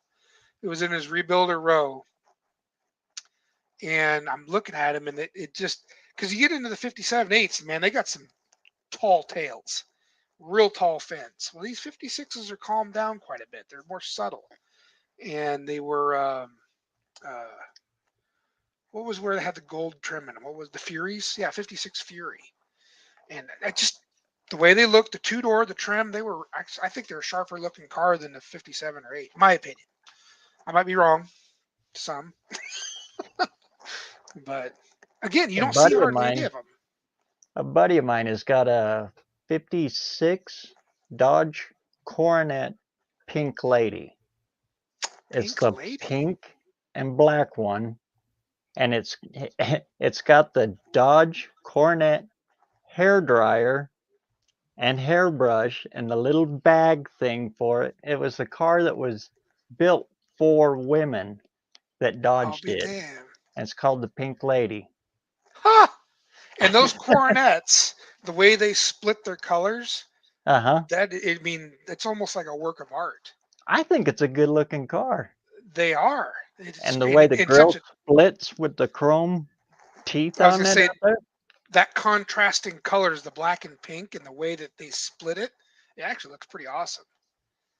I've never seen one, but I can picture it because I know how that year coronet splits the colors. Yeah, those would be pretty cool. That would be cool. Another one I've only seen one ever in person, was a 58 Saratoga. Really? Yes, I've only seen one, and that was a cool car. Was it 57 or 58? I think it was 58. Big old tail in the back of that thing, but I like the way that looked. That would have been another one I might have bought. I've never seen one before, though, ever. So, My favorite in those years was actually the Fords because they had little fins and it was real subtle. They kept it real gentle.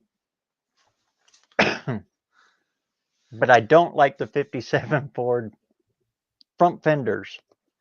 The grill looks okay, but the fenders, You didn't like the fenders in 57? I kind of liked them. They weren't the bad. eyebrows. I didn't like the Pontiac for they that had the bug too. eyes. Yeah. Yeah, it had more of a bug eye look to it. Huh. Yeah, 57's okay. 58 grows on me. I'm not a 59 guy. I can't get into the 59 Fords. I don't know why. The Just- rollover hood. Just everything about him, it looked like it needed to go on a diet. I mean, it looked bloated. I don't know. The rear end of it didn't look right.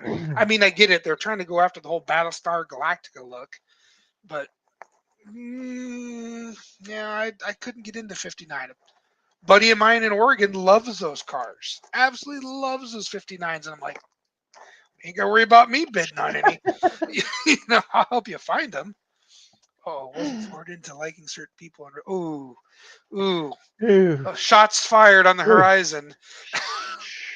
Yeah, he did a little business with Germany, but I don't think he was liking nothing.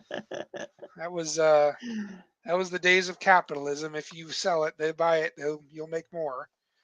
I don't think he was necessarily doing it other than make a buck. Lo and behold, a Second World War was going to start. How could a retractable? Heck, he went to Russia to set up over there. He was all over the place. Well, like capitalism, you go where the money is, right? I mean, I'm not going to agree with it. I'm not going to say it was right. How could a retractable work unless they extended the deck lid? Well, yeah, On the Skyliner, they did have a real long trunk. they did. And basically, the roof line of that retractable was a coupe roof line, right? It wouldn't have been the not fastback, but the hard top roof. It definitely was a coupe roof because it was much shorter. And it split as it folded up. Yep. Boy, that was a hydraulics nightmare, I'll tell you. And We almost bought a 59 Skyliner. It was at that place where I bought the Merc. They're worth money. I mean, not to me, but 57 or 8, sure. But even then, it's like, what's one of those things? Would you dare open the roof on that, afraid of that thing would break on you? I guess there's only one guy in the country that can still service them, and he's out of Phoenix. Oh, yeah. I And heard he of travels that. all over the country, and that's all he does. And he's like the best at it or something like Yeah. that. He's the guy. Yeah, I heard that too. Wow. Yeah, I'm good. Chevy was from France or something. Heartbeat of Europe. Yeah, how'd that work? Louis Chevrolet was he French? Swiss. Swiss. Okay. And Billy Durant got with him because he was one of the top race car drivers at the time. I think there's some movie about just- how some of those companies started. That's an interesting movie. I remember watching that. Louis Chevrolet's story is a dang good one. Hmm? You find out the heartbeat of America is a freaking sad story. Well, you'll learn that Henry Ford is a dick too. Man, that guy was a He jerk. died on the assembly line working at Chevy for pennies. Louis Chevrolet did? Yep. Really? Lost his leg. He lost everything in the Depression, had to go back to work for Billy Durant after Durant Oh, screwed him out of the no. company. And he died of a heart Jeez. attack. But that's why Chevy did that, whole ad campaign, that heartbeat of America was kind of throwing back to that. Huh. I didn't know that. Billy Durant was he was a different guy. Well, it was all about investments and stuff, wasn't he? It was just a Yeah. game of money. Yeah. He wasn't really in it to make cars. He just wanted to make the money. If I remember the story right. It was weird. He just went around and bought everybody. One. But he left them in charge. It was weird. I have to try to see if I can find that movie again. That was a good show. I think trying to remember who made it. I watched it on the History Channel. It was pretty good. He got pissed that made changes to his first car to save money and sold. Let's talk at that. Louis Chevrolet? Swiss launch. Oh, they must be talking about something different. Yeah. He got pissed they made changes to the first car and to save money because Billy Durant wanted Chevy to be, he wanted to compete with Ford, and Louis wanted, he wanted a go fast car. Oh, okay. Okay. So he got Huh. pissed off and just sold him everything. And Well, Ford lost his first company. You know, yeah, I'm trying to remember who was it. Durant that got his hands on that one too? No, he was no, it wasn't. hard into it, but it was Leland, Henry Leland. That got a hold of the first Ford company. Yeah, That might be right. I don't remember. that became Cadillac. Yes, that's right. I remember that part of it. Right. That's funny. And then Leland got pissed off at Durant, who took over Cadillac by then, and went off and made his own company, Lincoln. Hmm. And then Ford takes Lincoln. And then Ford took Lincoln. Oh, the dirty games played back then, man. And then he screws Man, I over would the Dodge love to brothers. live there. Well, it would have been fun to follow all that, you know, or be at least part of it, to fly on the wall where it was happening. Huh. Yeah, it was crazy here in Vancouver back in the day. This was quite an automotive hub, I found out. A lot of dealerships were here. Plymouth was a huge presence back in the 30s and 40s. They had several dealers around here. That was kind of, and I didn't know it, but Ford had another factory they were building up near Seattle back Seattle, yeah. then. Yeah. Boy, that would have been awesome if they would have had that done and going. There have been plenty of Ford parts laying around here. Lehigh Coca. Oh yeah, the K car. Boy, I'll tell you. And the It probably. Viper. Yeah. Yep. Didn't he do? And he did the Dodge, the Daytona, the Shelby version of that too. Yeah. Or no, that was Shelby. Did that one? Lehigh Oh no, Coca too. the minivan. Hmm. That was the big one. That's what saved That's what friggin' saved Chrysler. Chrysler. Yes, big time. Because they were upside down in the motorhome market. Got in trouble. Is that what Supplying all the slaughtered them? Was the motorhomes? supplying the chassis. They were losing money left and right. They got actually that was around their first bailout. Then the minivan came along and saved their butt, big time. But somehow they got into some contract deal with the motorhomes and they lost a ton of money on that one. Because if you remember, predominantly how many motorhomes were Dodge chassis back then? Tons.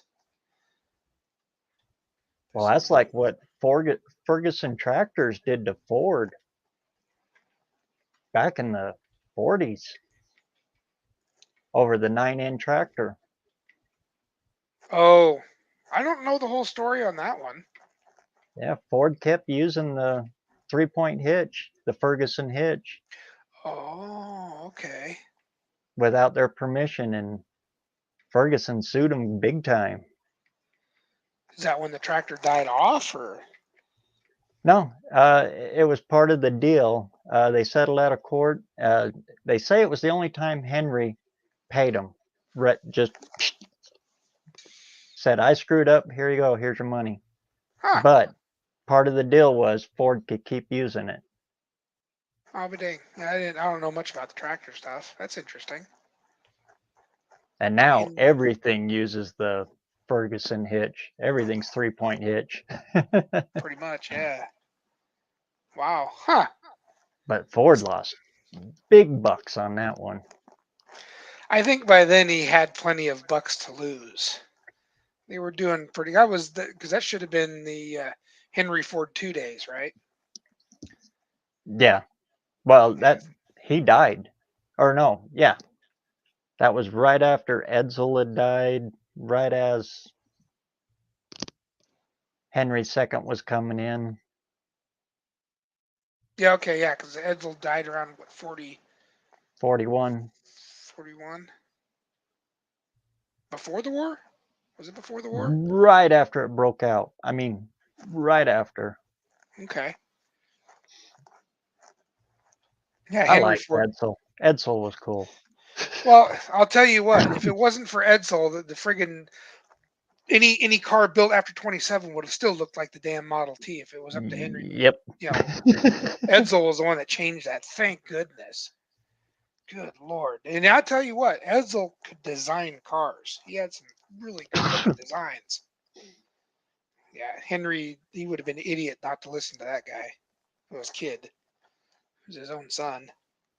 That's why it took him so long to go independent front end. Yeah, Because because I think Henry was back in control of the company. Plymouth was independent in 34, weren't they? 33? I believe they were. I think 33 or 34 33 was. Plymouth. It was 34. 34 was the first year they did independent front suspension. Yep. Bad Tree should be able to tell me. He's a motor guy. I like those cars. The 33, 32, 33, 34 Plymouths. Those are good looking cars.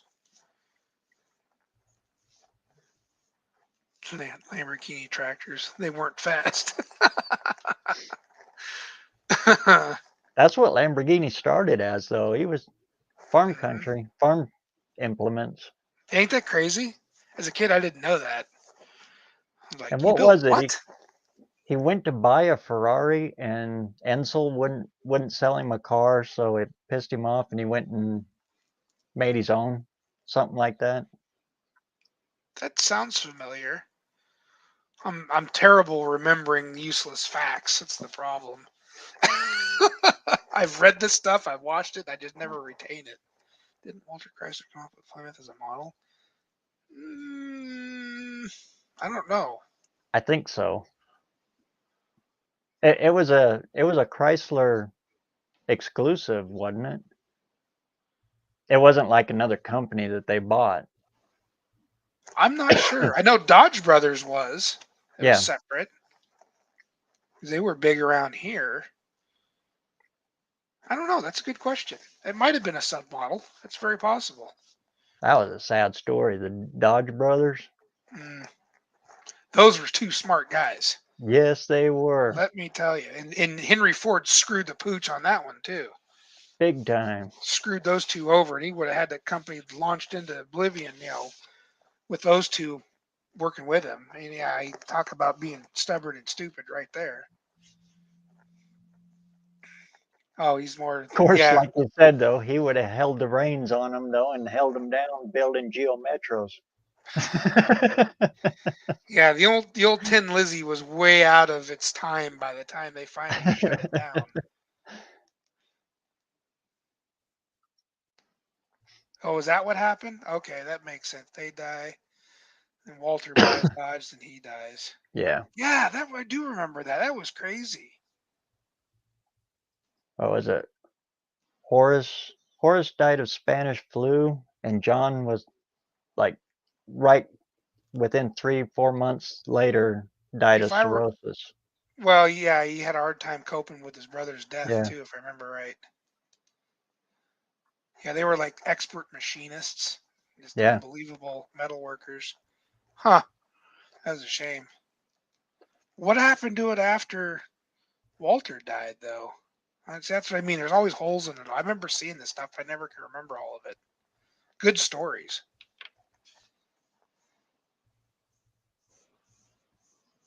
I know Walter Chrysler is the one that brought the assembly line and or streamlined the assembly line for General Motors.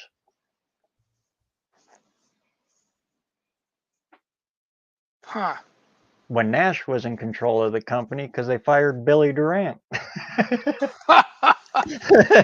That's crazy. And then Nash's history. Wow. And then that's when Durant went out and made Chevy. And he used that money to get his way back into GM. And then he fired Nash. That's awesome. Early car histories. Ugh. Well, it was dog eat dog, you know. Yeah. Like I said, if you like Game of Thrones, Game of Thrones ain't got nothing on American car history. I know these videos I watched. It was something. It kept me entertained the whole time. I mean, I was watching, like, really, what? Wow, it's things you never thought of. I think History Channel had the cars that built America or something like that. It sounds like that because I think there was something to do with the oil industry, and then they also showed one on the car one right Oh, after that. the men that built America, I think that one's Yes, called. Yeah. yes, that's what it was. Good series. Let's see, watch. Yep.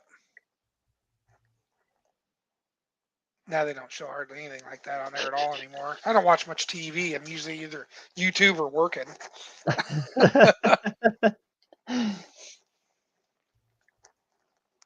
Heck, I think I watched it on YouTube. Oh, did you? Here's a movie or two I catch if you can stand the commercials because I don't pay for it.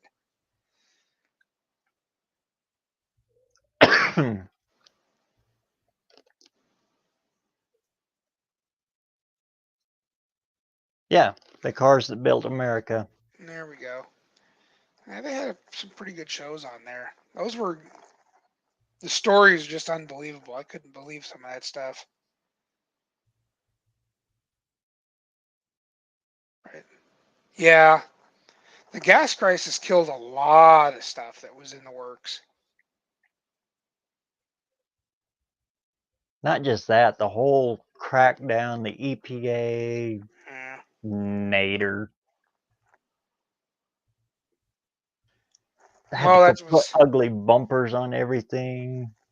No more convertibles. Ay. well. It's funny because you go like say the Ford Maverick, which most people turn their nose up to, which is later nowadays it's looked at as one of the cars to have. But back then, no one wanted the Maverick. What the hell for? You go to countries like Brazil, they were making the Maverick clear into the 80s and still with the skinny bumpers. And the Maverick in Brazil is considered like one of the sought after classic cars to have. And you look at here in the States and it's like, no, they're in a pile in the junkyard. No one cares about them. But nowadays, people want them. I remember turning my nose up to them back in the 90s going, Maverick? No. But yeah, The they're actually pretty. Australian Falcon. Yeah. That's another big one. Yeah, they're huge. Everybody wants Mad Max's car. Well, I guess that ran the price up on those things too. A lot of the exporting and then the movies, which is what that guy up in Battleground just north of me, that's kind of what started his business was importing some of those uh, Falcons. Because he used to have a little booth, the swap meet. He'd have a couple sitting there with the engines and heads and stuff too. Yeah.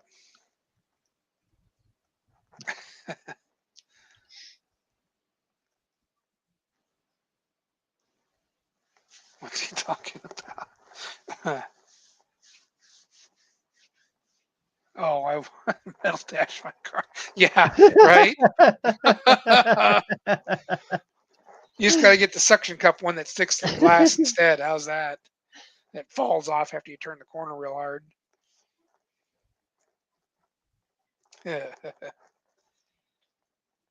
Yeah, I never understood the bumpers. I really don't. It just made the cars look uglier. That's for sure.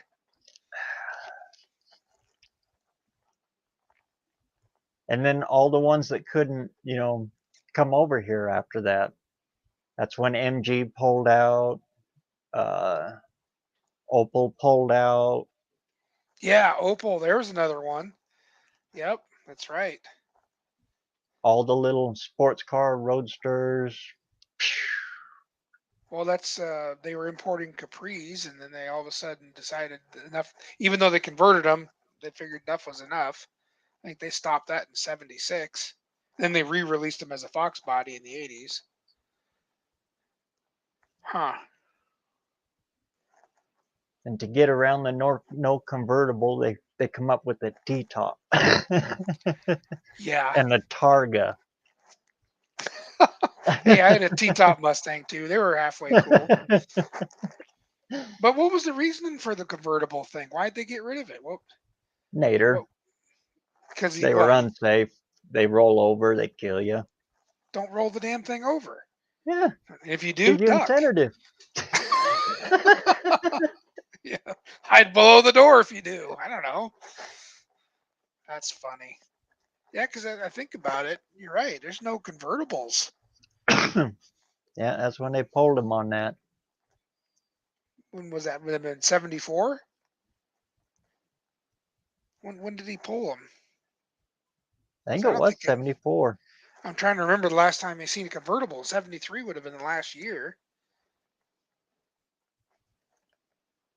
And then they hit him with so many regulations and everything, they just started dropping. And then in the 80s, they finally started letting them come back.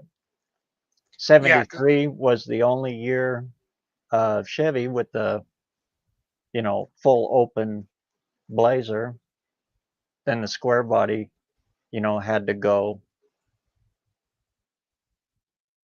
Oh, With the that's right. half It ended up top. with the half roof. Yeah. Yep, I remember that. Yep. That's why the 73 square body is the only one with the full removable top. Oh, that's right, because it's the new body style from 72 prior. That's right. 73 was the first year.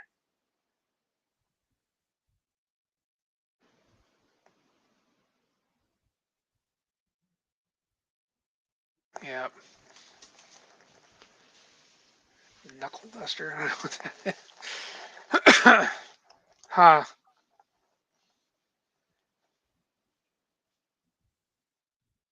Well, shoot, it's getting late.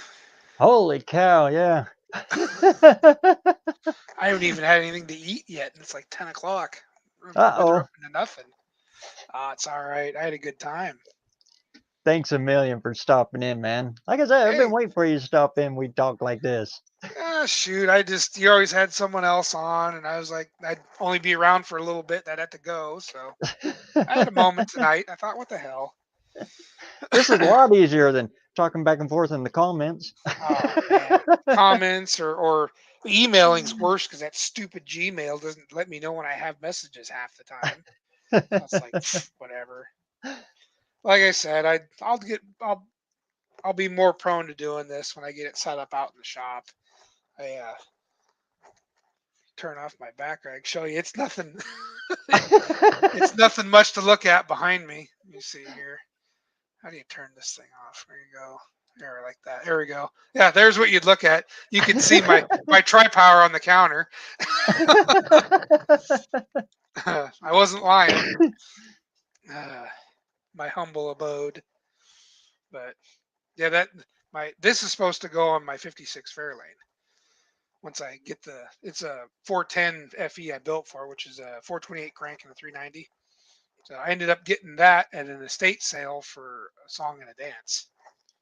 So, and it's all really super nice. I mean, it's probably the nicest tri-power setup I've ever seen.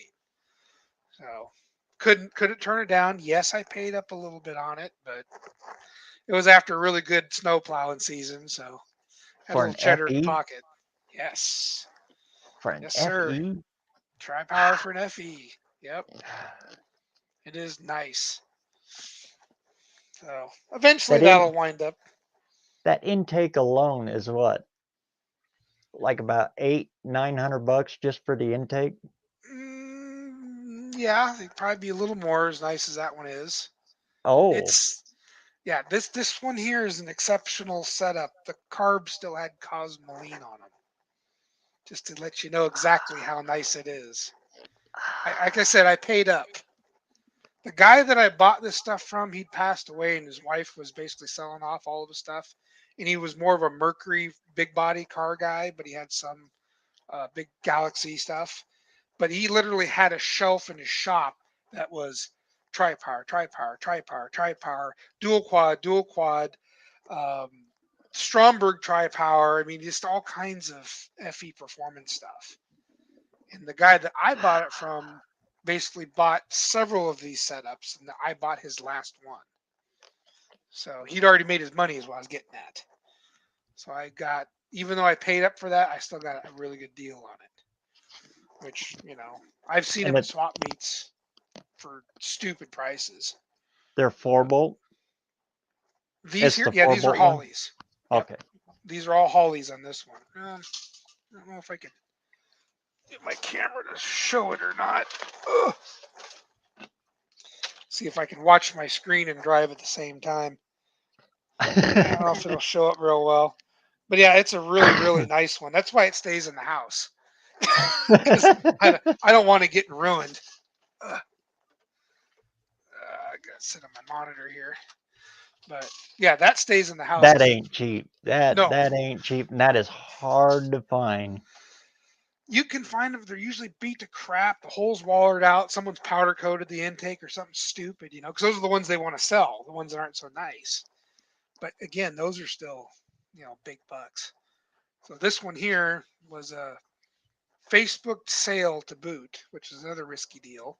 Fortunately, the guy selling it was a well-known guy on the group, so I didn't worry too much about it. But you get a little leery, you know, you're sending money off to someone you never really met, you know, other than some conversations. And fortunately, other guys in the group vouched for him, so I went ahead and went with it. So it was pretty cool. I was nervous. There was a lot of money to send. I could have gotten nothing back but a brick in a box, you know. He was cool though. He was a pretty cool dude. That's nice when you get to meet people like that, you know, and then end up with something that cool. And Otherwise, it's never been installed. It's all still got the Coslin on it. Oh man. yep. So she's dead straight true. Ah, because that's what I run into on them. Is they're all warped. Yeah. Depending on, yep. You have to have the. I haven't had too much trouble. Usually I'll have the machinist check it out and he'll just zing 1,000 or two off of it. But no, that one there's not been installed that I can tell. And the carbs are all still have that coating on them. The lid is a reproduction, I think, or at least one part of it is. But I don't care. It doesn't matter to me. And this one here, I think, was destined for a Thunderbird because they're staggered height. They're not all straight. So I think that was meant. It was for a Thunderbird rather than a Galaxy, because a Galaxy they all would have been the same level if I remember correctly. Because the engine in a T-Bird sits back farther. I don't Yeah. know if you knew that or not. So I think That's why this they one, got that odd spacer. yeah, because then it sits level in the car, Yeah. but it's not when it's put into a, say like my Fairlane, it's going to look goofy because it's going to be pointing down a little bit. Yeah. I may rock the engine back in that. I don't know. I haven't decided yet. I've had an FE sitting in it, but I haven't put it all in, you know, with that tri-power. Smoker says, that's late enough for me. Oh, Bad Tree's calling it too, huh? Yeah, I Blake, probably thanks. should probably shut up. I've been talking for 2 hours straight.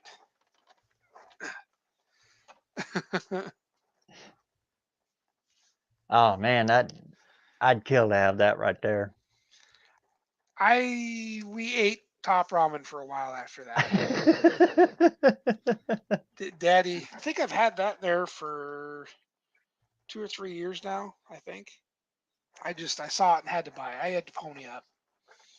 That, and then I had FPA custom build me a set of shorty headers to fit the 56 Fairlane chassis with the FE. Those are the two really expensive things I ponied up for, and then everything else has been budget. But like I said, I had a couple good winters, a lot of snow pushing, so the overtime sitting on the counter there. But yeah, And the FE fits in there pretty good. amazingly, yes. I never had my hands on a set of the cast iron headers because that would definitely be the way to go because the log manifolds suck. But most guys that put the FE in those cars, they use the log manifolds because that's all that's really available. No one can afford those stupid cast iron headers. But that's where I got a hold of this FPA Trying to remember his first name. Super nice old guy, but he's like, I think he's wanting to get out and retire. But he does a really nice job. Built some really nice headers, and yeah, I ponied up. They fit pretty good. I need to get that car going one of these days too. Too many projects.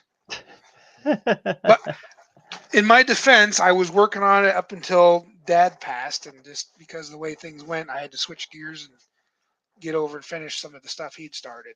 But eventually, I want to get back to my stuff. 16 bolt. Yep, 16 bolt. Yeah, they make some nice stuff. So if you needed headers for your car, I could point you there. But I'll tell you what, they ain't gonna be cheap. Nope. I looked at Kreitz, and even Kreitz is up there a ways, but they want you to use their motor mounts and all the other crap. I'm just running the stock Y-block motor mounts on that FE, and it drops right in there. Yeah, no problems at all. And I think your chassis is a little different. Your 58. Similar but different. They're pretty close to the same.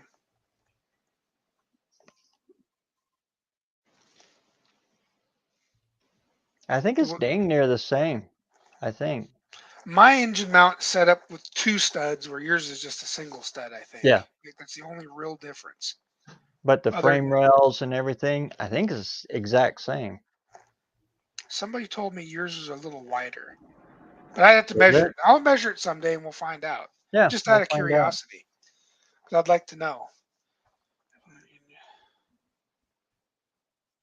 Yeah.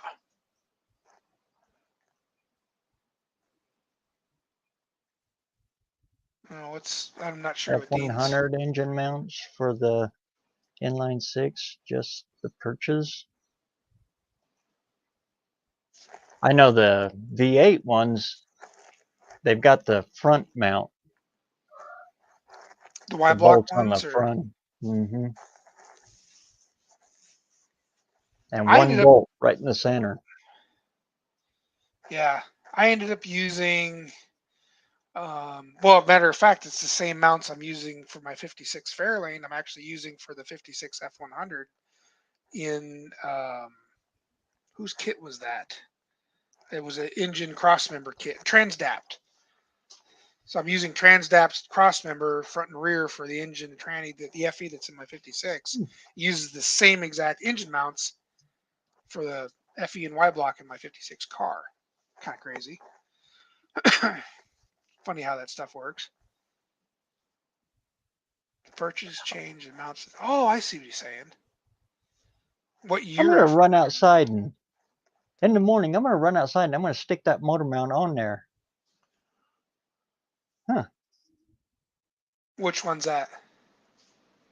Use the pickup mount for the Y block and then cut the K member out, just like I was saying, but use that pickup mount for my front plate.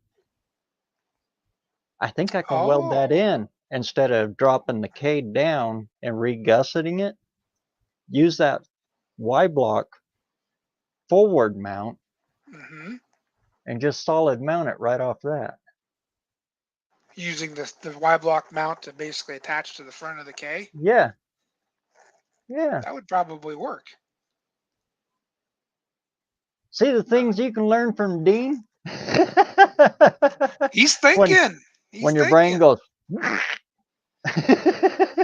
Hey, I will say this 100 times over. It is always worth having a second or third set of eyes on a project because you can't see everything. You know, it's always best to have another set of eyes on there, different train of thought. You know,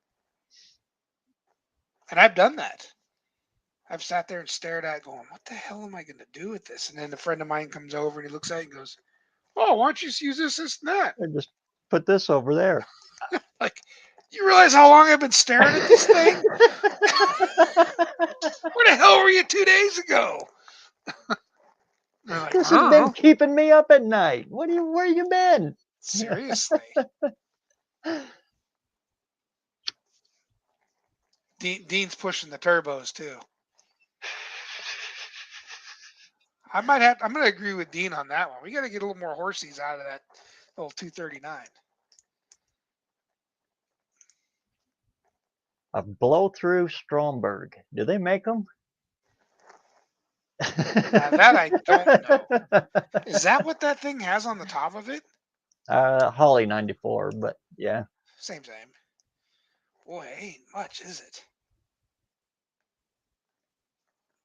The Hollies came in on the next ones up. Yeah, the engine that's in my 4-door has the regular 4-barrel pattern. So I'm assuming I could put, what's on there now? I don't think there's a carburetor on it at all. And that would have been a teapot, obviously. I think it'll So it'd be allow a me.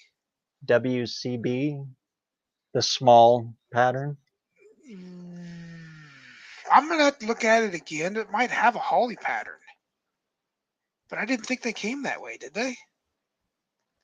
I thought they came with the WC, the small Carter. It Holly Yeah, pattern. the It's a square. WCFB. Yeah. Yep.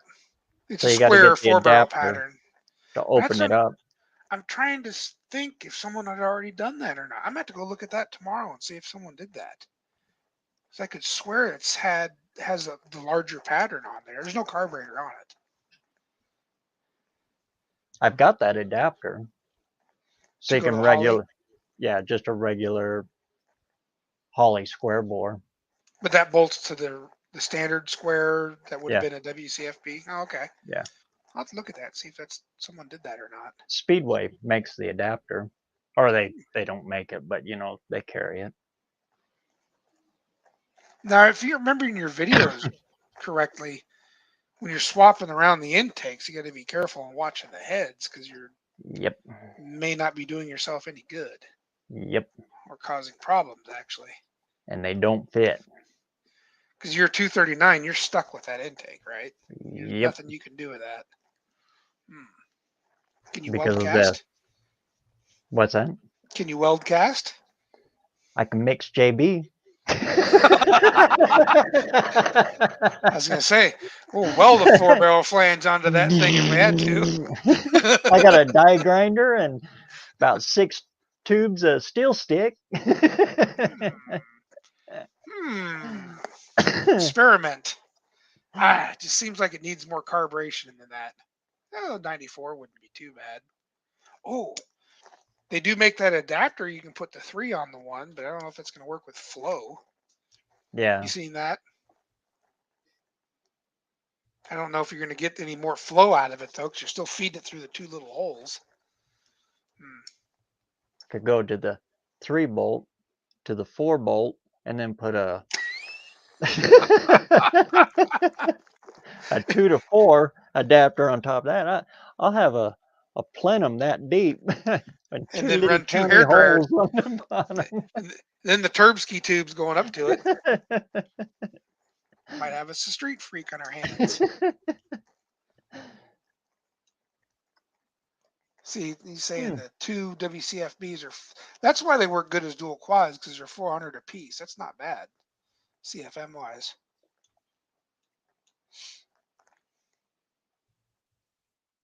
I used to call those carburetors lunar landers because that's what they kind of looked like. Yeah.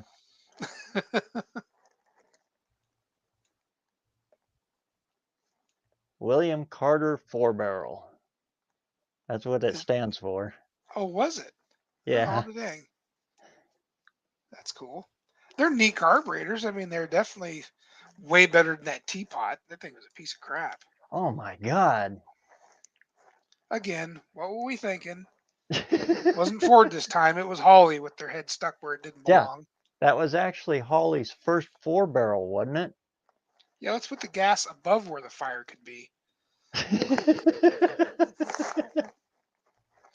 Must have brought over some Ford engineers on that one. Shit, Lord. Well, Holly and Ford were kind of like that all the way through. Yeah. Well, when they came out with the 4160 model, I mean, that was finally they got their act together. But then right after that, right around the same time, Ford had the Autolite, which was a killer carburetor too. That never got the respect it deserved. That Autolite carburetor was awesome carburetor. I ran those on a lot of rigs. The 4100, that was a great 4-barrel carburetor. But yeah, it never got the respect it deserved. But then again, the Holly was, at that time was much more tunable, and it was just as good, if not better, at that time. Jimmy Carter, Dean.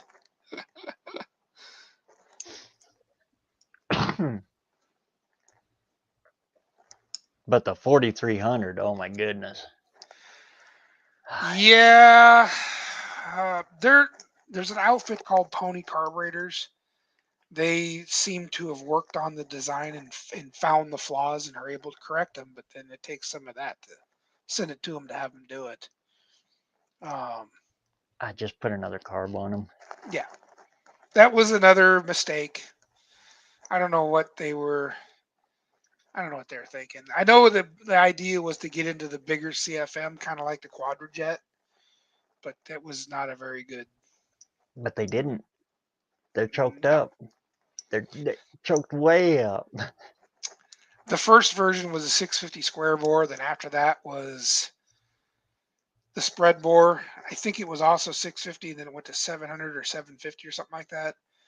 Their problem was the transition between idle and run. That circuit was heavily flawed. I ran one just for the hell of it because I wanted to see what it would do, and it was herky jerky in that transition period between idle and run. I remember running it through town, and it would not run worth nothing. There's nothing you could do to it to make it smoothly operate in that range. However, like I said, Pony Carbs figured out what was wrong, and they would fix it for you if you wanted to pay. See you later. Yeah. But did you know they ran a Quadrajet on Fords too? In the 460s. There was a couple years it was either Yeah. 429 or 460. They had had a Quadrajet on it. It had Ford linkage, and the fueling was on the opposite side for a Ford. Yeah. It was on the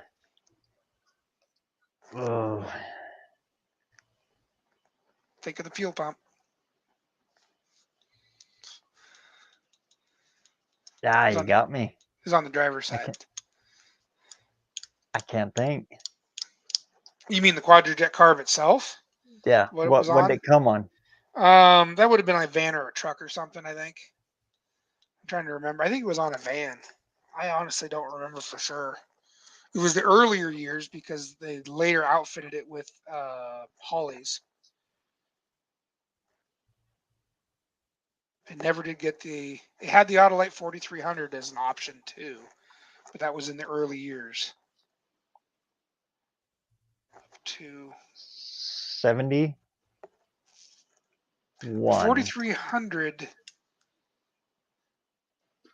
Trying to think. 71 was like Ford's last year. 72. For the spread bore? No, that was their last year of the performance, and then they started to drop. Yeah, 72 would have been your last year. Yeah. 73, they started choking it down. 4 was terrible. That's the dawn of the retarded timing chain. The compression dump. Let's see, 302 Cleveland's use the Carter thermoquad. Oh, see? In Auslan, they had the thermoquads on there. You guys got all the good stuff. There's another carburetor right there, the thermoquad. That was ahead of its time. Its greatest fallacy was the plastic midsection. Garbage. But I played around with those on the 318, so that was a good carburetor. That really was. How many times you stood there with a razor blade scraping that gasket off real careful so you don't scar that plastic body? Very, very carefully. Yeah. Yes. And it's got about that deep of solid varnish in it. Yeah. Great carburetors, though, if you get past the plastic midsection. When you say, did 60, 74, 4. I've got 2 of them out in the shop. I'll tell you what, some of the Chrysler guys, man, they go nuts with those. I know I had 7 or 8 of them. I just decided to get rid of them because I was running an AFB on both of my cars. The Carter AFB with the proper arm, not the bolt-on garbage that the Edelbrock sells. This is a Mopar specific AFB. I ended up selling all my thermoquads to some guy. He drove down from Tacoma and bought them all. And I was like, great. Really? Yeah, he was all giddy to get them. And there were a couple of them that were the earlier, it has the dual vent tubes in the rear, the early style versus the later that had the single large vent tube in the back. I had a couple of those, but then most of them had the dual vent tube, the earlier ones. But I got a couple $100 for him. I was happy. He was happy. 261. Now, see, and there's the other thing too, is I don't know how they were rating horsepower in Oz. They changed from SAE to net, or you know what I'm talking about, right? They changed the way they rated the horsepower. So that made a lot of our engines look even worse. Worse. Hmm. Was that right? Was that SAE to net? Is that how that was? Yeah. Yeah. So it made ours look like they were real turds. 129 horse, 460.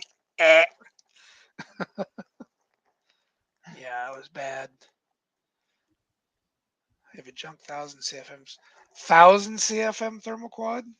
Wow. I didn't know they made them that big.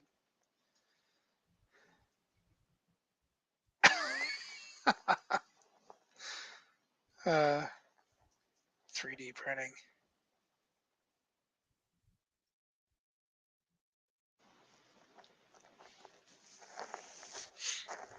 ELB parts. 1,000 CFM thermal quad, huh? I didn't know they made one that big. I know they made it an 850.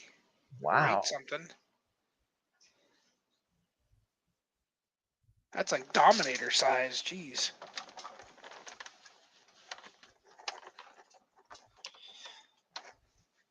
How could they get the float bowls big enough for 1,000 CFM? Well, unlike that was a thermoquad's major Achilles heel was the tiny little. Tiny, yeah. Yeah, but the thermoquad, or I'm sorry, the quadrijet. Quadrijet. Mhm. Yeah, the thermoquad was just like an AFB. They're on the outside, so they're pretty good sized, and they were dual. And where the quadrijet was a single in the middle. Middle. Mhm. Yep. Yeah, I've seen those run dry on people. Oh, he said they were sold aftermarket. Oh, probably a direct connection part or something over the counter. I was trying to think of one in 70 with 1,000 CFM thermal quad stock. Huh. Well, it's probably an over the counter, or Carter catalog part, I guess. I don't know. I didn't know they made them that big. That's pretty good sized. As biggest thing I've known. Because I don't think the Dominator Hollies were out then, were they? In 70? Yeah. The Dominators were like in the 80s, weren't they? I don't know. I never got that far into the racing stuff. Now, I think they were in the 70s, but they came in and like everybody was using them in the 80s, yeah. Because I know Holly's first attempt was that weirdo 3-barrel to raise the CFM up. You remember that? Yeah. Yeah. That giant third barrel. It was like, I don't know. I don't even know what they were thinking. That had to be a 5-gallon bucket dump. Well, they had Go a from 2-barrel. nothing to boom. I was flirting back in the day with doing a little bit of circle track racing because we had a paved track, which went dirt track when I was in high school. And I was at the swap meet one day, or the Portland swap meet years ago, and they had a guy selling 3 of these 2-barrels that were sitting on top of a blower. And they're Holly 2-barrels, but you look down them and the throats were completely open. It shot fuel in radially from the outside, and it had accelerator pumps and the whole 9 yards. And I'm like, what CFM are these 2-barrels? And he goes, oh, those are 750s. I was like, there's no way. And he had 3 of them on a blower. I guess he was running them on a rail job that he had, and he just switched the whole combination. So I asked him, I said, well, how much do you want for one of them? He goes, well, I'd like to sell them as a set. And I'm like, I can't afford that. And another guy come walk up, he goes, well, if he buys one, I'll buy the other two. Okay. So I'm trying to remember what I paid for it, but I ended up getting a hold of one of them. And at the time, I had a 4-barrel intake on my Ranchero, a little 302 in it, right? And I can't remember what prompted me to do this, but I ended up throwing it on my Ranchero just to see how it would run. And it was very strange. It was like instant power. I mean, on the throttle, once you got it all tuned up right, you just barely leaned in the throttle and it just lighted the tires off. It was crazier, much more crisp than a 4-barrel was, which was strange. But man, I'll tell you what, it went through gas like flipping crazy. I was just gonna say it's like it's putting a light switch in there. Yes, yes. I think I went to probably 4 to maybe 6 miles of the gallon. That thing, it was absolutely horrible. But it would blow the tires off like that thing like nobody's business. And being as it didn't have a booster or anything in the middle, I would have thought it would have been horrible street performance. But it was actually pretty good on the street. It was a strange. I still have it. It's in my shop. I'll dig it out one of these days and have to show it to you. What happened was something came loose in the metering block. You could shake it and there's something rattling around in there. It would no longer idle. It would die on one side. So one half the carburetor was dead. So I took it off the car and threw it on the shelf and never to be revisited. But I still have it.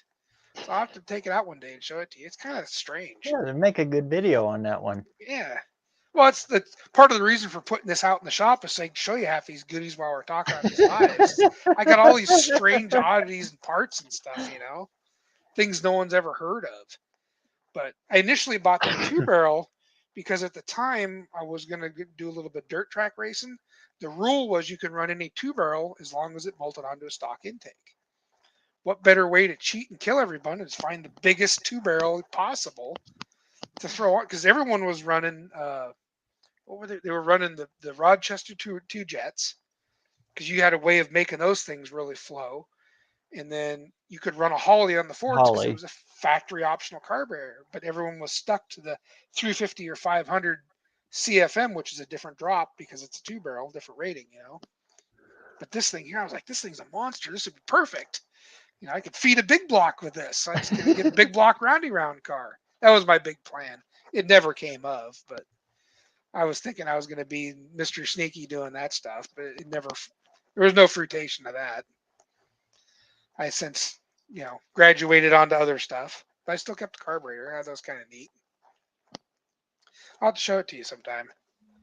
Yeah, that'd be kind of cool. Look at the old Hot Rod magazines, speed equipment. Yeah, I'll have to do that. 2 versions, one with the booster, one without. Ooh, that list number sounds familiar. He might be onto it right there. 6245 was made in 2 versions. It was a screwy number, list number. That sounds kind of familiar. It was fun while it lasted, anyways. I couldn't afford the fuel bill in it, but man, it was fun. It was weird because I didn't have headers on it, but I had this crazy big crane cam in it. Again, I was a stupid teenager at the time. I didn't know what I was doing. But yeah, Full that raised car, crane cam. yeah, it was a fireball. Funny story. I remember how stupid I looked when I went into. We had a local speed shop at the time still, Radke Auto Parts, and I got done reading this article about cams. I thought I knew everything in the world, which I didn't. I walked in up to the parts counter and I want the biggest duration cam at 500-inch lift. And the guy just looks at me. And he looks at the guy at the other end of the counter, and the other guy's like, okay. They didn't give me exactly what I was looking for, but they did, because they could have gotten a bigger duration cam at that lift, but he sold me what he told me was the biggest thing he had. I knew he was full of it later, but he was kind of in a way making sure I wouldn't completely fail. But I learned quickly. That kind of jetted me into learning more about About camshafts. camshafts. I put that terribly performing cam in that car. Oh my God. Yeah, that was a bad. You don't do that. You don't do that. I think it was a Hot Rod article I had read about cam duration, and I thought that was the ticket to making it sound, really cool. It performed like crap. It was bad. You wind it up and it took off like a rocket, but yeah, no, that was bad. Comes all in at 6,500 RPM. Oh. Below that, yeah, you ain't got nothing. Well, and that was it. It was the bottom end couldn't handle that much. Yep. It was a pretty much stock cast piston bottom end. So I had to basically shift it like 55, maybe 6 if I was lucky. And that heck, the cam was just coming into play. Up until that point, it was a dog. But that's how I learned. I think I had 74 heads on it, which, the ports are about that big with all the emissions humps in there. And boy, did I start. That's when I started learning a lot of that stuff. I had to. Yep, 650. Oh, maybe it was a 650. Yeah. Yep. That's a 4-bolt, though, right? What's that? The 6425 Holly. That's a 4-bolt. It's a standard Holly 2-barrel pattern. Not the small one, but the bigger, normal. It looks like a K in a way. Yeah. I guess kind of sort. Yeah. Yep. I'm telling you, it's just 2 big tunnels. It has all these holes drilled radially. There's no booster or nothing in the middle of it. It almost looks like a throttle body, which at this time, throttle bodies were kind of, this was in 95, 96. So throttle bodies were kind of like the new thing. It looked like a 2-barrel throttle body. Kind of weird. And when it was under a load, or I think it had like 2 different rows, or I don't know how it did it. When you had it under power, you could see the fuel shooting from the outer walls all the way, just like this. It's kind of interesting. I don't know if it shared the same holes. No, it couldn't have. How did it do? Yeah, that's how it did it. It's how it had to, because there was no booster. Under load, it just shot from all those holes around the outside. I'm trying to remember exactly how that thing worked, because it had regular accelerator pump shooter. Hey, what's up, You John? got me curious. I want to see that. Yeah, I'll show it to you. I'll get my rear and gear and get this internet thing done out in the shop, and or I'll drag it in some night. It's not a big deal. What's John doing up this late at night? Jeez, man. John's just north of me. Oh, really? He lives up closer to Seattle. Oh, shoot. Yeah, I start getting a little tired here. Well, are you an hour ahead of me? It's I 10:30 believe now. so. So Yeah, you're on Mountain 11:30 Time? here. Yep. Yeah. Okay. Oh, well, we call it a night. Shoot, I'll just keep jaw-jacking all night long unless you shut me up. I'd be almost for it, man. I love talking this stuff. I can overload real quick, man. Well, again, the Chevy and Mopar stuff I don't know, so I'm usually quiet. I'm listening, because I don't know that stuff. The Ford stuff, man, I'll just keep yapping all night long if you don't shut me up. 6425. I gotta write that down. I don't have one of my books close by, otherwise I'd look. 650. That sounds right, though. 2-barrel. I'll look at that list number. I know which one you're talking about, and I think I might have one. It's a 4150 style bowl, a center hung bowl. That's what it runs. So it's kind of it's a gnarly looking carburetor. I mean, it looks brute, but it's just picture your typical off the shelf 2-barrel they sell nowadays with the center hung float on it, which I think they use a center hung too, don't they? I don't usually. Yep, stock 2300 2-barrel. 34 and 4412 carb body with 175 throttles. Center squirters, no boosters. Yeah, she's a monster. I don't think they well, they obviously don't make it anymore, but for some point in time they did. And like I said, this guy had 3 of them on a supercharger.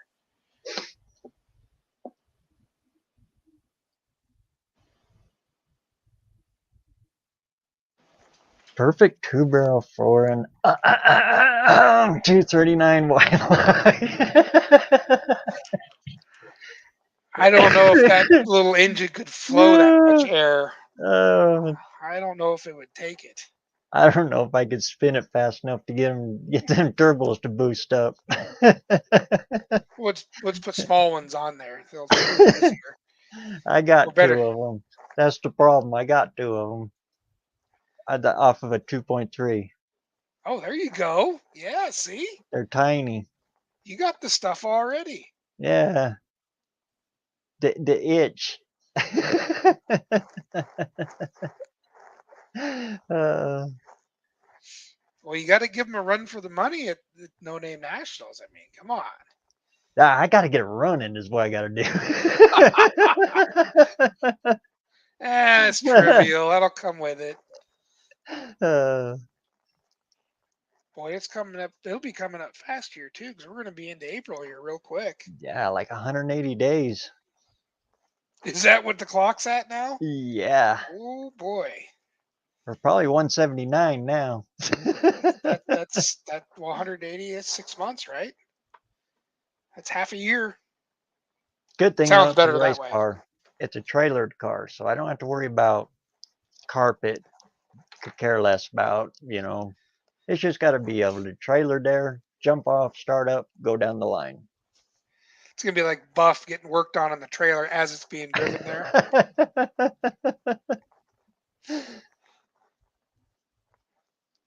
Oh, then it'll have the $1.99 guaranteed fix. What's that? Walk into any store, they got those nice little signs, for sale, $1.99. Slap it on there. It's somebody else's problem. Well, yeah, that's true. There's an ass for every seat, I say. That's how you can fix any car out there for $1.99. I just get this block in my head. And, I'll fix it. And I throw it off to the side, not to be seen for a while. I refuse to give up sometimes. I don't want to be beat. Me too, unless it's computerized. And I lose my happy place and yeah. I geek a little bit on wiring because, like the 55, I'm scratch wiring the whole car. So I geek a little bit on it, but when you start getting into the computer end of it, I had an 88 K1500 I'd picked up, and the guy had taken the TBI off and put a carburetor and stuff on it, but he didn't have it running yet because he was changing something, or the engine got changed, so he was changing some stuff in the front. Anyways, didn't get finished.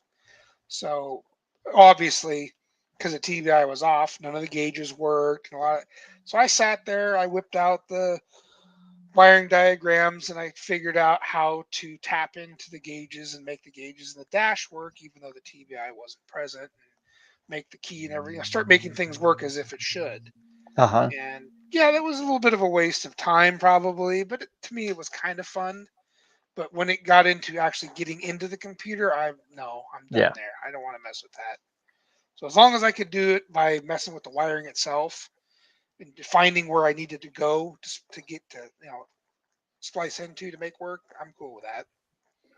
Flipping the gauge cluster over, and you trace trace out the old circuit board. Okay, there, and then you run that one off. Okay, yeah, that's not bad. I actually kind of get into the wiring too, there, as long as it's dumb wiring, just like you said. The more simple stuff, yeah. Yeah. No, the computer, if it takes a laptop to do something to it, I'm not interested. I have a hard enough time getting this crap here to work. Don't even get me involved in a laptop on a car.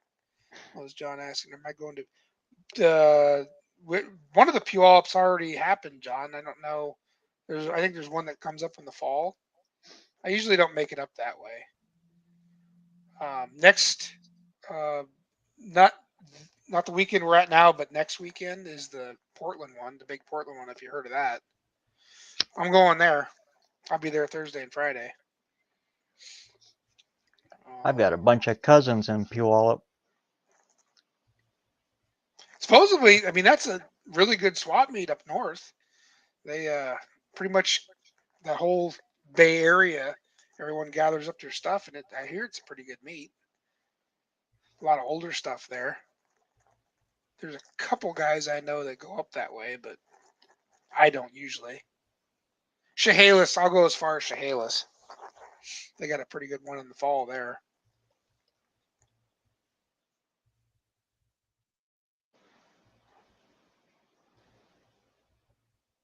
Most normal people are like that. Yeah. I like the wiring side of it much more than that. Really was when Ford lost it. When they went to the Triton and you couldn't dumb it, you couldn't just throw a carburetor on them. I think that's when Ford lost it. Well, even when Chevrolet hit it with the LS, the thing of it was they made it very easy for the hot rodder to adapt the To go back. Yep. Even if you didn't, you couldn't put a carb on it per se, or if you wanted to, they made it easy for you to do that. That's where Ford screwed up. They wanted to complicate it, so you had to take it to the dealer, or you needed their special kits that costed a bloody fortune. And everything goes through the security system on a Ford. Everything. Well, isn't Chrysler a little bit worse because you have to have the components present or something? I don't know. I don't know anything about, like the third gen Hemi, all that stuff. I am totally clueless.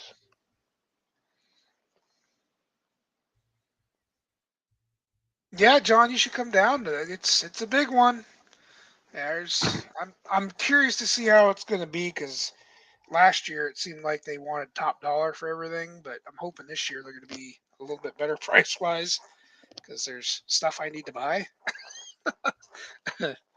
I don't know, it's tough to say. It's a big meet though. You basically need at least a day for each because it's two meets going on at the same time. You're going to need a day for each one.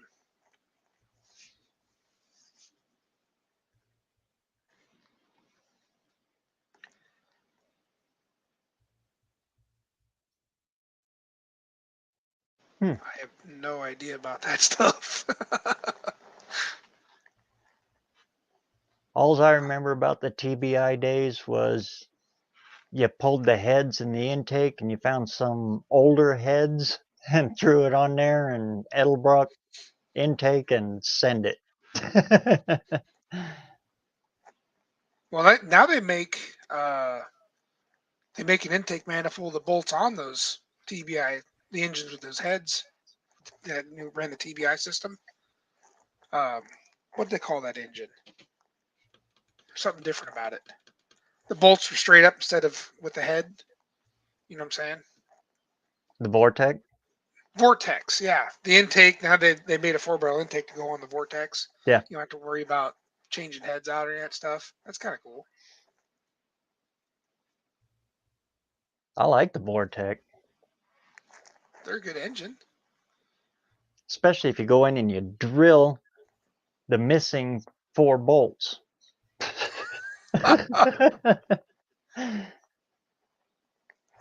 That was their biggest problem, is they kept blowing the intake in the center. Oh.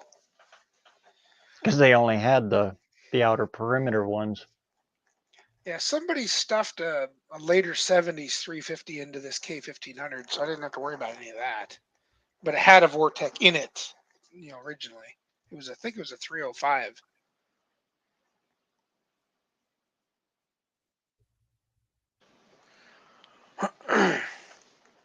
And that was Chevy's downfall, the 305.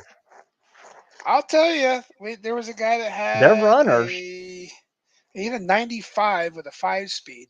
That was a screamer. 95 1500 short box standard cab. That little 305 and that thing went pretty good. You just Most- couldn't do anything else to them without big bucks. Oh, well, yeah. That was their only drawback. Well, another buddy of mine, he had a 78 Malibu Classic that had a 305 in it. And I don't know what they did to this thing. I don't know if someone went through it or just he ended up with a magical combination. The only thing we did, we pulled the 2-barrel off, put a 4-barrel intake on it, put headers on it, and a little bit looser stall converter. And of course, it had the world's worst rear end gears, like 240 somethings.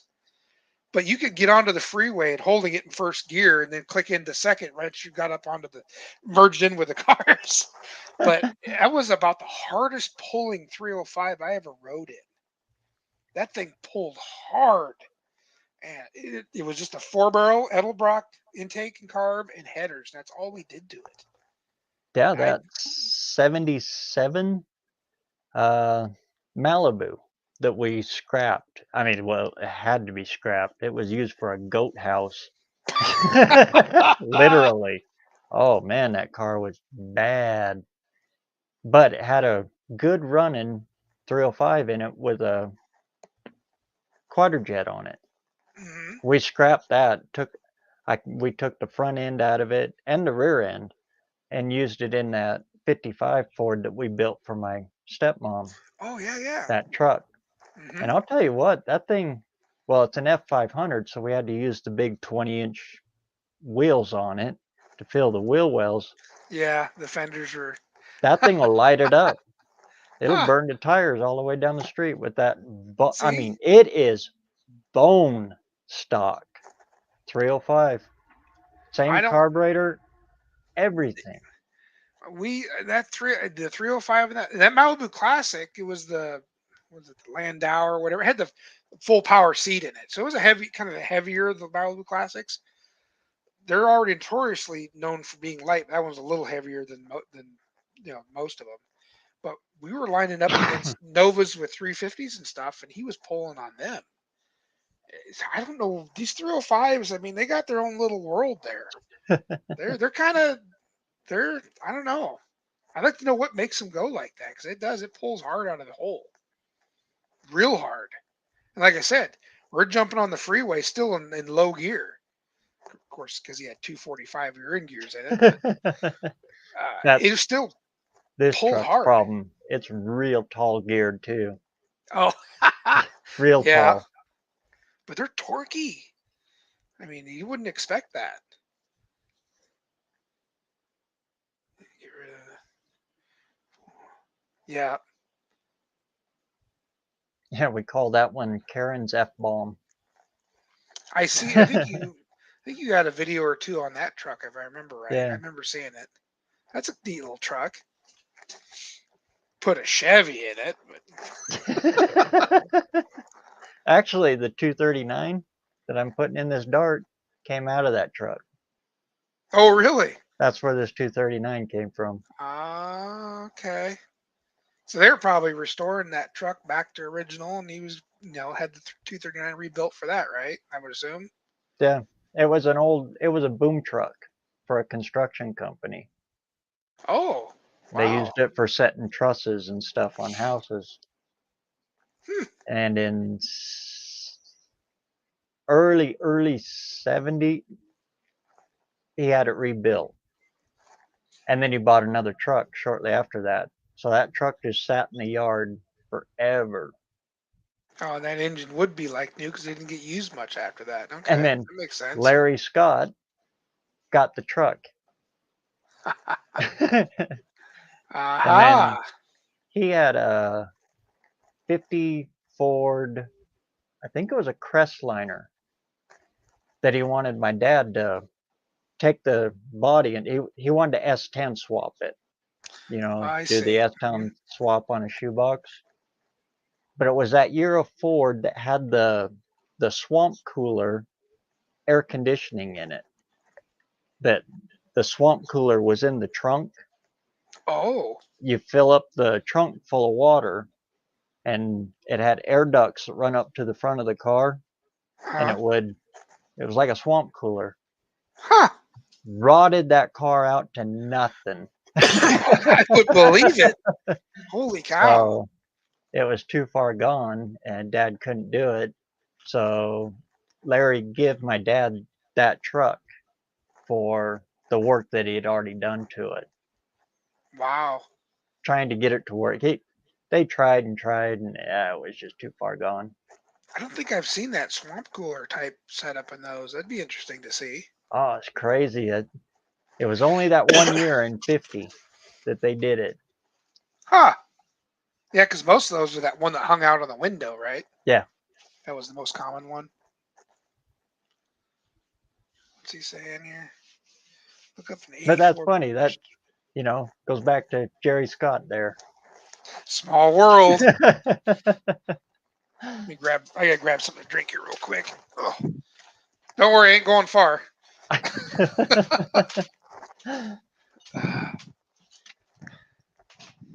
Oh. Look up the 84 Bristol Brigand, a 360 turbo Chrysler engine. Oh. Huh.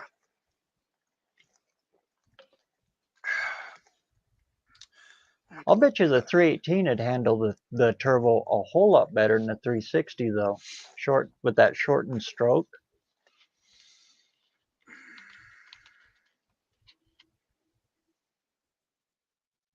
Do the exact same thing, but with a 318. Yeah. Yeah. The 318, you have a better chance of getting higher compression, though, too. The 360 are all low compression turds. Yep. Which is, I don't know why they did that. The 360 should have been a much better engine than it was sold as. Oh, he's linking. I gotta see the link here. Look around. Oh. What in my... Looks like a Renault. Are you what? Did you click on the link? Are you looking at it? I can't from this end. That is an ugly ass car.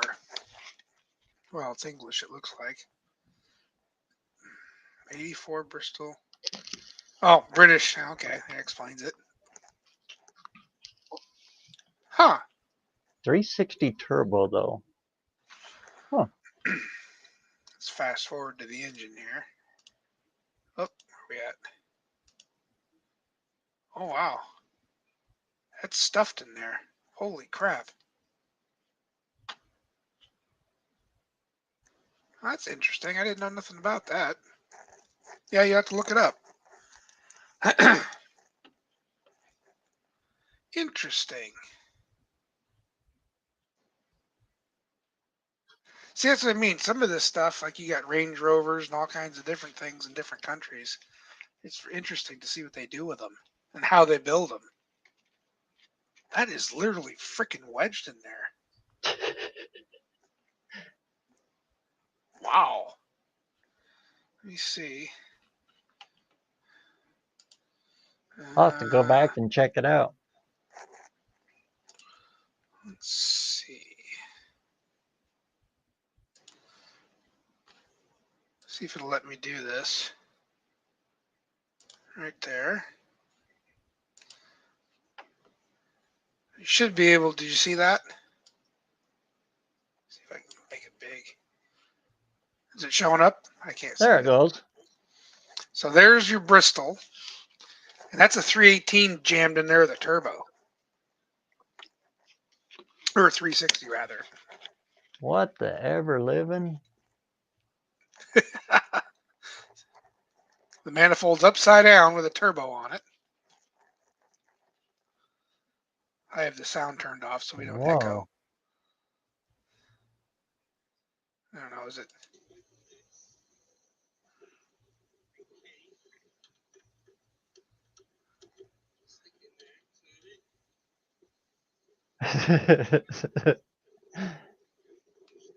Got to take the fenders off to get into it. Oh, the battery. What the heck? What the heck? No way.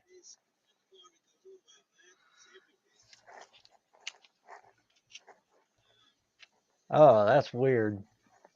Ain't that something? I don't know if that's stock.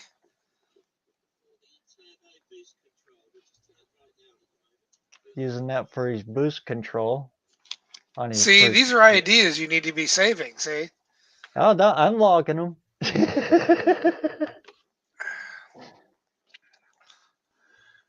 Good Lord, he's got that crammed in there.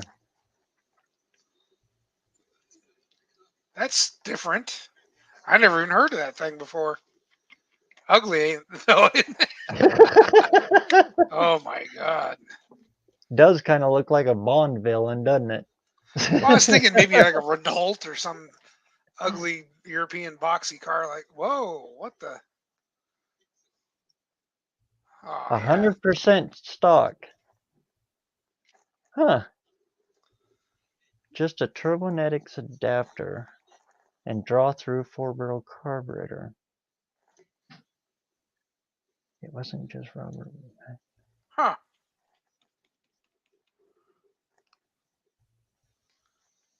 No Crazy. kidding.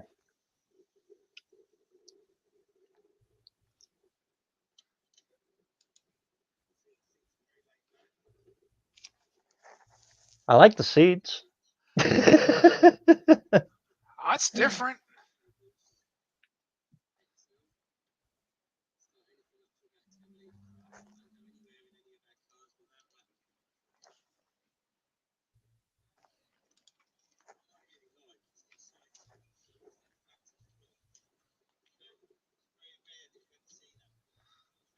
And that's a 360 in there, huh? Yeah. Let's see if it goes back to the engine again. Let's see. Yeah, let's go back and look at that engine again.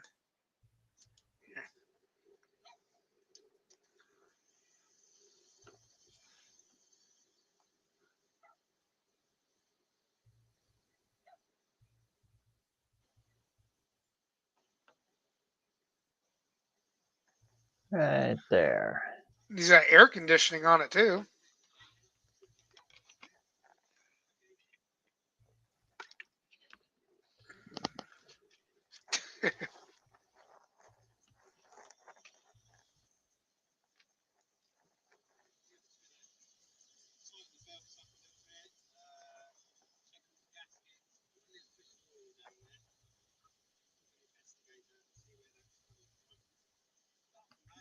Pretty cool.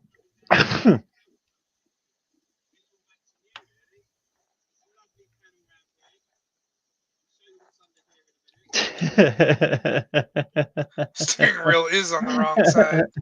Yes. I never even heard of those.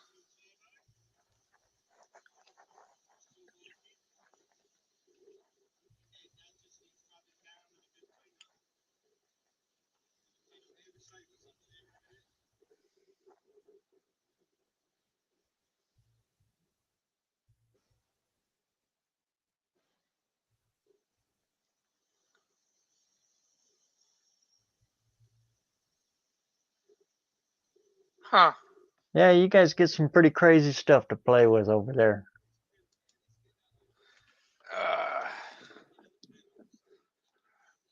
There we go. That was different. Huh. I didn't even know that. Good pull, Dean. I like that. I'll bet you a 318 would work better there. Like you said, you jump the compression up a little more. And I think the earlier cars had a little bit better compression, so I just got to get the piston for the earlier application, I would imagine. Well, if you're going to do a turbo, you wouldn't want it too high anyways. Right. Well, the 318 never really was high. They were a bean counter all the way through. The heads have always been domed. Yeah, I'll tell you, you'll make the Mopar guys happy if you did. But that's kind of an interesting setup.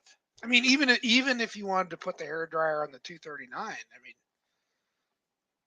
But if you have a 318, do you have one? Yeah. You know. I just got no transmission for it. Oh. It's a 60. It's about a 68, 69, 318. 2-barrel, of course, all of them. Now, I know the 273 had adjustable rockers, but was there any year of 318 that had adjustable rockers? I think this is. I do have access to the conversion. Buddy of mine keeps telling me to come and get it, and I haven't gone and got it. You should go and get them. Because I can never find them around here. Because those are shaft rockers, Yeah. similar to, well, I would say similar. They're shaft rockers. Yeah. So yeah, having a set of the earlier adjustable stuff, man, I would go make sure to get those. And I've got a Edelbrock Performer intake for one. See, you're halfway there. Dual plane. You're halfway there. I could have swore they had It's in that mid 80s. 57. The mid 80s 318s I thought had a slight boost in compression, but I can't swear to it. They had that fast burn cylinder head. I thought it pushed the compression up to like almost 9. Maybe I'm wrong. I don't know. I'm not 100% up on the 318 stuff.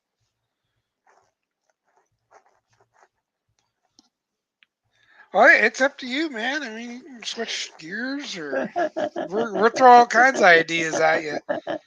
You're gonna sit there and overthink this like crazy. I know it. I do the same thing.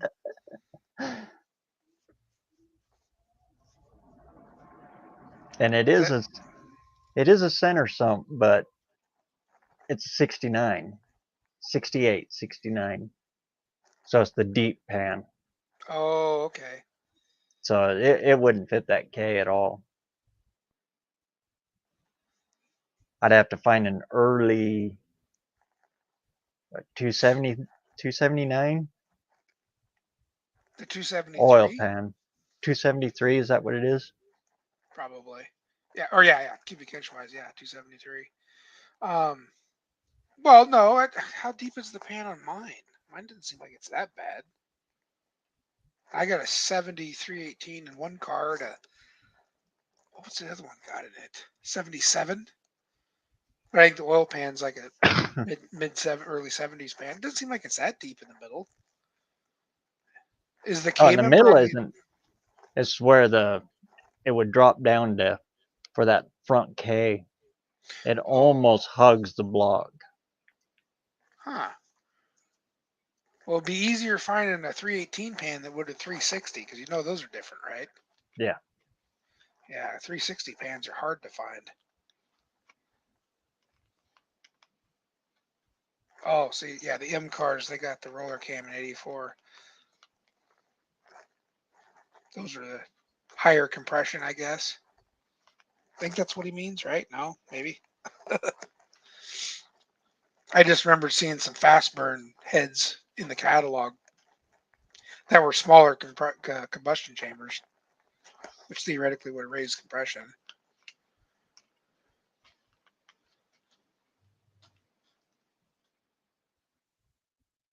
Yeah, that engine's sitting in that 57 Dodge I got out there. That was the one I got burned on. 57. It's a 1.5-ton truck. Oh, okay. You got In burned the on it. pictures, it had the red Ram. It had the Hemi. I bought it out of Boise.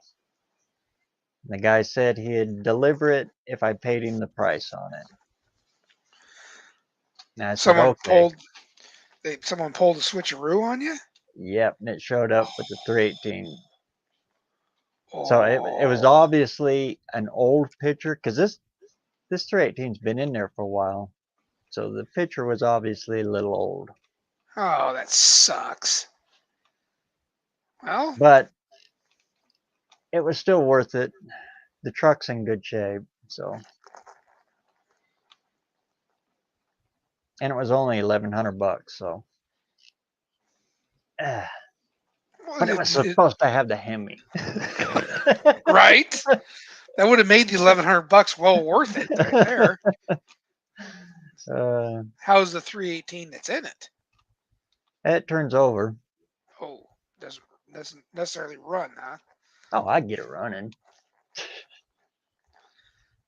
long as it runs good, it'd be okay. Turns over. It's got compression. I've never fired it. I know one thing, these 318s, for whatever reason, they don't put much wear on the cylinder walls. A lot of them I've had a handful of them. I've never seen one I've had to bore out. It's just strange. It's like you get small block Fords, I mean, hell, it's halfway bored to the next size by the time you go to rebuild it, but some of these 318s, it's like they don't wear. I don't know if it's the metallurgy in the block or what it is. Kind of crazy. I I know think the it's one because that's in, nobody really hot rodded them. not a whole It lot was of just wear. a 2-barrel, just the general culture around them. Nobody really hot rodded that one. Huh. You get a 340 though, that thing's clapped out Well, like, by the yeah, time they want to sell it. I had to sleeve the one I got. Yeah, it was definitely, it was rotted on. Huh. 383s, people hot rodded them. They hit them hard. 305, 318, bleh. People just drove them. I'm telling you, though, those 318s, I think they're runners. They're the next, because 340 is so untouchable. It really is. I mean, 360 with the cubic inches, if I think you got a good compression boost out of the 360, it would perform better. But 318, I think it's a little dynamite package. Now you're thinking. Now you're thinking they might be changing engines. I can see it. The gears are turning. I got so many options. The gears are turning. Well, see, that's the other thing too. Is what kind of transmission you want to go with? You want to go with a slush box, or you want to row gears? It's getting an automatic shouldn't be that hard for the 318. But if you were adamant on rowing gears, that's going to be a tough one. Yeah, it'll either be the one I got, or it's going to be small block Chevy, because I've already got a T5 for it. So For the Chevy. yeah, What transmission's behind the 318 now in that truck? the truck transmission. Ooh, yeah, that won't fit. Yeah. It ain't gonna be much fun 57. trying to race. So we might not even be synchronized. So, square cut, yeah. Double clutching, yeah. Not racing material.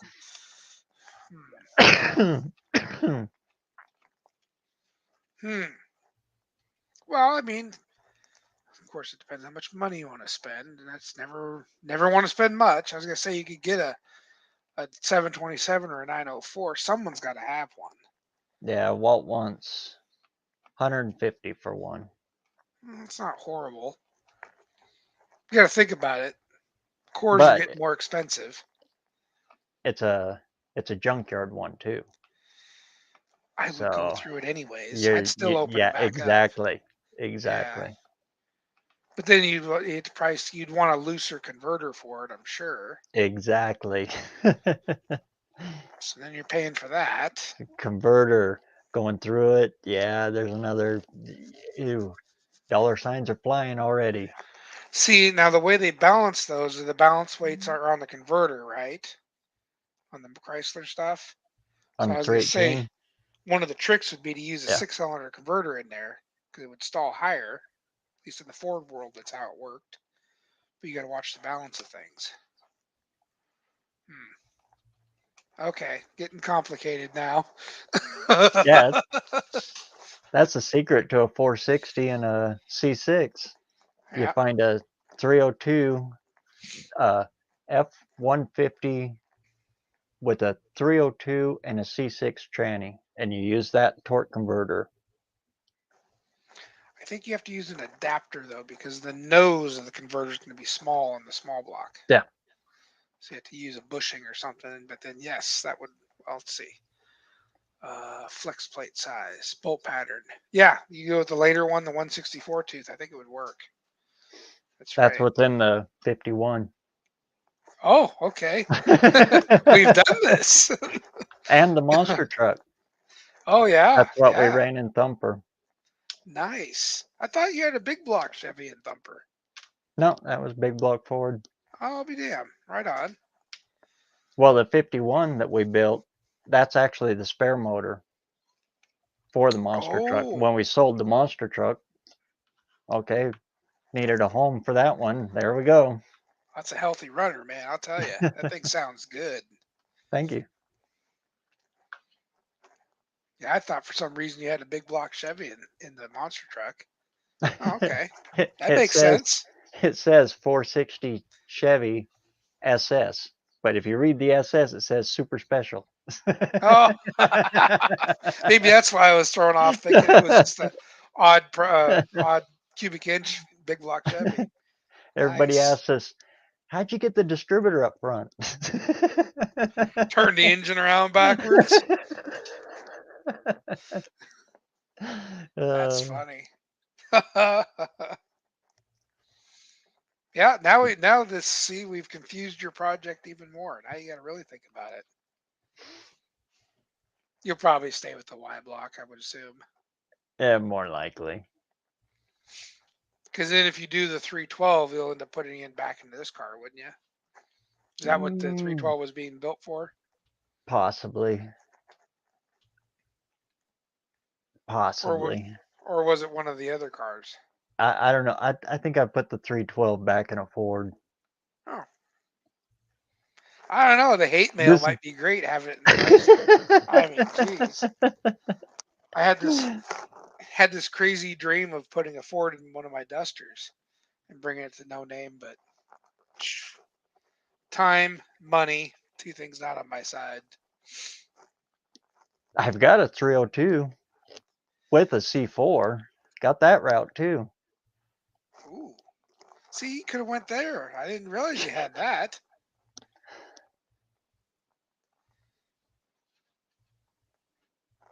Because that C4, depending on what year it is, it's kind of a small transmission. It might fit nicely into the tunnel because you have such a small tunnel you're telling me about. It's an early one. Yeah, see, so the early C4. Yeah. So it's the 157 tooth. Yeah, see, that's the one the street rod guys like to use because it's so small. Mm-hmm. I mean, the only one smaller is a Mustang too, and you can't hardly find those. I wouldn't get one anyways because the specific parts are impossible to find. I'd steer clear of that. But that one is a little smaller. That's a 141 tooth flex plate on that one. It's a small bell housing. But they used them. That was on a 289. What's that? The C4 that I got. Oh yeah, yep. So it's definitely the 157. Yep. Even though they did have some 164s. Or was that definitely? That was later. That was 74, 73, 74. When the hell did they change that? Might have been a little earlier. But no, the early ones, the 157s, those are, yeah, those are the ones I like using because it gives you more space. Uh-oh. Trying to remember how many bolts it had in it. Hopefully there's 6. 2 of them. Yeah. Hopefully 6. 5, right? The early one's 5. Mm-hmm. Yeah. 1964, 63, 64 was when they went to 5 bolt to 6 bolt. Because I actually have a couple December of 64 casted blocks that are 6 bolt. So it makes them 65s technically. Of course, it's a C4 too. It just, they unbolt, take the bell housing off, stick the other bell housing on. Right, but then you got to watch because some of those are pan fill versus case fill. Oh yeah. And that was the one that had the dual range also, because dual range was 64, 65, 66 on the C4s, the first generation. So you want to stay 67 and newer because it's single range, which is park neutral, drive 2-1 versus park neutral, drive 1, drive 2, and low. That was the 64, 65, 66 pan fills. But they did the pan fills later. The bell housing bolted onto the case instead of the pump. Have I lost you? Nope. Nope. Those are considered the heavy duty because they had an extra clutch pack in them. Commonly found in the trucks and high horse applications. I actually have one of those transmissions in my Ranchero. And that would have taken the 157 tooth and the 164 tooth, or the case bolted bell housing. Definitely fits a little tighter in there, but it fits. Is the case itself wider? Just a little bit. I mean, everything's exactly the same, the pan and all that jazz. But if you notice, the bell housing bolts to the pump on the most C4s. The case is only wider as it gives you a flange to bolt the bell housing to. Okay. It's barely bigger, but that bell housing uses a 164 tooth flex plate. So that's actually where that came in. And then later years, the C4, even though it bolted to the pump, took on the larger bell housing, larger converter. Yeah, well, the Mustang 2 used both the C4 and a C3. But yeah, it uses the 141 tooth flex plate.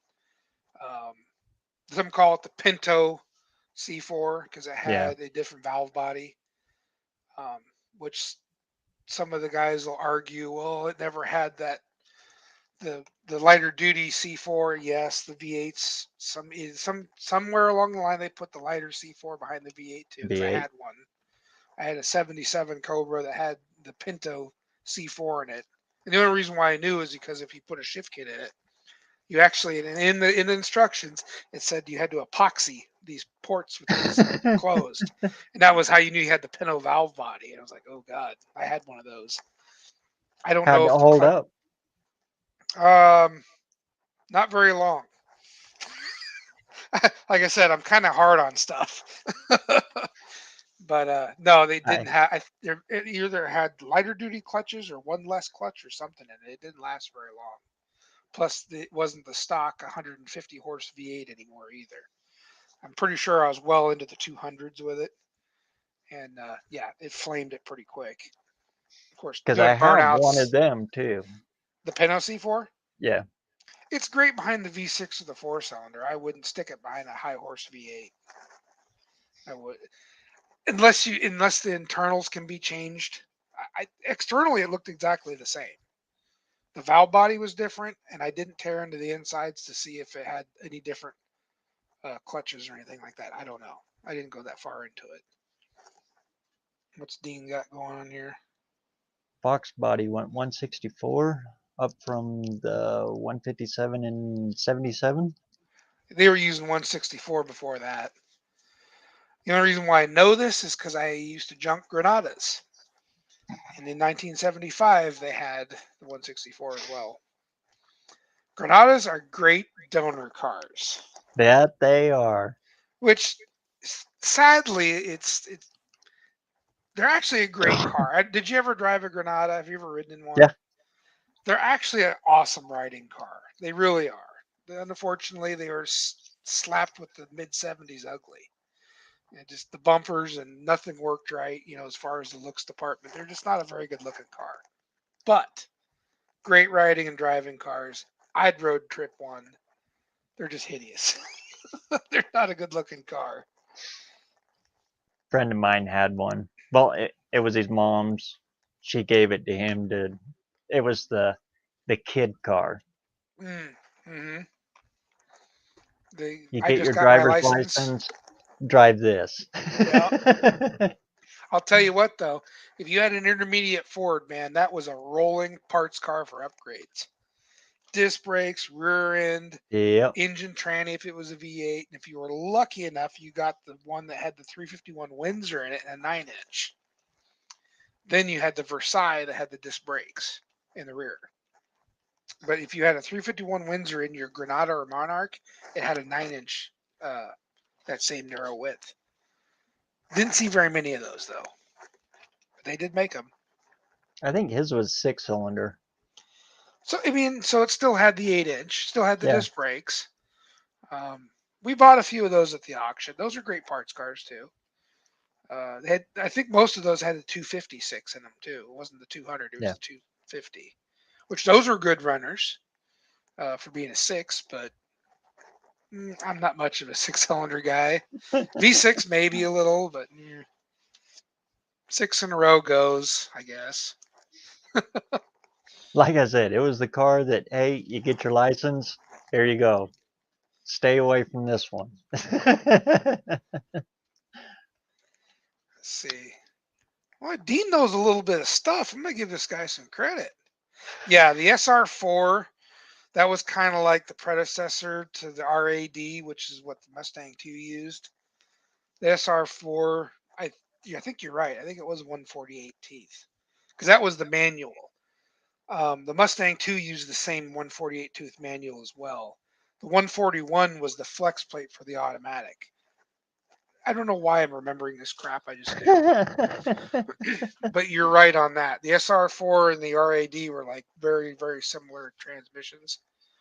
I actually, because they stopped making the replacement clutches, I was trying to use the early Fox body SR4 stuff in the Mustang 2 just to have a clutch I could use behind a V8. It worked, but I had to have the flywheel re-drilled to match the pattern of the SR4's clutches, I think.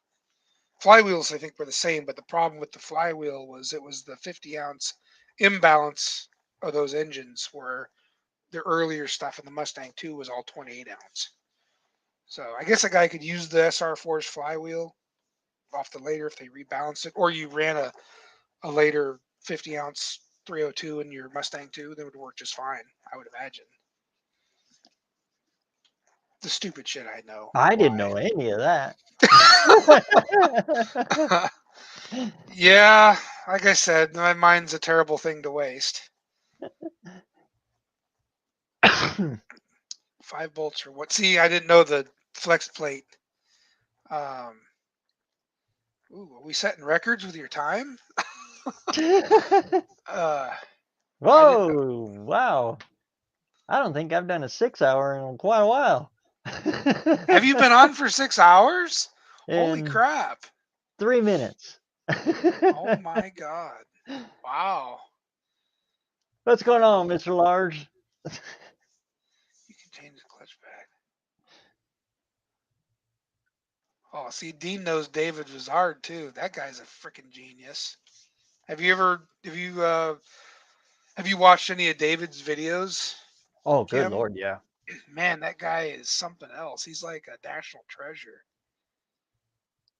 Him and Andy both. Well, Andy works with him. You know, they're kind of hands in hand there. Mm-hmm. Yep. No, that guy amazes me with the stuff he knows.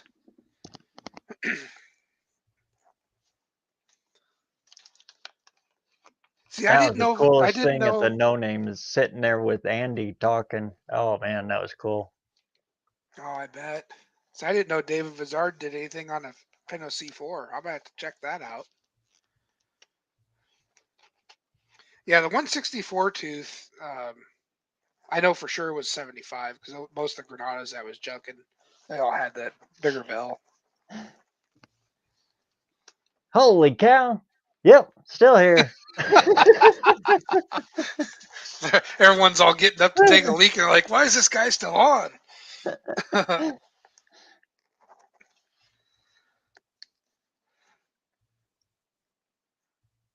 Ollie popped on. I couldn't turn it off. I won't stop talking apparently. 145 horse. Yeah, that was about it too, man. That thing was dogged.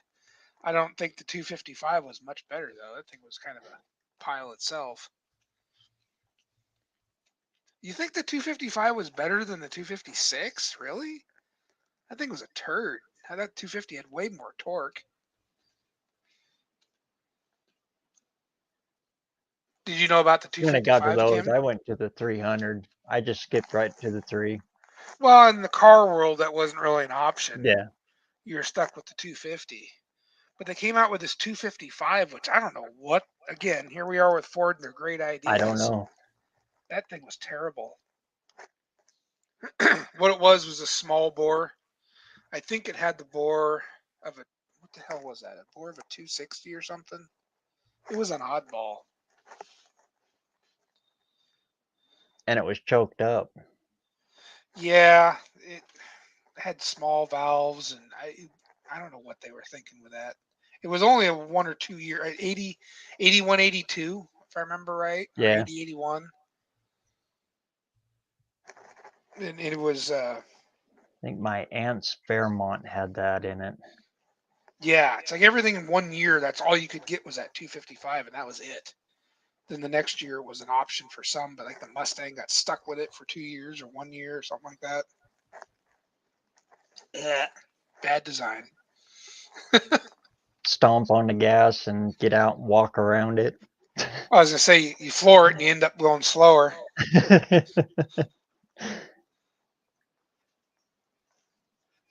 If it came with an AC, that was actually a secondary emergency brake. Yeah. T4, T5 predecessor. Yeah. Yep. Yeah. So a lot of people don't know about the world class and non-world class T5s. That RAD though, man, that thing was a piece of garbage. That was the Mustang 2 manual transmission. I was grenading them in my V6 car. That's how pathetically bad they were. And I never actually had one behind the V8 Mustang 2. A lot of guys have, but I never did. So I don't know how pathetically crappy they were behind the V8. Of course, I think the V8 was what, 148 horse then? Yeah, it wasn't a whole lot.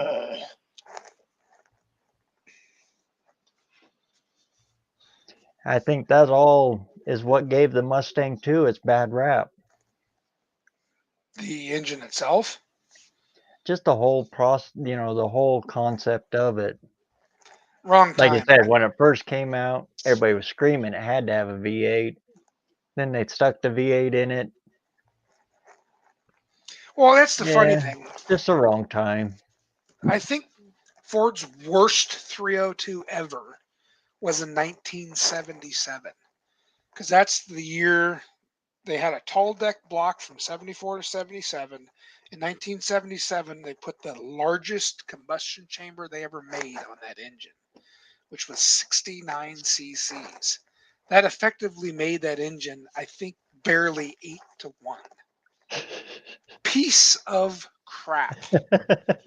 Plus, it had the retarded timing set on it as well. Was it I don't 8 think, degrees? oh, something like that. It was a freaking turd.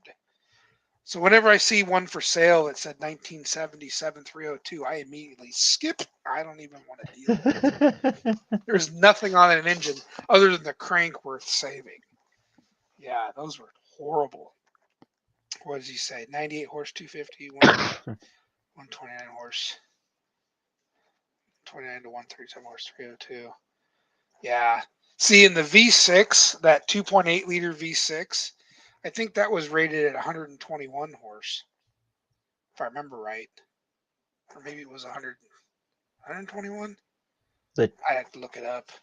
the 2.8 V6? Mm-hmm. In the years of the Mustang, too, anyways. I think, did they use it in the Fox? Because they had the inline there. Yeah, I think the first year of Fox, it had the 2.8, and then after that, it went to the inline. If I remember right. Anyways, yeah. That 77 302 is a pile of garbage. Now, in 75, they had a 58cc head that came even on the truck version of the 302. So that was halfway decent. Depending on your compression height, put the engine around 8.7 or 9-1. So they But didn't they run too left the bad. deck height alone in there, No, it was raised in right? 75. It was raised. 73 was the last year of the 8205 deck. And don't ask me how I remember that. But yeah. and they went to 8229 in 74. So in other words, I mean, you could noticeably see the piston disappear into the freaking deck. It was bad. Yeah, see, auto salvage that 2.8, man, they can be rippers. The 74 head on the 2.8 is the best because that was the one before they added the exhaust crossover, and they're actually pretty good ports. I swear to God, I was gonna start playing with those back in the day, but I didn't have the money to experiment.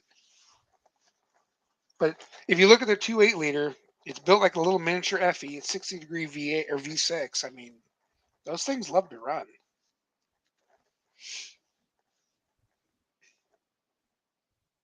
Yeah, well, see, the best Same thing about intake. yep.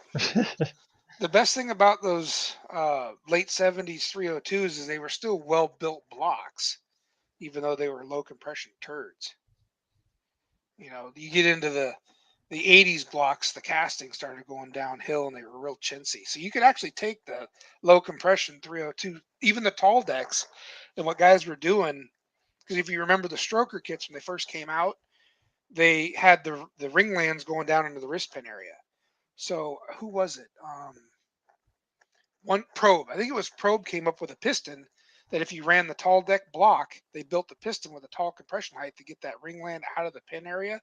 And as long as you had the 228 compression or the 229 or 228 deck block, you could get that Probe piston and run the stroker kit without the rings in the wrist pin area. That was the trick then.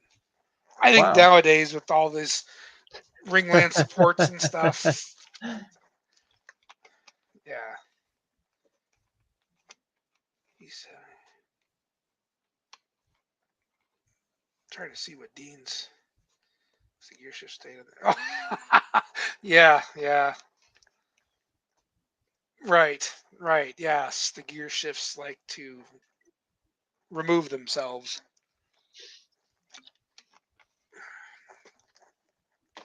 Good stuff. The gear ratios were so it wouldn't stall out during the FTP 75 emissions test. It must be overseas. I don't know much about. I don't know anything about that.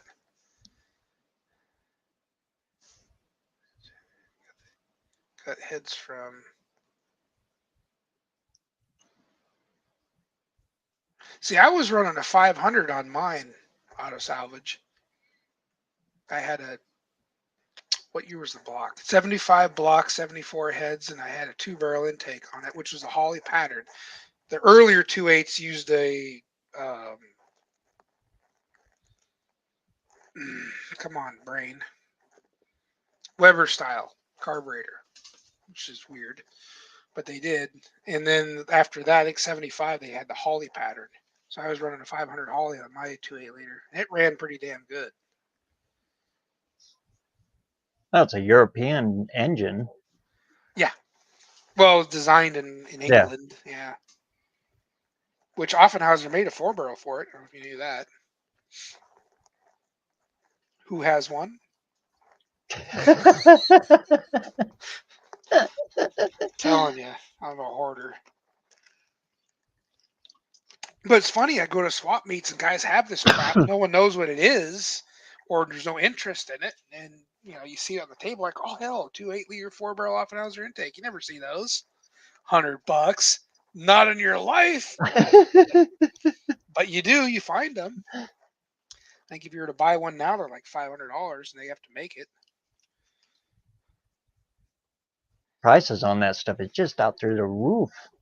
Pretty much from what I gathered, at this time last year, you take whatever price it was and add $100 to it. That's what you're paying, or double it. And it's just crazy. Everything is stupid. Raw steel has almost doubled. Yeah, has it? Oh, Yeah. geez.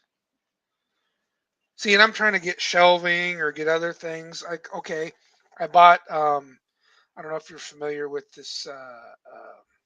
I bought a floor, one of the corners for my mom's 55 EMS. I bought a floor pan. And I know he was around 110 when I first started looking a couple of years ago. I ended up paying over $200 for that thing. And don't get me wrong, EMS makes really nice stuff. Yeah. Let me tell you. It has to be, if I guessed, 14 or 16 gauge steel, so he doesn't scrimp in the steel. They're nice panels. If you were to buy anything repop, as far as sheet metal, I would buy it from EMS. They makes good stuff. In the resto shop, we used a lot of EMS. Very not cheap, but I'm telling you, you get what you pay for, and it is nice.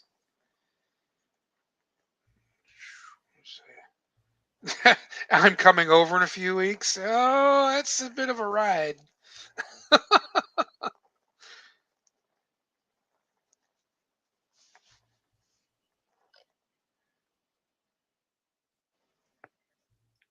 Jeez. Alabama to Washington? It's just a hop, skip, and a jump, right? I'll tell you what, man. Sometimes I wished I went to the East Coast rather than West, but then again, I'm not very friendly with humidity. It gets humid there.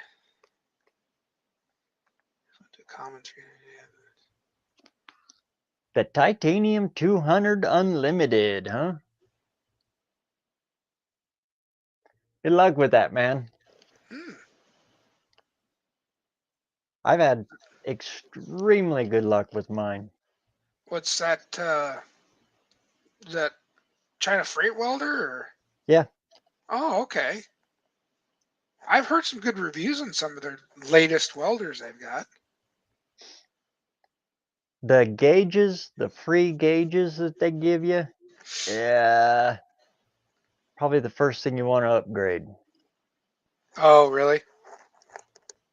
I changed mine to a Olson's.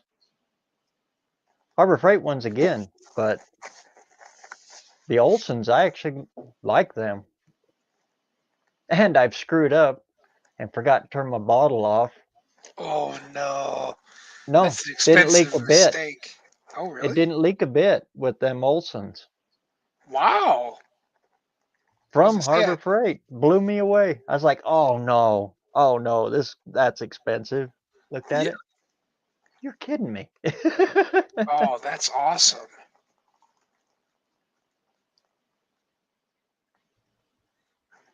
Had to come back in and check time, huh?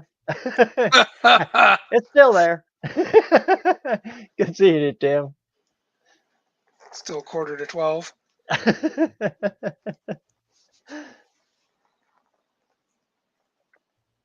Yeah, when I got that welder, I got it for Father's Day. Right as I got my backhoe, and I built my backhoe with it, I pulled it out of the box, threw it on the stand, threw a bottle on it, and went right to work. Really? And I was hammering on that thing. I mean, I was welding, a good 8-9 hours a day, solid, hardcore welding. And it's never skipped a beat. So what are they getting for those nowadays? I don't know. I think I gave like 600 for it back then. It was on a big Father's Day sale. Mm-hmm. I think they're about 800. I gotta convince Bryce he needs a welder. I gotta get that guy welding or something. Trying to tackle some of the projects on his truck. And it does it all, you know.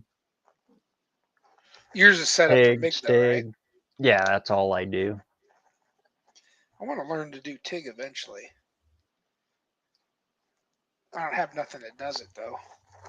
I have to add that to the fleet.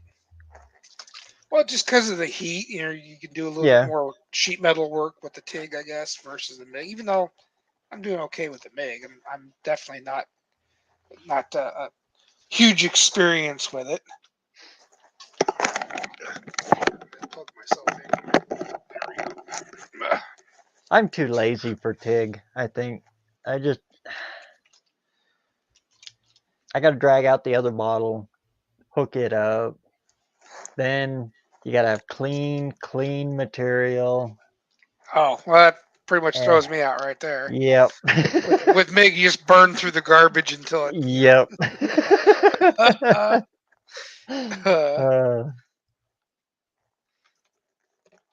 I mean, I started gas welding Dad taught me gas welding, and I used to do a lot of that because I was afraid of screwing up with MIG. So I got used to doing gas welding, and I learned arc in high school.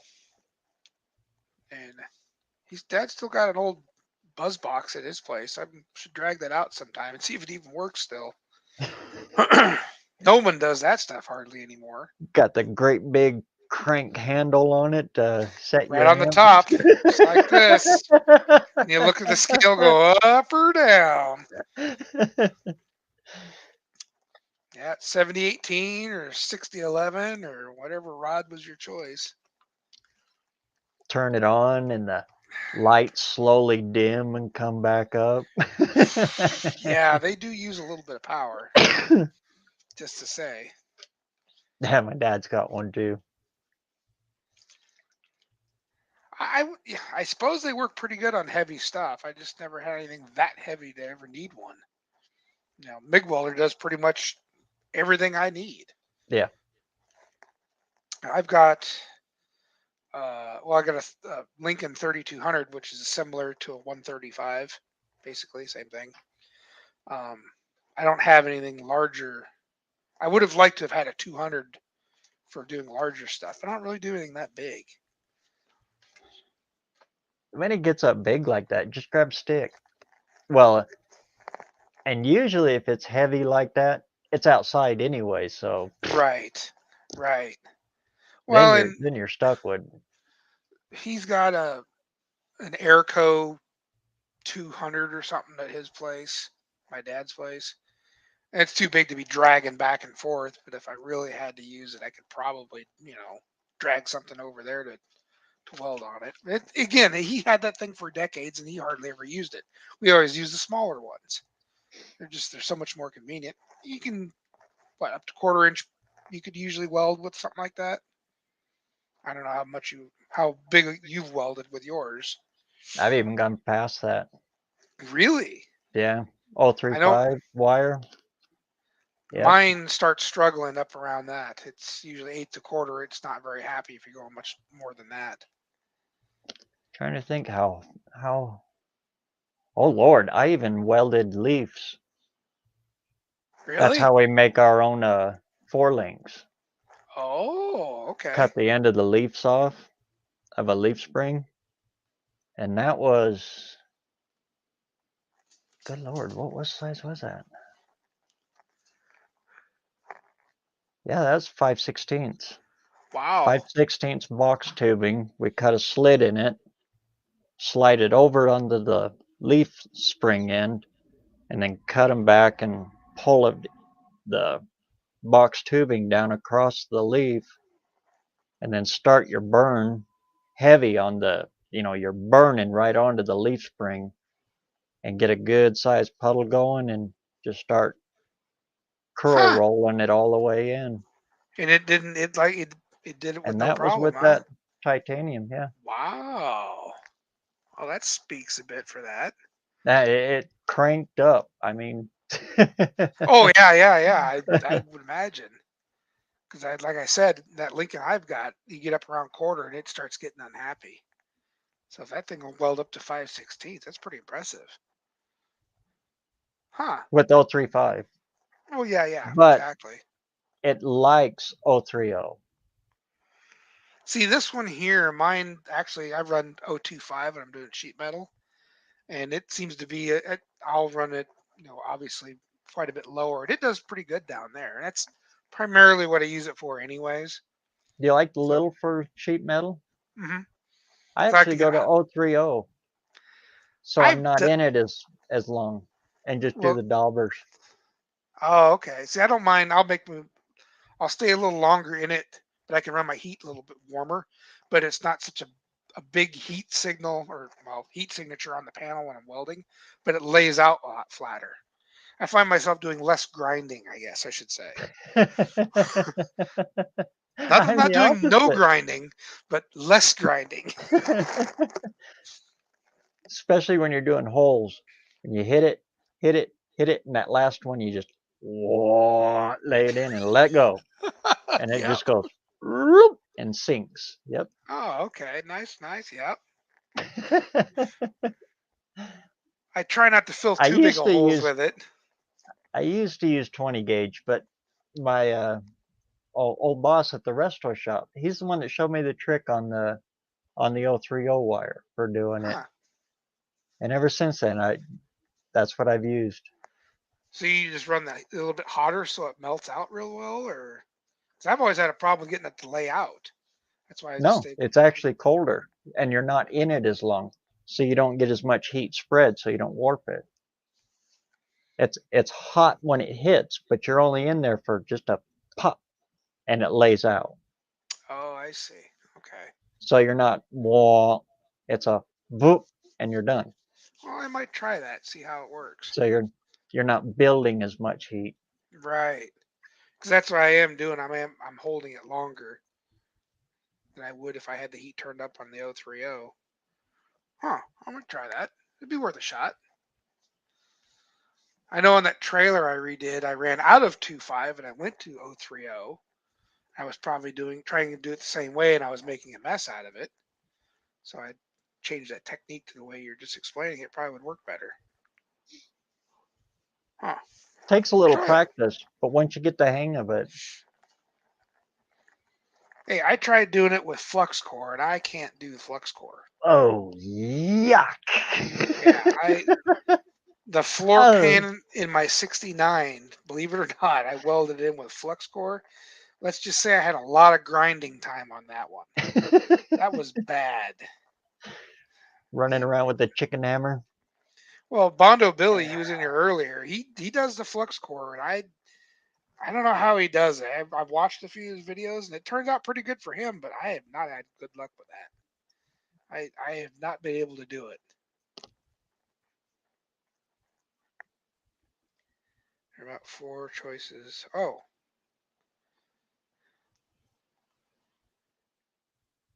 Now that's one thing I do have on my Lincoln is I got a Tweeko gun. It's a smaller auto body. I love torch. Tweeko guns.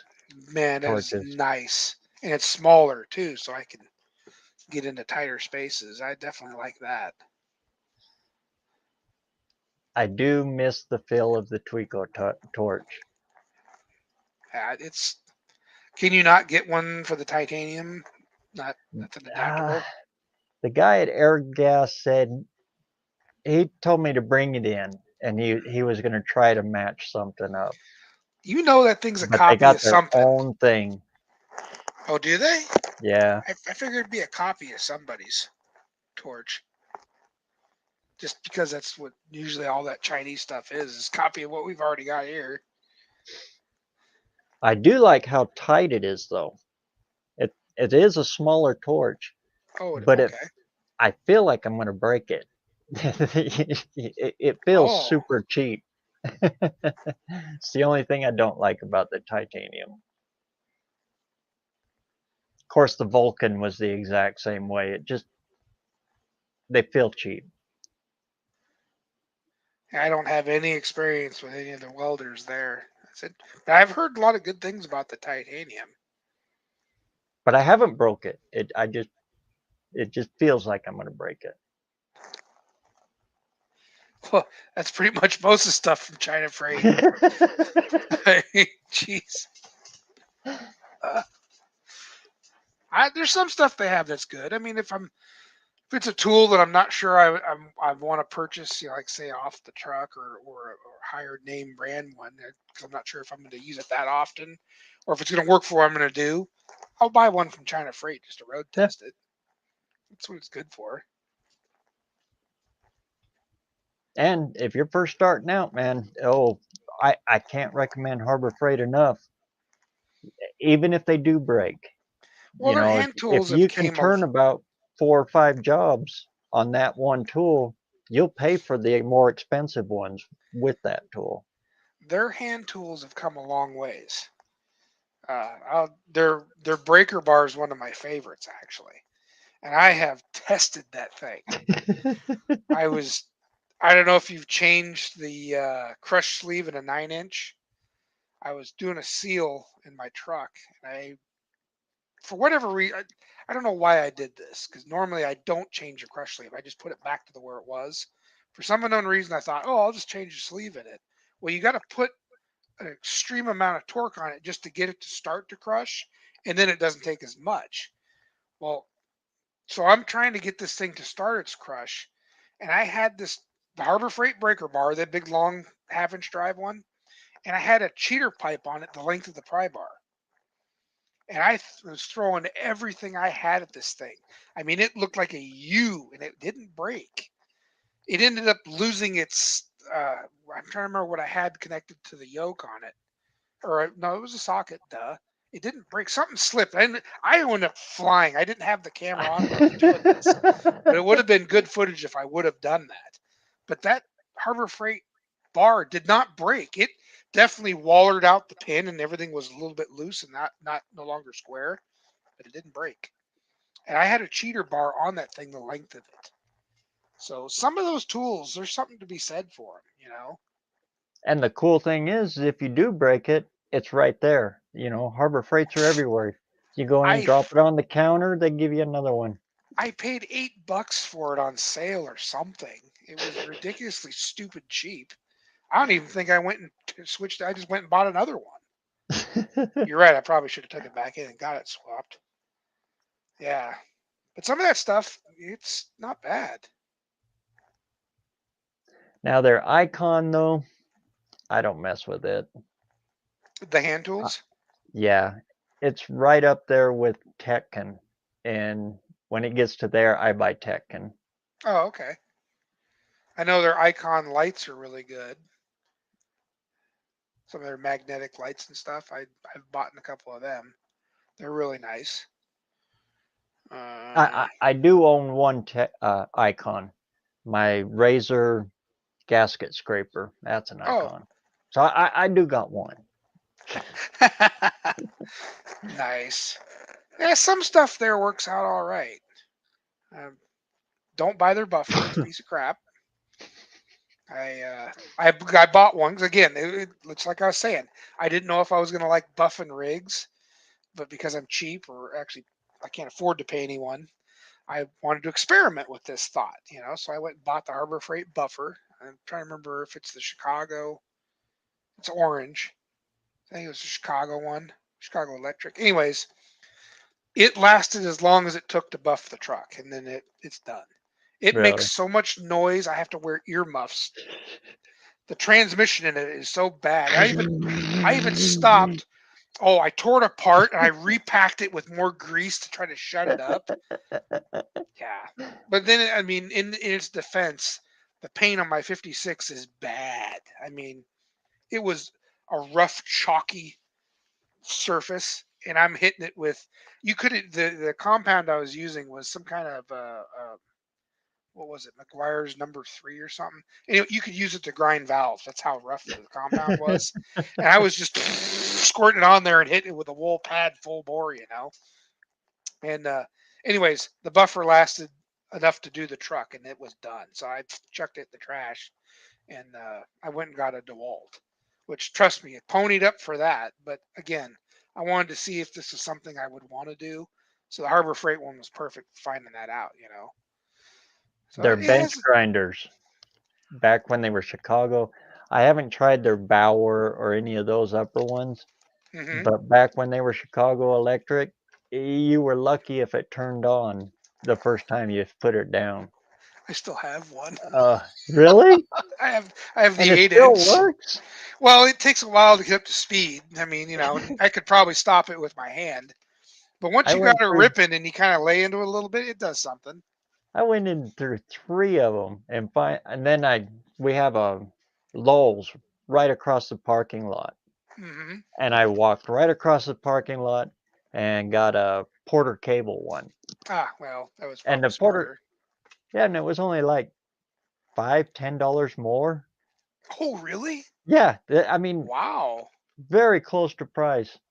And that one worked great. Yeah, I'm trying to remember. I got 3 of mine. them I had to take back. When the hell did I buy mine? Mine was in the early 2000s when I got it. It's yellow in color.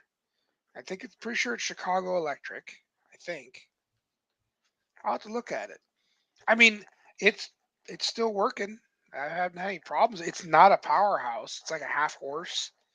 So, and it takes, you got to get her spinning up, and then once you get the inertia going, then you might be able to grind something with it. I But think the old yellow ones were a little better, but when they went to the yeah. orange ones, Oh yeah, mine's not. same with their grinders, their little L Oh. grinders. Mm-hmm. When those things first came out, the brushes wouldn't last very long, but they always came with spare brushes and you could buy more brushes. Those things would last really good, for what, $20 for a grinder? I used the crap out of them. Mine were But blue. yeah, I remember the blue ones, the and then they blue had ones. the red ones, and then now they've changed. I don't know what they did, but they are garbage now. The new ones you get in, they're just absolute garbage. See, because I never used a quality one for a long time, so I always thought grinders just vibrate. That blue one, I mean, you'll make your hands numb if you run it for a long time, because I have a wire wheel stuck to it all the time. So whatever, I end up going to some auction deal for fundraiser or whatever. I bid on a Craftsman grinder, a brand name one. I went home, plugged it in. I'm like, man, this thing runs smooth. I'd gotten so used to the shitty Harbor Freight ones. I thought they're all like that, And I'm running this. I don't know who makes Craftsman's grinders. It's somebody else. But it runs really smooth. I thought, wow, what have I been doing to myself all these years? I got used to these cheap ones. But the cheap ones work. There's one of my flapper discs. Yeah, there you go. Those are awesome. But yeah, for years I just kept buying cheap $10 China Freight ones. They've been lasting. I still have the blue one. But yeah, there was one. It was an aqua green color. I can't remember the name of it. I think the cord on it was only about this long. I don't know where I got it. That thing only lasted about 3 days, and it just self-destructed. I can't remember where I bought that one from. But no, I kind of got spoiled after I bought that Sears one. I was like, or the Craftsman. Yeah, we need to stop buying Harbor Freight stuff. Yeah, we I do do a it. lot of custom work for a taxidermy shop that's right here in town. I seen a couple of things you did. Yeah, Those are pretty cool. That's I didn't realize that's what it took to put them things together, all that metal work in there. that full body mount. Yeah. Mm-hmm. One of the things we do is antler pins. They all it is just a piece of square tubing and a square solid shaft, but we have to mill the solid shaft down so it'll slide into the tubing, Mm-hmm. and then they put the tubing part in the skull, or it's all fake skull, and then they put the other part, the pin part, in the antlers, so the antlers will come off on these big monster elk mounts and stuff. That's kind of cool. But anyway, the way we mill them down is with these flappers. And when we do a batch for them, oh Lord, I do about 600 pins, and that's all hand milled. So I'm on that grinder, hard grinding, milling them down for probably a good 10 hours a day. Just solid grinding with them. You guys And don't get a lathe or something? it's got to be hand done because there's Really? imperfections in them. Oh, okay. And if there's any kind of wobble in them, well, then the antlers fall down and looks like Bullwinkle. And they can't be too tight or they can't get them back off. I gotcha. Wow, that's some work. But we go through, and we started with those Harbor Freight grinders. And I go about a year on one of them. But then they, like I said, they went to total crap and just started burning up. We went to DeWalt's and Porter Cable after that. Oh, okay. And the DeWalt's, they're the best. But yeah, they're kind of spendy. Yes, they are. I've been those have been my Christmas presents I asked for every year was another DeWalt power tool because I can't afford to buy them. So every And Christmas I the best flappers are these. These things outlast all of them. Tiger. Where are you getting Yeah, those? from Gas. They're the Oh, wires. really? Oh, okay. This one's starting to get a little worn, but they're actually square. And you can see how many flappers are in them. I mean, Yep. there's hundreds of them. I buy them by the case. Huh. Yeah, I tried China freights and they're terrible. They don't last Oh, very long. done. Yep. And I started getting some from Home Depot. They had the Diablos and stuff there, and they were okay. Freaking expensive. Yes. Wow, they're expensive. Yeah, that's why I didn't particularly care for those because they didn't seem like they were any much better than. I'm trying to remember what the other ones I was buying. These are 35 for a whole case. Oh, that's not bad. How many are in the case? 12. Oh, that's not bad at all. Are you getting them through Amazon or through Air Gas themselves? Airgas themselves. Oh, okay. I'll have to, we got one down the street here. I'll have to check and see if he sells those. I'm always looking for something better. You know,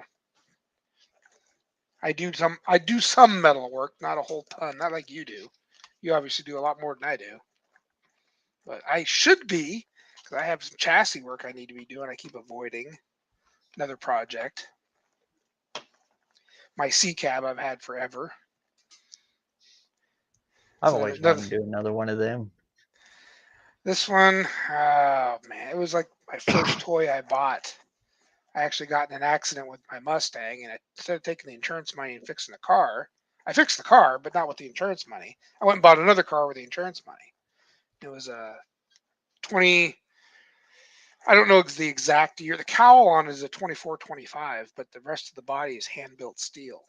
It's kind of a cool car. It's definitely one off because most of the C cabs you see are fiberglass reproductions or a fiberglass kit body.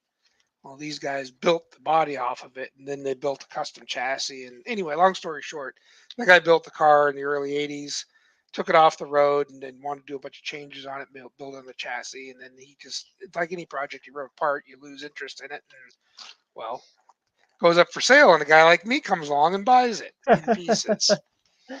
So I think I was 24, 25, 26 when I bought it, somewhere around in there. Real young. I wasn't real sure. I had never built a street rod before. My dad had, but I never had done it myself. Plus, I didn't have a whole ton of money. So it's kind of one of those cars I got all excited about when I bought it, and I realized, ooh, I might be a little over my head. So it kind of got pushed off to the side because I didn't want to get rid of it, but I didn't want to mess it up. You know, use it as my car to learn on because it was kind of unique.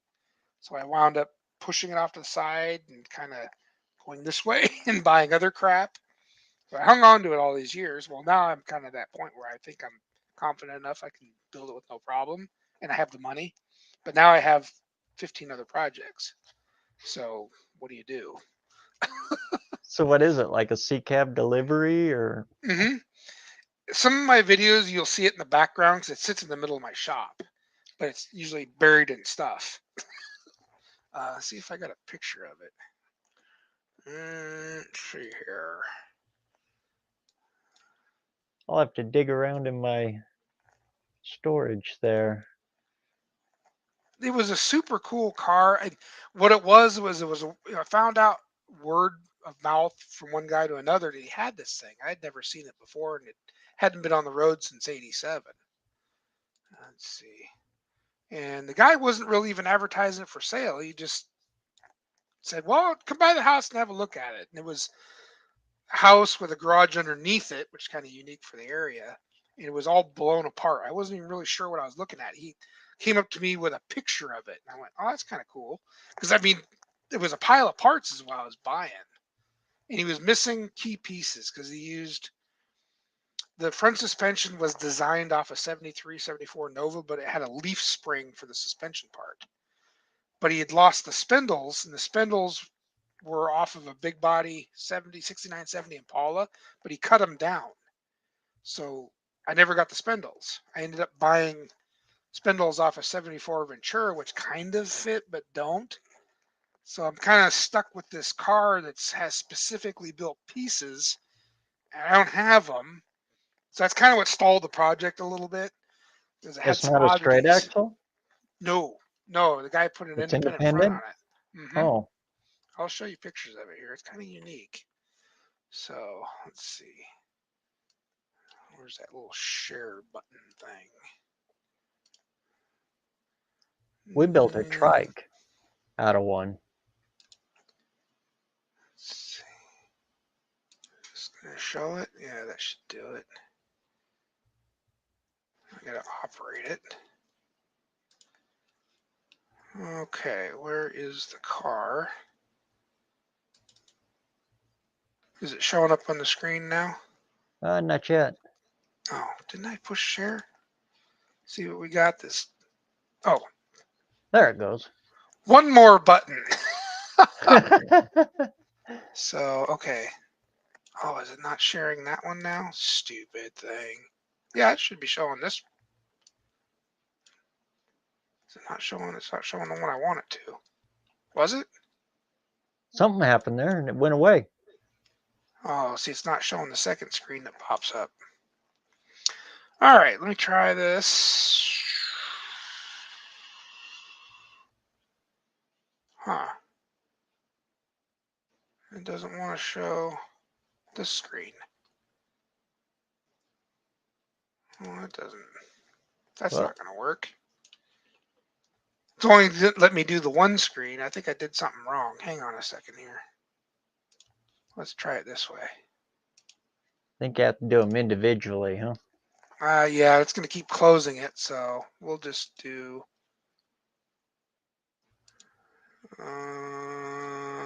Here, we'll do that one. That should work. That way, when I click on it, it'll blow up. So we're here. Is it working now? Yeah, because now it's showing. There we go. Okay. So there is the car as it sits now. And yes, that's a small block Chevy. So the cowl itself, that is a 24-25 closed car cowl, and the rest of that body is hand-built steel. The chassis, everything's all hand fabricated. You can kind of see the front end a little bit there.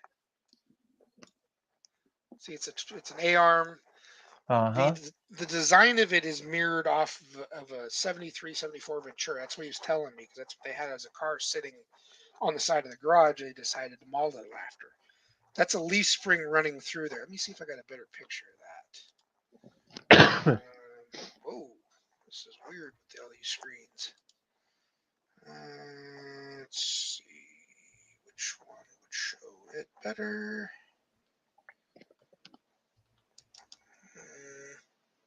That might show it. You can kind of see it there. See the leaf spring running through? Oh, okay. So these are supposed to mimic the Nova Ventura control arms. And then the leaf spring is, instead of having coil springs, the leaf spring attaches and runs through like a stock spring would for an I-beam. It's kind of a weird setup. The steering rack, the best I can tell, is like a Dodge Omni, I think. This is right after I got the car. I brought it back to my dad's shop and was putting it together. He's got the trussel chassis there. Yeah, this part here I cut off and got rid of. It's not a dune buggy. So that got removed. You'll see that later pictures. But this, he handmade these, I think 3 links. Yeah, it'd be a 3-link. It's one to the front, 2 to the rear. He handmade those on the 6970 12-bolt GM rear end out of the Impala. And he handmade the control arms in the front, too. There's a lot of cool stuff about the car. Let's see. Let me go back. So the car, I'll show you what it looked like when he was done with it. picture. Which one of these? Oh, there it is right there. This was the car when it was, as it was done the first time. So that's what it Why looked do like when he was done with it. why do you take it apart? He didn't like the chassis, and he was actually building a second one that had a Jag rear end, and he was going for some unknown reason to a solid front axle, suicide axle. Yeah, trying to lower it down instead of the high Possibly. boy.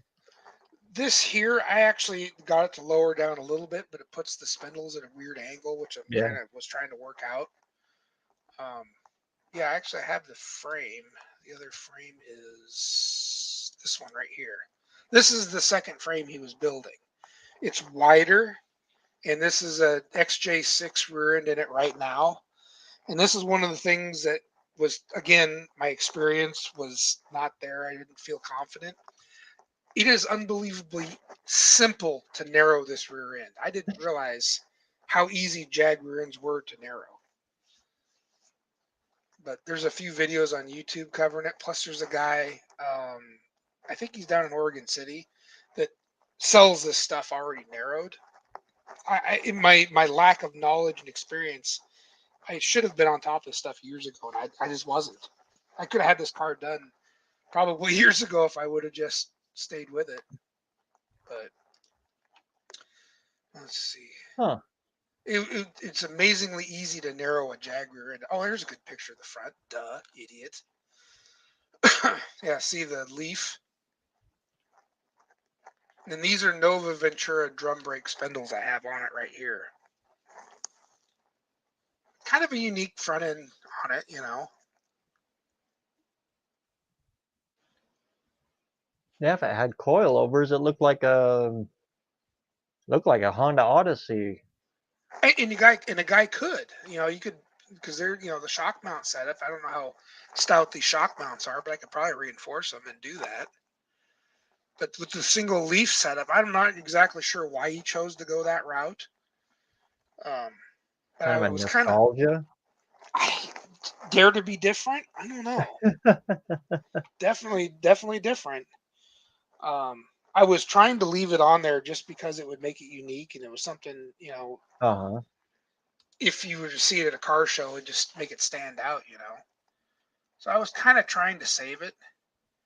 Trying to see if I didn't really get pictures of it. There's another picture of it when it was in one of the World of Wheels here in Portland. So it was a done driving complete car, and I have all the parts except for the spindles. That was the only pieces I didn't get. But I have the radiator, the grill shell, the headlights, the tops complete, all the interior panels, the gas, everything to the car to assemble it, the wiring kit, all of it. I just don't have the parts he had for the brakes and spindles. I don't have those. I wonder if he was getting sway out of it, I don't know. or if he just wanted to go low. It might have been to go low. I mean, I was playing with suspension, as you can see in this picture. No, I had one with the fenders on it. Nope, there's no fenders there. That one. See, I got it down a little bit in this one here. But if you look, the angle of the arms start pointing up on the top. And these spindles here, the top of them, I think the ball joint's maxed out. I think that was part of the other problem too. I'd have to heat and bend over the top of the spindle.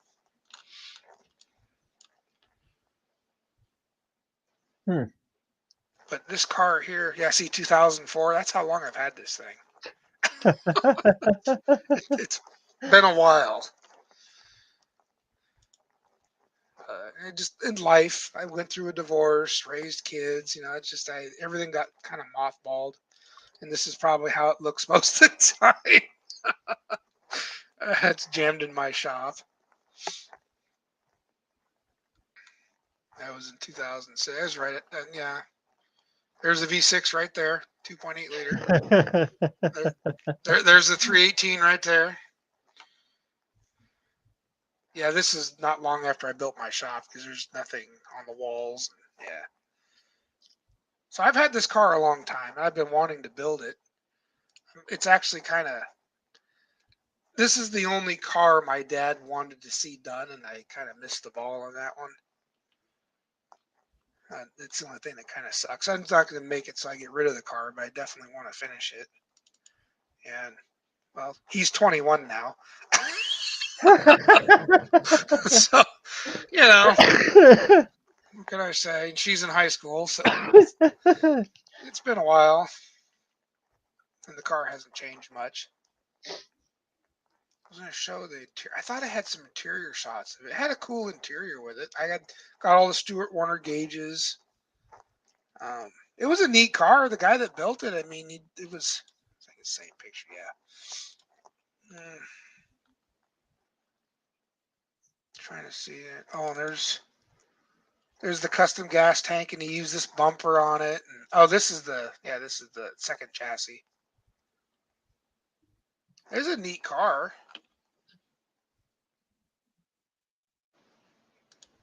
You're gonna crap on what I That paid front for. end's Hmm? that front end's a little different. It is. It's like I said, I wanted to keep it just so it was kind of unique and it would be spotted by anyone who's known the car. But I also bought a drop Super Bell axle for it too, in case it just didn't work out. I don't know. That'd simplify it. My thing is, I wanted to make it look like it came out of the Street Rodder magazine in 1975. I want it to look completely 70s. That was the heyday of these cars, you know. And I like that look. That's kind of, if you notice, anything I build kind of looks like that era. I don't build much else different than that. Slotted mags, of course. I have some star wires for this thing. They're just hidden away. I got hot and heavy on it, and then just all of a sudden, life kind of got in the way of things. I'll have to find the one, the trike we did. Yeah. It's a C cab delivery, just like that, but it's a trike. Yeah, see, I got the front end down on it. It's just for some unknown reason he never did it that same way. Yeah, you'll have to share some pictures of that trike. That'd be pretty cool. God, my list of cars. Jeez. It's got a 2.8 in it too. Oh, does it? Right Yeah. on. Out of a citation. There's the coupe. There you go. Let me. And that's pretty much exactly the way it looks. Yeah, I've got those quarter glass. I have no glass. That's plastic. That's to keep Yeah, the I got a critters set of out. them. The cross member, now right there, that is an actual Mustang 2 cross member. That's not a kit. That someone took a cross member and grafted it in there. I don't know if I got a better picture of that. That's the one they put in there sideways and upside down and. No. That's my dad's car. This is my car. Okay. My dad's at a 48 coupe. Yeah, that one was a disaster. This is an actual real cross member out of a Mustang 2. They cleaned up all the BS off of it and put it in. This is actually a very nicely done one. But back before you had kits or you could afford the fancy kits they sell nowadays, this is how it was done. You know, this was another one. I bought this car off of a Mopar guy. It's the 4-lug too. Yeah. Oh no, that's an easy $25 fix from Speedway. Yep. I'm just being cheap here. I had Mustang 2 parts and wheels and stuff, so it was no big deal. I don't know if I got a better picture of that one. Oh yeah, there's the front suspension. So they just cleaned it up and fit it between the rails that they plated. But that's an actual Mustang 2 cross member cut out of the car. And that's what I was saying with your Dart, because I know the sheet metal, essentially the subframe in those Mustang 2s aren't super thick. The steel they use. I don't know if the Dart's any better or not. No. Oh, really? The Dart's Okay. lighter. Oh, so you're thinking the metal's probably this area of It's the Mustang too. thicker. Okay. Yeah. Now I see why you're not. That makes total sense. Yeah, the frame rails on that Dart are Super they're thin. lighter than the fenders on a Mustang too. Wow. I mean, it's wafer thin. Yeah, that's when I got it dropped off. I bought this. It was loaded into a trailer. I didn't get to see everything that was in there. It was all stuffed into a trailer with high sides. So when he dumped it off here, I'm putting it together. That's the way I like to buy it, man. That's how you get them cheap. Let's see where. And then this was the one that got dropped off at the birthday party, I think. It was my $150 48.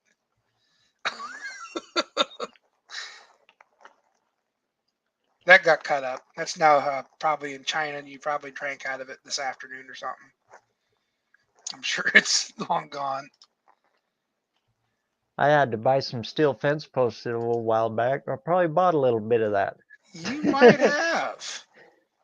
And I'll give you a BareRose Garage cheater picture of the new car.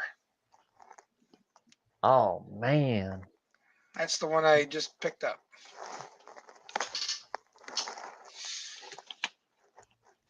And my super expensive windshield that's missing.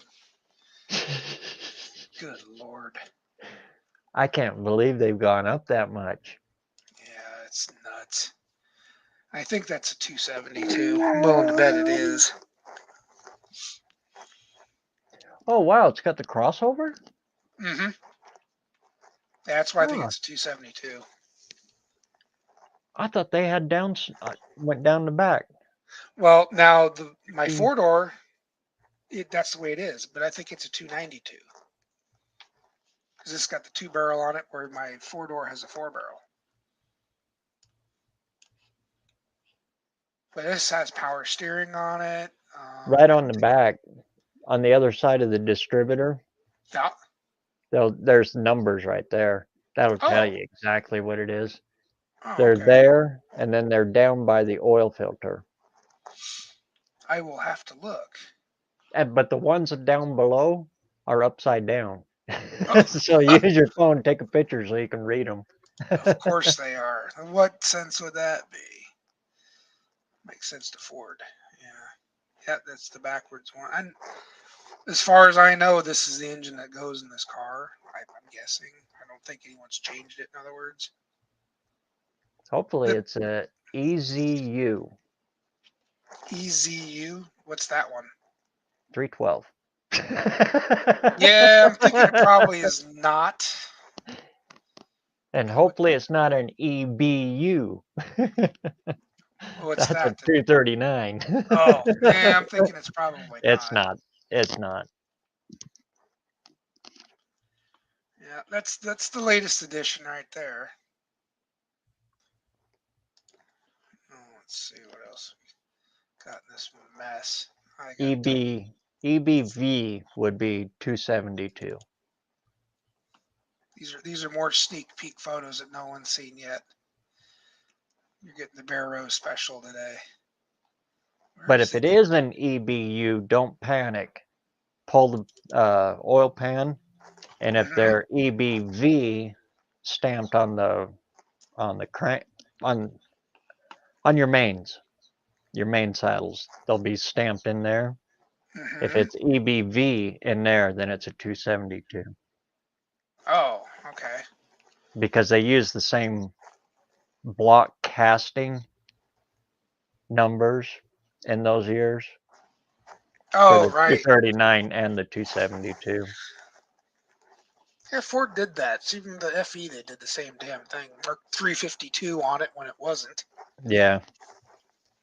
So this one here, this is my 4-door, and this is the other Y block.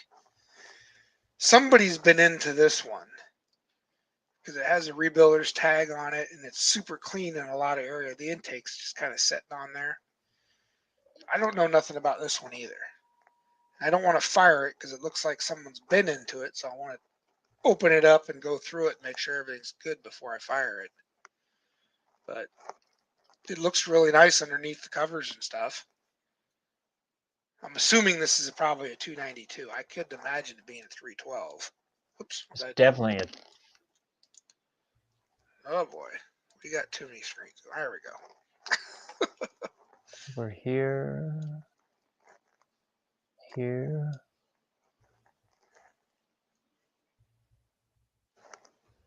What's that? How many grooves are on the pulley? Oh, let's zoom in on that bad boy. Oh, you'll have two because this is the power steering. Is that what you're talking about? The Shiv? You do have 2 on there. Yep. This one here is running the power steering pump. 2-bolt. And there's a You groove got in this power balancer. steering. Yeah. Oh man, Right there. You didn't see that on the other car too? I didn't see it on the other car. Yeah, it's got it as well. That's. Hopefully it works. That's worth a chunk right there. Oh, is it? Yeah. Nice. I ended The up brackets going, alone. I bought a Borgeson box for my 56 two-door. That looks like a 292 from the pulley. Hopefully at least it is. Yeah, because this is like a harmonic balancer, but it has a groove in it. Would that be the telltale? Yeah. Okay, good. That's good news. Yeah, this car. Oh, I got too many damn windows open. There we are. 312s were mostly Mercury. Well, I figured it was considered the performance version. Yeah, this one here I haven't put out yet on my videos. I've actually had this for a while. I bought this car for a song and a dance. Check out the custom panels. Ooh, boy. You like that? Welcome back, Kata. Check this out. Has the matching dash pad too. I almost want to put it together just so I can run the interior. Man. You know, it's a solid 4-door. That's why I didn't want it, go down to the scrapper. And for whatever reason, it was the better blue, and someone repainted it this blue. It was Regatta blue before, but it's a pretty solid car. No rust in the thing. I don't like know that exactly. trim on them. Oh man, that's the good looking trim. Yeah, the 56 where it Fairlane rolls trim. over. Yeah, this was I had to buy a second chassis. That's what this is, because all this front suspension on this side was missing on the 4-door. So I bought this chassis, which ironically came up for sale not long after I bought the car. It was strange. So I got extra chassis pieces if anyone ever needs anything. Yeah, it was this part here that was missing. When I bought the car, a guy tells me it was missing the right front wheel. Well, this is it here, and I ain't even gonna tell you how we ended up dragging it up onto the trailer. None of the suspension, the spindle and everything, the upper control arm, all that stuff was gone. Just missing a tire, huh? Yeah, it was just I brought an extra tire with me, and all that was missing a little more than that. Yeah, well, wouldn't be fun if it wasn't difficult, right? Yeah, I got stories. What can I say? What other cars you want to see? This is the list of current ones right here. Yeah.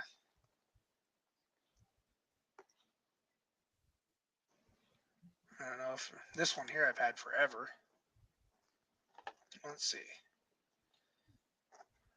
Where's I don't have. Okay. Here we are. I'm 12 years old right there. No That's kidding. That's how long I've had this. I still have it. You still got that one, huh? Yep. It became restored. I'm 16 in that photo. And then, like an idiot, I destroyed it. Got into a couple accidents with it. I don't know if I have pictures. I have more pictures. I just don't. I haven't scanned them. I got into a real bad accident in the rear end, and I ended up having to put a quarter panel on it. I don't have pictures of that in here. Pretty much, this right here is what it looks like. I mean, now that's it basically has gone backwards in condition. But if you watch the videos and you see something in that side of the shop, this is actually what it is. It's just buried in stuff now. But I have that still. Yeah. I have too much stuff. What can I say? What's going in that one? So what I did, this one's had a few engines. This is the one I built for it. That's in it right now. That's just a 302, nothing crazy. I went, this is again, back before I knew anything about camshafts. I talked to a friend of mine. I says, hey, I want one that sounds good. I could, the heavy duration cam. I want it to have that lumpy idle. He goes, well, it won't perform. I'm like, I know. I'm just going to cruise it. I just want it to sound cool. So he advised me to go with this particular cam, and it has a 351 Windsor firing order. I went, awesome, yes. So I built this engine, put this cam. He just gave me a part number, and I went over to Oregon Cams, and he custom ground it for me. Put it in there, fire it up. Is not what I wanted. Still way too tame. I'm sure it's a great performing camshaft, but I wanted that lumpy idle. I wanted it to sound cool. So this is it again. It's in the rig. It's got a Torker 1 intake on it, which has that twisted base. I don't know if you've seen those before. I've always liked those intakes. They seem to work out real well. It just, the cam, it runs and drives fine. I mean, it performs good. It just doesn't have that idle I wanted. So I think that's Those why. are single plane. Yes. Yeah. Yep. They twist the base. I think their explanation for twisting the carburetor mounting pad is so that it tries to more equalize the runners, because your two inner runners are obviously going to be shorter on each side. I don't know. I've always had good luck with that intake. It's worked really good. I don't know if you can zoom in on it so you can see it. But yeah, the carburetor literally sits kind of at an angle, where the Edelbrock Torker 2, the carburetor sits straight, and it's lower to the intake, I think. Where this one's raised up a bit on the Torker 1s. I like this intake. I think it's a good intake. But and it's very streetable. Yeah, for the combination I had in it, it was, yes. I had no problems running that thing down the road. I mean, it all the way through the power band, it was great. It seemed to have plenty of low end, held the mid range nicely, had a good top end in it. I've ran this intake manifold on a couple different cars. Now the Torker 2, which is the one you buy new off the shelf, I don't know if it performs the same way, because they're drastically different intakes. I'm trying to see if I can get a picture. You can see how tall the Torker 1 is. This is the engine that's in my Mustang, the tunnel ram. But yeah, it's the Torker That's 2. in the Mustang too, right? Yeah, this one here. Yeah. That's the one you was driving down the street. Yeah, I have a couple with the videos of trees it and stuff. Yeah, I think it was an older one. Yeah. Oh yeah, much. That was before I was even dinking around with YouTube hardly at all. Yeah. Matter of fact, we can show you pictures of that one. This one here's had a couple different engines in it, but this is the latest one here. And I think that's what soured me on the car a little bit, where I lost interest, is when the cam didn't end up being what I wanted. I just kind of pushed it off to the side. Well, this is what it looks like now. Oh, yeah. I kind of lost interest in it when the cam didn't work out like I wanted it to. But being my first car, I didn't want to get rid of it. So unfortunately, that's where it sits. Let me see. Here we are. So as you can see, I've made a few pictures of this one. Yeah, here we are. That's how it looks now, unfortunately, because it rots in one of my tents outside. But yeah, it's the same engine. That would be it. And it's lesser glory days. 302 tunnel ram. This one here's a 289. Oh, that's 289. So this is the version 2.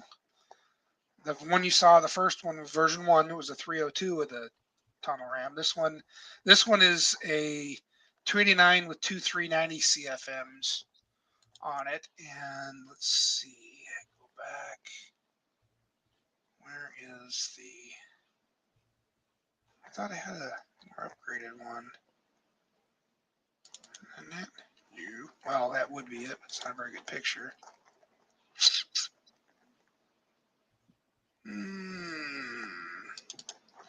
Yeah, this one's the 302 here. And this has two 450s on it. And this was before I built my shop.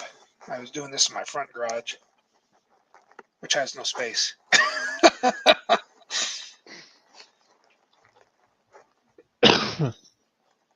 And this is the only car show my dad and I both had cars at.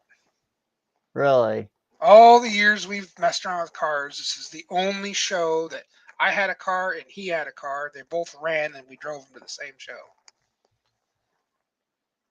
Kind of. And that's his blue 48. Yep. 48? And he just bought that. That's the one with the front end you could pass. This is the one with the very piss poorly welded in front end. Yeah, that's it there. This is after we obviously shored it up for safer driving. But yeah. It's a good looking car. You know, when people think, they always say the crappy things about Mustang 2s. I show them pictures of mine. I say, here's what it could look like. This is a Mustang 2 if you knock the ugly off of it. You know, you could really make these cars look cool with the right touches. And that's why I like them, you know. Let's see. But there's a lot of oddities with Mustang too. Oh, this was the accident that bought my T. I got run into by somebody who couldn't drive. So I took the insurance money from this and bought the C cab. But I still fixed it. Let's see. Where is the repair? Oh, yeah, here's to put the quarter on it. So I got a new quarter panel. It got fixed. Never did get it repainted, but that was down the road. It will eventually, I promise. But yeah, this car's been through hell. I bought it years ago. I'm trying to think, where's another good. It actually had a different hood on it. Oh, here we go. And your son isn't excited about that? For them 2 4s sticking out of there? Well, this is my car. This isn't his car. Oh. His car's different. Oh, okay. His, I don't think. Let me go back. His is this one right here.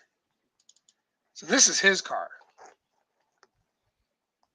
But this is his car when he was. This picture here is in like 2002. So we had to fast forward. There he is working on it there. So this is his now, his Mustang 2 now. There's the 55. see all the behind the scenes stuff you're getting right now? You're like getting the backstage pass here.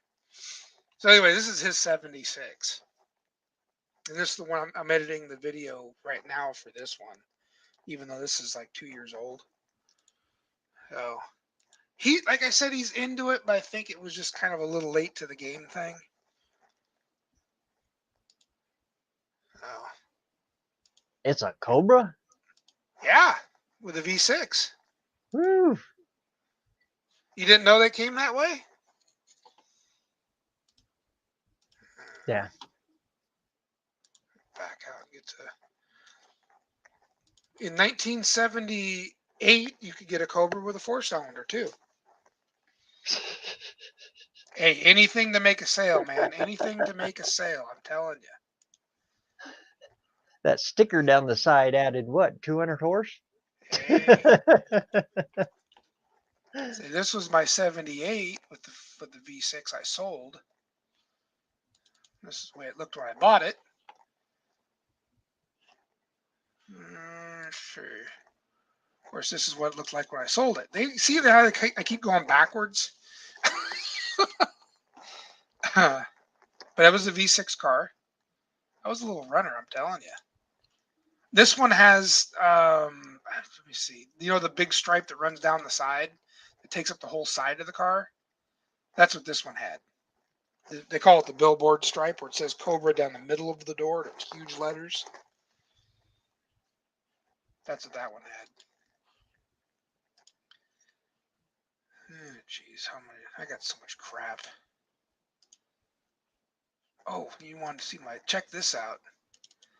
This was the, remember I said I had a 53 with a 390 in it? Uh-huh. There it is. Oh, man. Wedged in there. Let's see if I got a better shot of that. That was the first one that we ever tried to do a intake on. Yep. That front end does not like 390s. It's just too damn big. But it does fit in there, barely.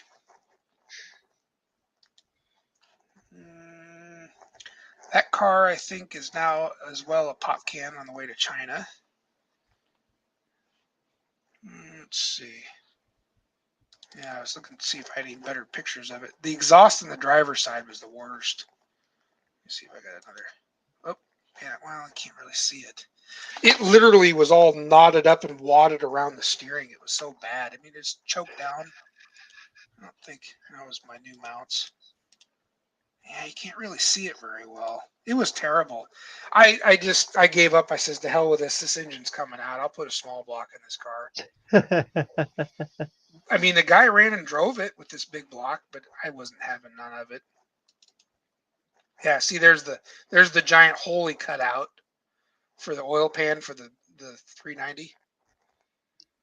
I'm setting it up with a 302 in this picture, but yeah, there was the big hole he cut out to run the front sump, right? Could we say dangerous? And then, of course, he had the 90-degree oil filter, so he cut a hole out for that too.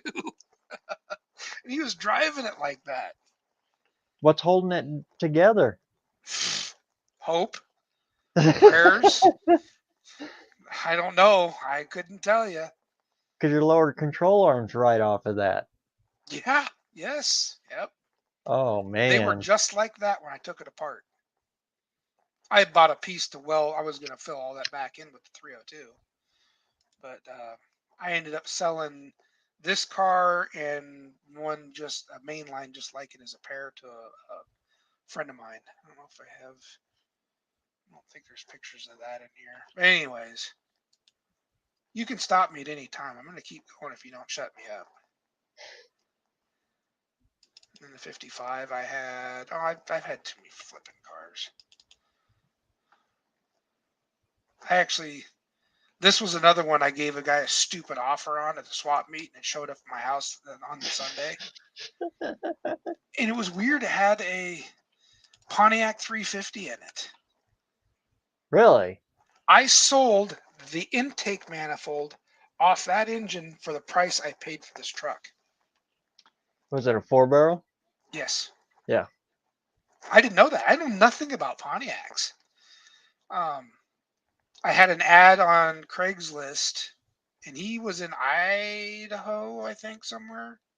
Where the hell did I ship it to? I shipped the intake manifold. That's how bad he wanted this thing. Yeah, if it's a 4-barrel, yeah, I can see why. I didn't know that. I wanted I think I asked $450 for the whole engine. He gave me $450 for the intake manifold and paid the shipping. I didn't realize that. Then I turned around and sold the engine for another $350 to a guy locally. So I made pretty good money on this truck. I had a Pontiac 400, and the reason I sold it is because I couldn't find a 4-barrel intake for it. What are they? I didn't realize. I didn't even know that. Oh how did- Lord, they're almost on them. You had it. You had the one. I You had really? the one. Yeah. No, they're Just- they're very hard to find. I didn't know that. I did not realize what I had. I'm not a Pontiac guy. I didn't. I'm sure if. Oh my God, I'm losing my mind. YouTube Sure. Pontiac guy, huh? They're out there. They're just expensive. Thumper the sweaty fat guy, pure Pontiac, I'm Punisher blanking Le on. Mans. Yeah. Anyways, I didn't realize what they were worth, and I didn't even know if this engine was any good or not. I never tried running it. The engine actually went pretty fast too, which surprised me. And it was, I don't know, late 70s model 350. But again, I gave him some stupid low offer on it and showed up to my house. I went, okay, now what do I do with this thing? Yeah, because this is how it looked when I bought it. What Yeah. year is it? This was a 55. 55? Yeah, it I was, love the grill in a 55. I think now that is my favorite grill. that's the one with the floating V8 in it. Yeah, I just didn't have a grill that came with it. and they swoop down. I don't think I had a grill. No. And if I remember right, they never did come with a chrome grill. They were all painted, if I remember right. I couldn't say yay or nay on that. You're probably right, but I couldn't say. I wouldn't want it anything but chrome. I think they're 100 times better looking chrome, but because they didn't have a custom cabin 55, did they? I think that was a 56 only thing. I think it's 56, yeah. And I know that was one of the things with the custom cab was you had the chrome grill and all the trim and all that stuff. But I'll tell you what, though, this truck, even though it was a major stinky pile, you know what, had the two nicest doors I had ever seen. Rust-free and straight as an arrow. Two of the nicest doors. That's probably what sold the truck. I don't know. The guy that this is how I met the guy from Australia. I took this to the Chehalis swap meet. Couldn't sell it there. I'm on my way back. This Australian guy with a heavy accent calls me. He says, "Hey, is that truck I saw at swap meet still for sale?" I says, "Yeah." He goes, "Bring it to my place. I'll give you an extra $50 for delivering it. I'll buy it." And that's how I met him. I took it up to his place, and that's how I met this importer-exporter guy from Australia. I don't know that if his truck went to Australia or not, but that's what he did.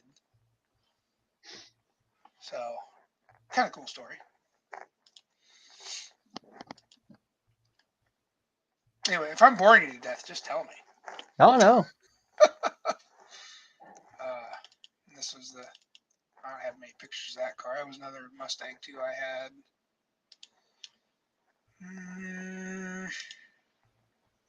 That one we've seen. This one. This is a kind of a interesting one. That was bought in a wrecking yard. V8 car, had 60,000 original miles on it. Paid, I think, $1,500 out of a junkyard. The timing chain, because the plastic gears let go. So, changed the timing chain. I think we did a valve job on it, turned around and sold it. I mean, this car drove like a brand new car. It was such low miles. It might have been less than that. I thought it was 65,000. Maybe it was 45,000. Crazy low miles. But I'm not a coupe guy. They're kind of ugly. That's what mine was. It was white on white. Some people get into they don't mind the coupes. I'm not a coupe guy. I just never could get into them. Had a 2.3 in it. Automatic, so yeah. But like you said, it handled like it it was a good handling car. Great riding car, yes, absolutely. Oh, I showed you that one. Used to take it to the mall at like 3 o'clock in the morning, and we'd play Days of Thunder, and just that was our road course. This is supposed to be my Fairlane. This is the one I'm supposed to be building that I can never seem to get to.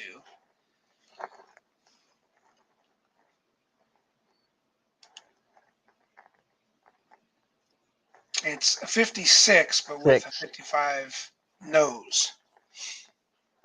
In 56 or 55 custom lined. It's a Heinz 57. It's a mess. But it is cheap. I only paid $1,200 for it. And it's a pretty solid rust-free car. Oh, that's what I was going to show you. This is probably yeah, there it is. And there's the highly expensive headers I was talking about with the FE. Because they fit tight. Dang. I'll tell you, FPA builds nice Dang. headers. I mean, he does a really good job. They're super nice. And I probably could have bought another vehicle for the price I paid for them.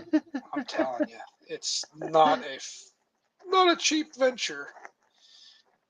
Nothing on an FE custom is yeah.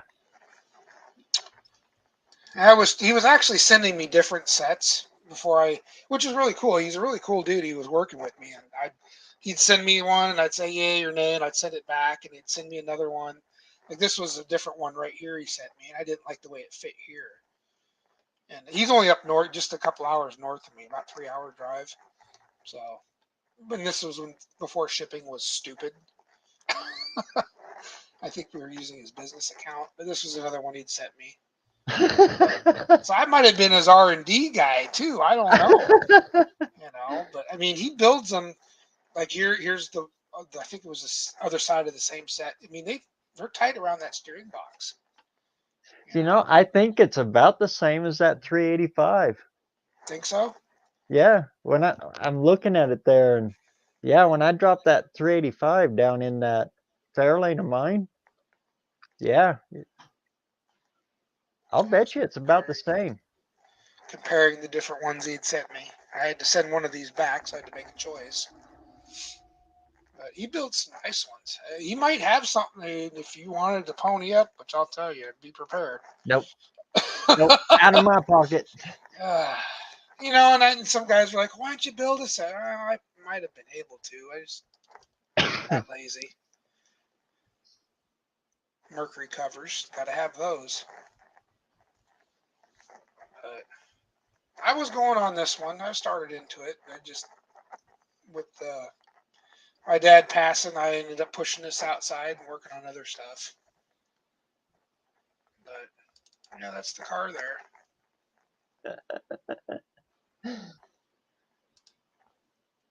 And this is the one that's going to be the 4-speed. And I was showing off how my cross member wasn't rotted out like most of them were. That was one of the selling points to this car.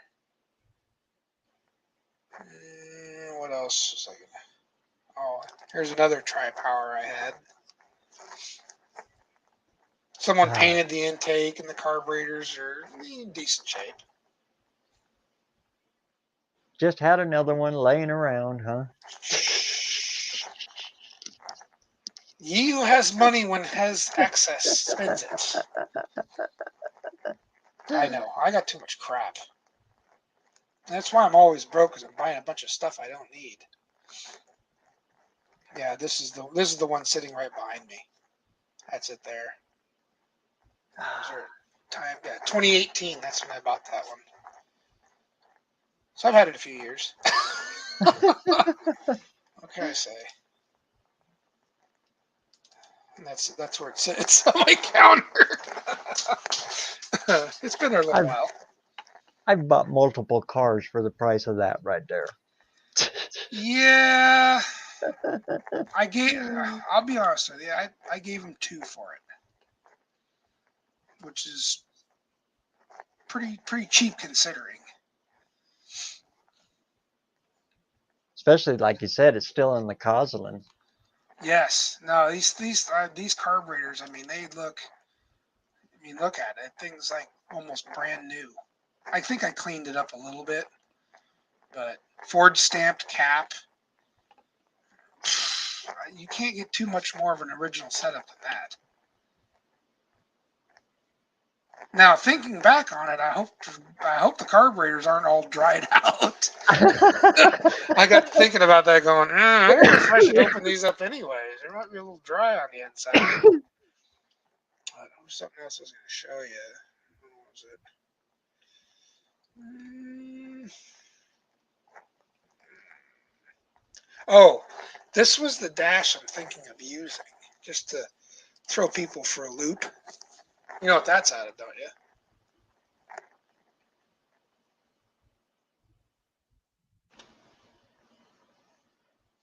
Can you guess? Maybe, maybe not. The dash here? This one right here.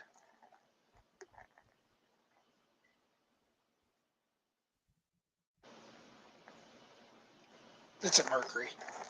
Is that the 55. Mercury? Yeah, Mercury dash. I'm thinking about putting this dash in my Fairlane. Just to be different.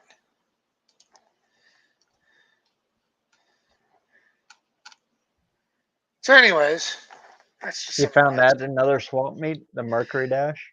This one, you can't find this Mercury stuff freaking anywhere.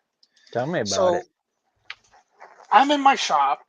A buddy of mine's at another friend's house. He calls me up and he says, "Hey, I'm shooting the shit with this guy that used to. He bought Wade's Auto Wrecking's personal house, and he's got all this Ford stuff." Okay. He goes, he's had a few beers. He's telling us a story about this Mercury dash. It's for sale for $100 right now. Really? Says, "Where you at?" He gives me the guy's address. He says, "You need to come over and hang out, have a few beers with us." Okay. I go over there, and this guy's going on. I don't remember what the story was with the dash and how he ended up with it. I get it for $100, the gauge cluster and the complete dash. I'm like, Dang. good. Yeah, you don't see these things. Or, I mean, seeing a 55, 56 Mercury car is rare enough as it is. But to see it, get your hands on a dash. So yeah, he's like, "Get over here now with $100. He's gonna sell it." Oh, okay. So yeah, that's how I ended up with this thing. His guy just had it hanging on his wall, and he had a bunch of 50s and 60s Ford Speed stuff, and a couple. I think he had a Mustang and a Fairlane, and I think he had a 55 Crown Vic or something like that. I mean, he had a lot of cool stuff. He was a neat guy to talk to. But yeah, scored that for a song and a dance. Just weird way I come up with stuff. I don't know. So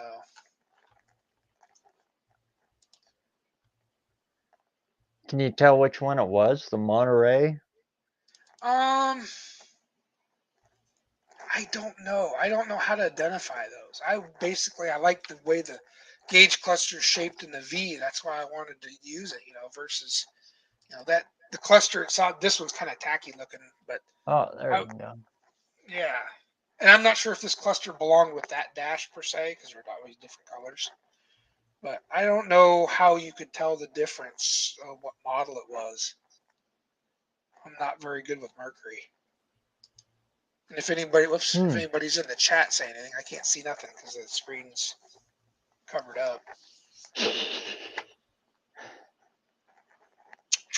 But yeah, I'm not sure even between 5 and 6 what year it is, because I think they're really close. So anyways, I was thinking I'm about not putting sure. that. Because my car is such a Heinz 57 anyways, I figured why not put this dash in there just to throw more for a loop. It's 56 with a 55 front end and 55 taillights, and now a Mercury dash. I mean, why not have some fun with it, right? I thought about I got some Edsel FE valve covers I was going to put on it just for the hell of it. Why not, right?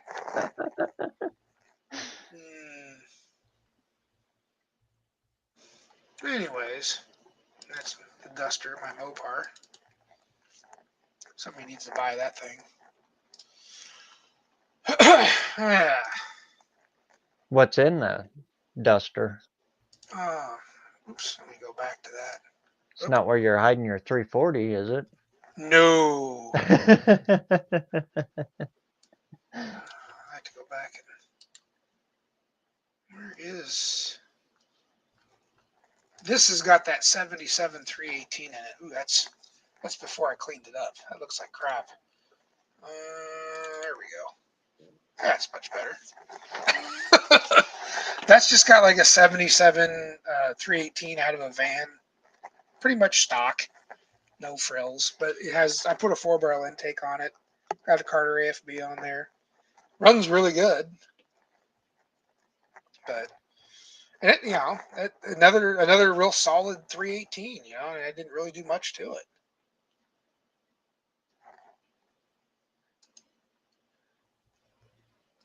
Let's see, what's the other duster? Let's go back. This one here, do I have a picture of the engine? Doesn't look like it. This one here I did a little bit of playing with. I'm trying to find a good picture. It's not really. So this is a 318 with 360J heads on it and a cast iron manifold. I had powder coated aluminum. I don't know why. For the hell of it, I guess. Runs really. I put a Mopar 340 cam, which I thought would sound lumpy, but I found out that it's a little more tame than I thought. It runs good. It sounds good. It's kind of, this engine's tired. It's a 1970 318, and I think it's probably on its last leg. But I mean, when I first put it together, it ran pretty good. I think it's just tired. The rings and stuff on it are getting shot.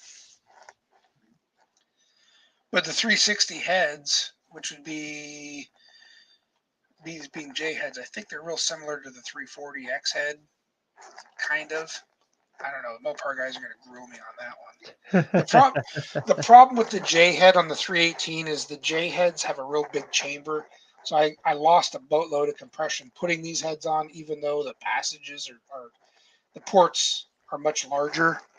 So you kind of have to put a pop-up piston in the 318 to run these heads and actually make any kind of power.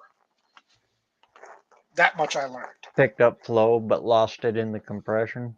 Yes, yeah, because these are larger chamber heads, even, you know, and the 318 being what it is, which this one has flat top pistons in it, but they're down in the bore a little ways. So getting a piston to get to the top of the bore with a little bit of a dome in it would definitely wake this thing up big time. I've got a small fortune invested in this one. It's rotting in my backyard, literally. It's this one here I had fixed up.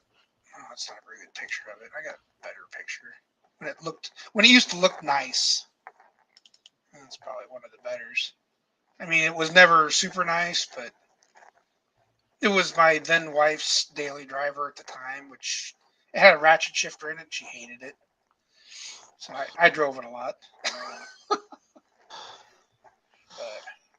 it's kind of... Morning, Rich. Good morning. BareRose. So you're still up yet? We are pulling the night shift. Party all night, right? The problem is BareRose won't get me to shut up. Whoops. Get back here. Finally got you on. Yeah. Let's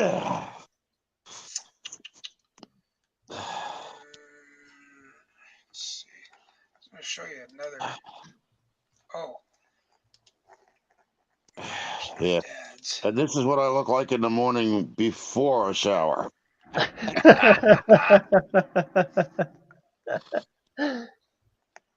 So this is the coupe here, Kim. This is Dad's Oh. 48. This is the one, when you saw it at the car show with my Mustang next to it, it didn't have the flames on it. He put the flames on it. This is after that? After the car show? Yep. So this would be, this is several years after, actually. And that thing is now tore apart into a million pieces. This is what it looks like now. Yay! Oofda. This is what I get to finish now. Oofda. Yeah, it's another project, Yeah. another eBay purchase. It's a halfway decent car. I don't know. Well, that was like mine, man. When I first got that '57 Chevy, man, the guy turned around. He did a stroll around his own car, and he goes, "There's no car left." And he closed the damn door, and he got up underneath it, and he showed pictures of the frame, and the frame was solid as hell. And I turned around and bought it off him. I was like, I don't care. I said, sight unseen. I didn't even go to see the car. I knew it didn't run. That's what he kept telling me. So I went down and go and see it, and he's like, nah. He's like, it's for sale, but it's not running. I'm like, okay, well then, how about you dolly it up? I'll pay you an extra $500.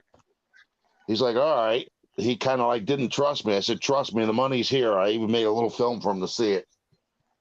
He got it here. The engine valve cover was warm, and told me it didn't run. The next day I put fluids in it, and boom, she started up and ran. If it's got good bones, it's worth every bit of it. Well, it's got the original engine, so 283 V8. Oh yeah, untouched. And a cast iron transmission, power glide. Now this What one is that here, one? Kim. This is one of the last street rods my dad built. He hand built this car. I had a little story I was going to go with it. So he built this car. It's got a Buick V6 in it. Let's see if I can. There we go. Here's a picture of the engine. He put a Buick V6 in it. In the early 80s, this was the thing to do. It was the fad, and he kind of fell into that. He wanted to put a 340 in it or an early Hemi. Somebody talked him into putting this Buick V6 in it. First, he started with the odd fire, realized it was the wrong one to do, and ended up putting an even fire in it. So he gets the car done, and it's an absolute turd. It can't get out of its own way downhill with the wind at its back. Pissed him off. Car is a beautiful car, which, I mean, I got tons of pictures of this thing. He did an awesome job, building the car. Yeah. Let me see if I got. This was the last one your dad did? Last street rod he built. The story, I'm kind of going into the story because after he passed, which I don't know why I did this after he died. I should have started doing this when he was still alive. My mom kept paperwork on all these cars. So a lot of paperwork was bills of sale and a little bit of history, Some of these cars I had contact information of. So I had the contact info of the guy that bought this car. And Dad sold it in 87. So, mind you, this is a year or two ago. I started doing a little research, seeing if I could find some of these things, find some of these cars of his. The guy that bought this car still owns it. Oh, wow. He happened to pass away in 2016. Oh, His daughter got the car from him, and she still has it.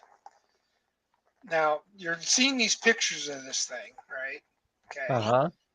Now, these are basically of the car right before he sold it. Now I'm going to show you. Here's the car.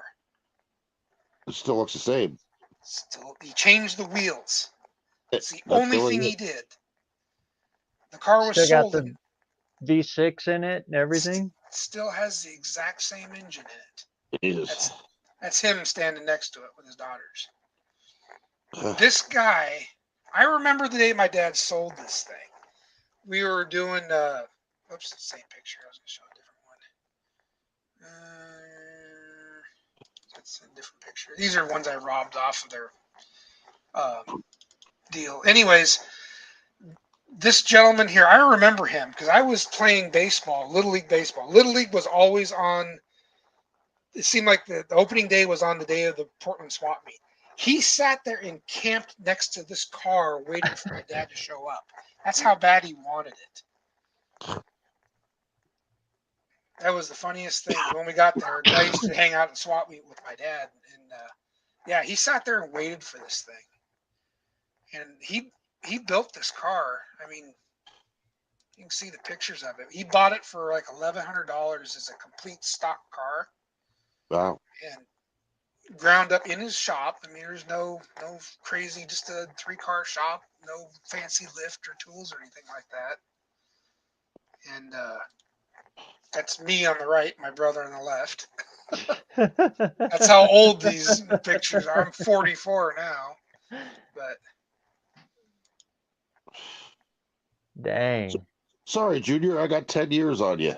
yeah, I know I'm probably still young in the sun. But Well, I actually redid the 57 too because, well, I don't know, I can't really see who you are, because it's so small. But when I got that car, it sat outside in a junkyard since '76. And when I got it, it was the doors were rotted on the bottom. The dog leg in the back behind or in front of the wheel well was gone. Just small stuff. But I mean, the major stuff was still there. The floorboards were solid. The frame was solid. And so was the trunk and the spare tire compartment. But, the car, I couldn't leave it the way it was. The whole passenger fender was nothing but rust. It wasn't patina. It was rust. wow. And it needed sanding off, and it needed to be primed and painted. And I did a pretty damn good job on that paint, I'll tell you. This one here was painted in that shop. I mean, and like you said, nothing fancy. Yeah, but you never know. I did mine in rattle cans.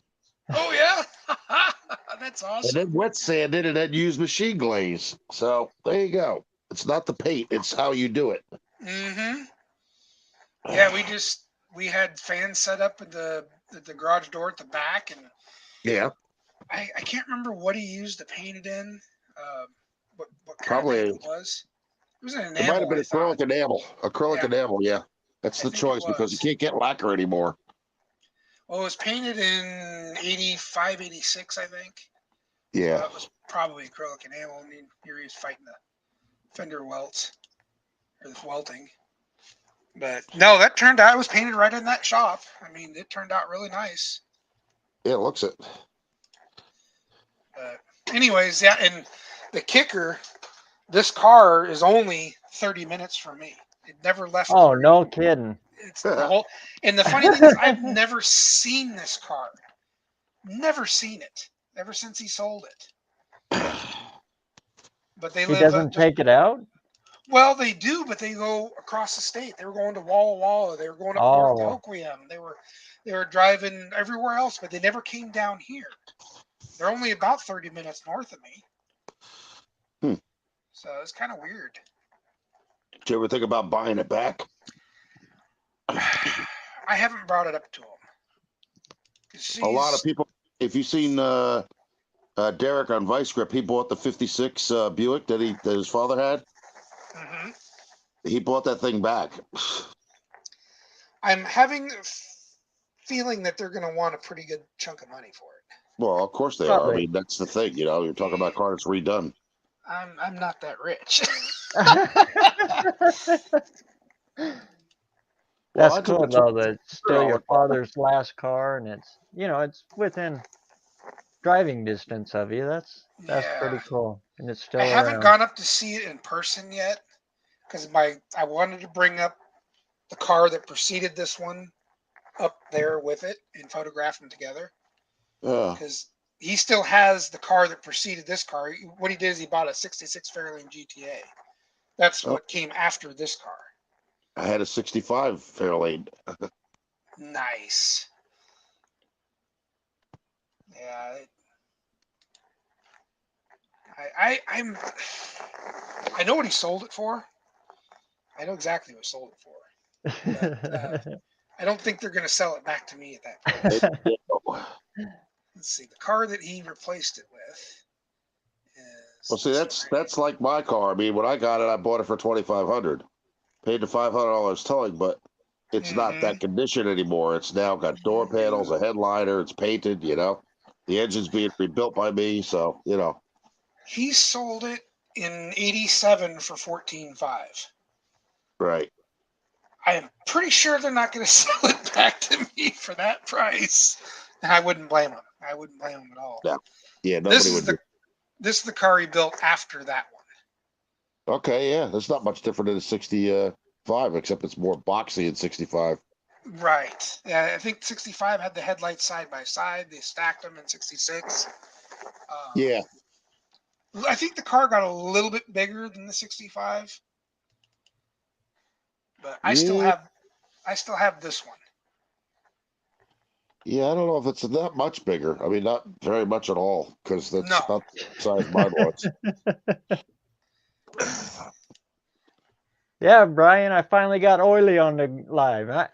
I'm just soaking it up. I can't Oh, believe he's God. still awake yet. I could go for hours and hours. You got to stop me. It's ridiculous. So Yeah, I still BareRose, have. This is you're the gonna have car I want to drive up there to see the other one. I just haven't got it finished yet. BareRose is going to have to say, all right, enough is enough already. I need to go to hell of bed. He's gonna have to.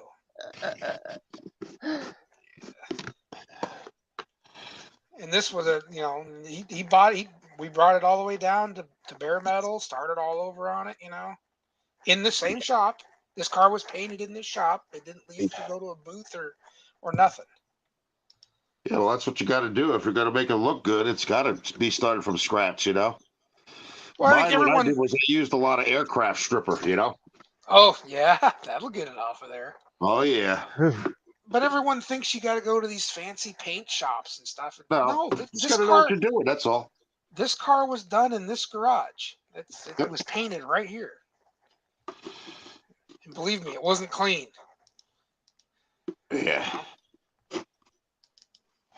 Why the hell is I getting my way? And that's how it sits right now. Yikes. Yeah, it's got to get the disc brakes finished. That's what the summer before he passed away, we were working on putting the disc brakes on it, and he got sick. And he was, when the time he was diagnosed to the time he passed was 90 days. It happened that fast. Wow. Sorry, man. Yeah, sorry about that, man. No thanks. What can you do, I mean, Yeah. Nobody saw it coming, neither did he. So it was really weird because we were sitting there. I was leaned against this car. We were shooting the breeze on what we were going to do next and all this stuff. And his birthday came and went, and I redid the carburetor on it for him and stuff. Yeah, it was, man, it was, as it happened, I couldn't even take it in yet. It took me like a good year for it to finally settle in that what had happened. Right. It happened so fast. Yeah, no, that's the thing. It doesn't take long, I mean, unless you're a really, really, really bad person or something, then the Lord likes to make you suffer a little bit, Yeah, that's true. Well, they come out and they says, well, if we do this or that, he'll have 6 to 8 months to a year, and blah blah. And boy, I'll tell you, that went away quick. Yeah. And he never. What my dad's fighting right now. I haven't said that publicly much, but yeah, it's kind of what we're going through right now. Well, best of luck to him, man. Fight the fight. Yeah. My father passed away in 2007, so he was my mother died, and then he just couldn't handle it. He just lost it. So that's too bad. He never got to really drive this car. That was the other thing that sucked. He was almost done with it and never did drive it. But the funny thing is that everybody in my family, as far as the men go, my grandfather, my father, they were always into cars. My grandfather had pictures of LaSalle's, and my father had a '56 Chevy. My father actually sat there and ripped apart a 350 on a 70 Impala and put it on newspaper in the dining room, taking it apart piece by piece, bolt by bolt. And I didn't never really think I was going to get into it, But my very first car that I worked on was a 1970 Dodge Challenger 426 MERT. That's a nice freaking car. Hemi? Holy cow. I was a teenager. I didn't know anything back then, Well, back then, it was just another used car, right? Yeah, it was like a $400 or $500 car. I had a new transmission put in it, and I lived in a bad area, so it was like we had this gang or whatever surrounding my car, and when I lit them up, they all scattered. It was funny as hell. Now, Kim, this is the one I'm trying to find. This Ooh, is that's the a car nice that one. has eluded me. This is his first one he ever built. So, Do you So know if where it's at? I have no clue. I lost track of it. I got a short trail where it went to, where it was sold, and then the guy that he sold it to, grown amnesia. He can't remember what happened to it. Of wow. course, he's 75, so I can understand. But I lost track of it in Hoquiam, Yeah, Washington. but you know, if that guy, if you find that car, you know that's not going to be cheap either. No, but I'm willing to sell just about everything I have to get it. Yeah. This one here is a little bit, it's got more sentimental value and history in it. This is the first one I rode in. I was real young when he sold this car. Okay. Let's see. Here you go, right here. That's me, my mom, and my brother, and he still had the car. So that one there, I blame my brother for him selling this car because there's no room for him. So he sold the car to buy the 33 Plymouth, which he later built.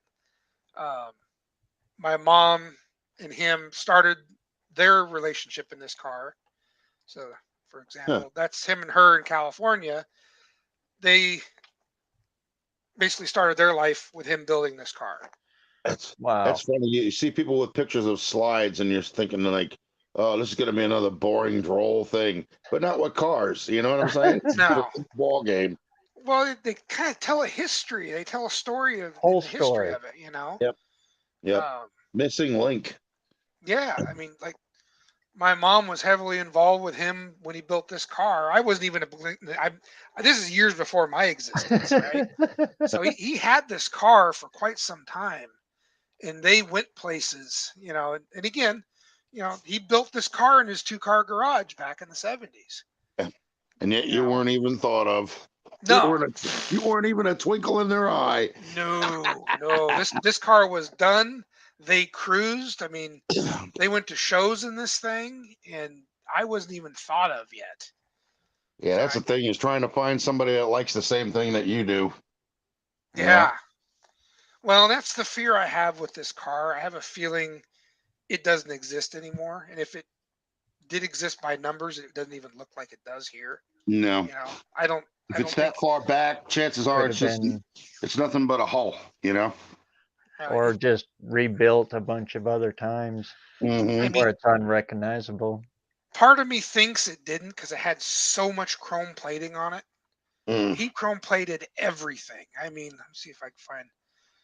I'd love to chrome plate my frickin' bumpers on my 57. That'd be a nice little feat. The bars, the rear axle. I mean, my mom's got a story with that rear axle. He got it back from the chromers, and it had some kind of goo in it still, and he threw it down on their spare bedroom bed, and it leaked out on the bed. My mom got pissed at him. You know, just stuff like that. You know, there's so much history, and like the drive shaft and the panhard bar, and anything you could unbolt and get to the chromers, he chrome plated. Yeah, everything. Wow. My mom said it took 3 days. What that would have cost Well, nowadays to have a rear end housing chromed? Yeah, I mean, he did it himself. So he had to have known how to do it. Well, no, back in the 70s, it was cheap. Yeah, they did it by the pound. See if I can find some more pictures. I mean, you can see the rear axle housing and everything on the front end. Everything on the front end was plated right down to the springs and everything. The harmonic balancer, the brackets, the front cover. I mean, everything was plated. Wow. I'm trying to think. There's some more pictures of it in here somewhere. But again, he painted this car in the driveway. You know, this friend of his, Ed Bird, came out and did the body and paint in the driveway. But this is the one I've been trying to find. I don't know. Yeah, he ran it as a high boy for quite a while. And then you put the fenders back on. Yeah, they were getting ready to move. They lived in Southern California for a little while. My dad was in the Marine Corps, my mom was in the Navy, and that's where they met. Uh, they lived in San Diego for a while. I was gonna say probably San Diego, huh? Yep. That's where And my daughter is now. oh, really? Right on. Yeah. So yeah, when he was getting ready to what was it? They both got out of the service and they stayed around for a little while, and then they were getting ready to move to Washington. This here was in the World of Wheels. He decided to put fenders on it coming up to Washington. But I don't know where this car ended up, and there's just so much uniqueness to it. In the back of my mind, I'm thinking somebody had to have preserved this thing or stored it away somewhere. Yeah, well, if they saw it in that condition, they had to have. You know what I'm saying? It's like that would just be dumb if you didn't. I mean, yeah. Because I think he had this thing. He bought it in '74. He sold it in '83, I think. But he sold it up here. So who knows? And it kind of went mid-state, you said? The Well, last you heard? It went up north to Hoquiam. I got a hold here, and it's neat when you're searching these out because you get the stories that come with them. The guy that bought the car from him ended up divorcing his wife. Well, him and his wife got into a battle. Anyways, she wasn't allowed to drive the car. He took off, and I don't even either he was gone from work, he wasn't allowed around the house. Anyways, they had this really bad divorce. Well, she ended up taking the car and driving it to pick up the girls from the school. she was driving around the coupe, and he didn't know it. So she remembers the car like it was yesterday. It was so funny because I showed her pictures of it. She goes, "Oh yeah, I got to tell you this story." And I guess she was taking it to pick the girls up, their daughters up from elementary school. And I was like, "Oh my god!" And when I got a hold of him, he's living in Arizona. I can't remember what town it was. He's since remarried to somebody else, and the only thing he could tell me is he sold it to a dealership in Hoquiam. I'm like, why the hell would you do that? A dealership. A dealership. That's all he can tell me. Oh. I don't know. I don't know if he's full of it or I don't know. I can't. Hey, you want to know something about the 57? It's only got a prefix 1 on the title. A prefix. What's that mean? Prefix 1 owner. Oh. So you're technically the second owner? Yes. And DMV actually screwed up on mileage. They wrote it as 613,000 miles, and it's 61,334.9. Oh, really? Yep. Yep. Wow. And I have pictures to prove. I mean, if that had that many miles on it, there wouldn't be any frame left or floors. Right? So. See, stuff like that just makes, when you're talking about those kind of facts and things like that, makes a hell of a story for a car. Yep. I wonder if the dealer's still there, and if it's being used as a billboard car. The 32? I don't know. I honestly don't know. He couldn't tell me the name of the dealership.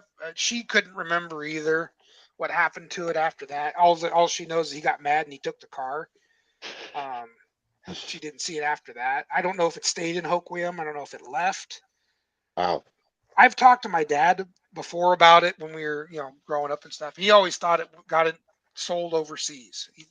He swears that it got sold to someone in I don't know, Finland or something like that, because there are a lot of guys importing American cars over there. He thinks that's where it went, but I don't think so. I think it's roaming around here somewhere. I just haven't found it yet. Well, the Plymouth was 30 minutes up the road from me, and I've never seen it in the last 20 years, so come on. Yeah, true. I'll keep my eye open for it. Hiding in some garage collecting dust. I'm just as bad of a hoarder, There's cars that haven't seen the light of day here in 20 years. I hoard other things. Can't you see? Look at my living room. I have to change the thing and see it.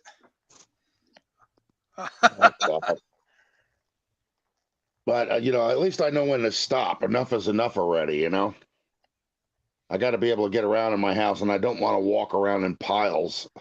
I hear you. Yeah, I think we're done with sharing hour for the night. I've probably worn you guys out. No, I just woke up, man. I got my coffee here. I'm good to go. Neither of us have been to bed yet. That's not my fault. That's your fault. Oh, I'm having a good time. It's been a heck of a good time having you, Ollie. Hey man, what's your ID on there so I can actually add you or sub you? Me, Ollie's Ollie's Garage. Yep, Ollie's Garage. Just as it's Ollie's Garage. right as it OLY? shows up. Yep. Okay. It's kind of like a short version of my last name, or All right. abbreviated. Yeah, don't forget to sub me too. You can see Oh, what I I did with that car. Hit me back. I will. Actually, I'll be no, because you guys get ready to get it off. So I'll wait till you guys are done. Then I'll get off and do it. Bridge 220. There it Oh, goes. I'm surprised I'm not subbed to you because your name sounds familiar. Yeah, Did you've been you- around for a while. I'm pretty sure. Or maybe I watched some videos and I didn't, or I'm kind of bad about that sometimes too. Don't be You've mad. been busy. No, Dude, I've had more of them taken away from me than I know what the hell to do with. So you just really? mention it. So you don't say anything about it because you figure what the hell, it's not worth the time. Yeah. Oh, I'm only at like 300 subs, so I'm a nobody. I'm all right with that though. Well, I'm at 292, I think it is. So I'm about the same boat. Right on, brother. I've been on there since February 27th of 2006. My oldest video is 15 years ago. Wow. I'm surprised you haven't gotten more subs. Jeez. Yeah, I know. Well, Hey, you're climbing though. the way of doing things is a little bit odd compared to the way other people do things. Like, I'm a 300-pound guy, and I didn't take the engine out of the 57. I left it in and did it on a stone driveway. Oh, well, that works. But I I'm in-framed a 54. 302 before. But I'm 54. I've already had a heart attack. I got a stent in my artery, and I got arthritis in my right foot. Oh, well, I don't have that. Yeah, it's a little more difficult, but I still have a passion for it. Apparently, otherwise I wouldn't be doing two cars now. I usually do them one at a time. You're like the rest of us, man. We're gonna do this until we go right into the grave. At least me, I will. Oh, I'm gonna keep doing it. Until I can't. Yeah, right up until they cart you away in a box.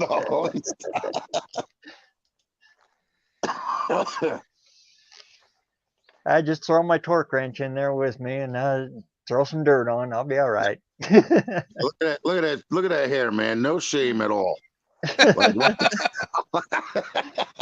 Hey, you still got hair. That's good. Yeah, I'm just working on. That's pretty good. I'm growing my toupee. My brother is 2 years younger than me. He's completely bald up top. I decided to grow mine out. It's about to here now, so I've about got it all growed out. Yeah, that's why I started growing this, because this is not white, but this is. But yet the mustache is still strawberry blonde. Go figure. Well, for years it went white early.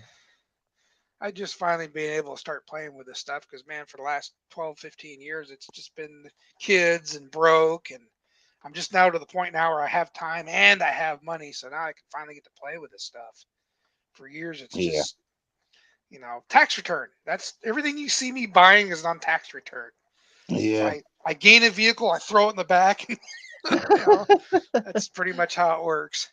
That's the way I did with the 57. I grabbed the part here, grabbed the part there, grabbed the part everywhere, That's how you That's the secret to the game. Yep. Only it's getting worse because the cost of things has just gone stupid. Yeah. But the thing is that what I couldn't believe was, like BareRose already knows this. I couldn't believe they took all the cosmetic stuff off the car. Radio, clock, sun visors, the badge for the turn signal bar, the V, the scripts. And they left the engine and the transmission. I mean, completely untouched. I mean, the generator's still there, the original starter's still there, the original radiator's still there. The numbers match. It's like, you got to be kidding me. Huh? Were they building another car and taking parts off of that one? I had no idea, but I mean, it's like It looks so ratty. I mean, the video is actually on my page. You'll see there's a picture of a guy Okay. going alongside, and the camera's in the wrong direction. He recorded that. I didn't. So, but you can see all the moss growing on it, all the rust on it, the paint that's peeling up off of it, the whole 9 yards, you know. And I just located part after part after part. Now I got to the point where, like I said, the headliner's in there. I have the rope for the doors on the inside. The clock I got a original dash script with the aluminum piece that goes behind it. The clock. I got sun visors. I have everything I need for that car except for what the hell is it? The runner board molding outside. That's it. And I got to make a couple of kickboards.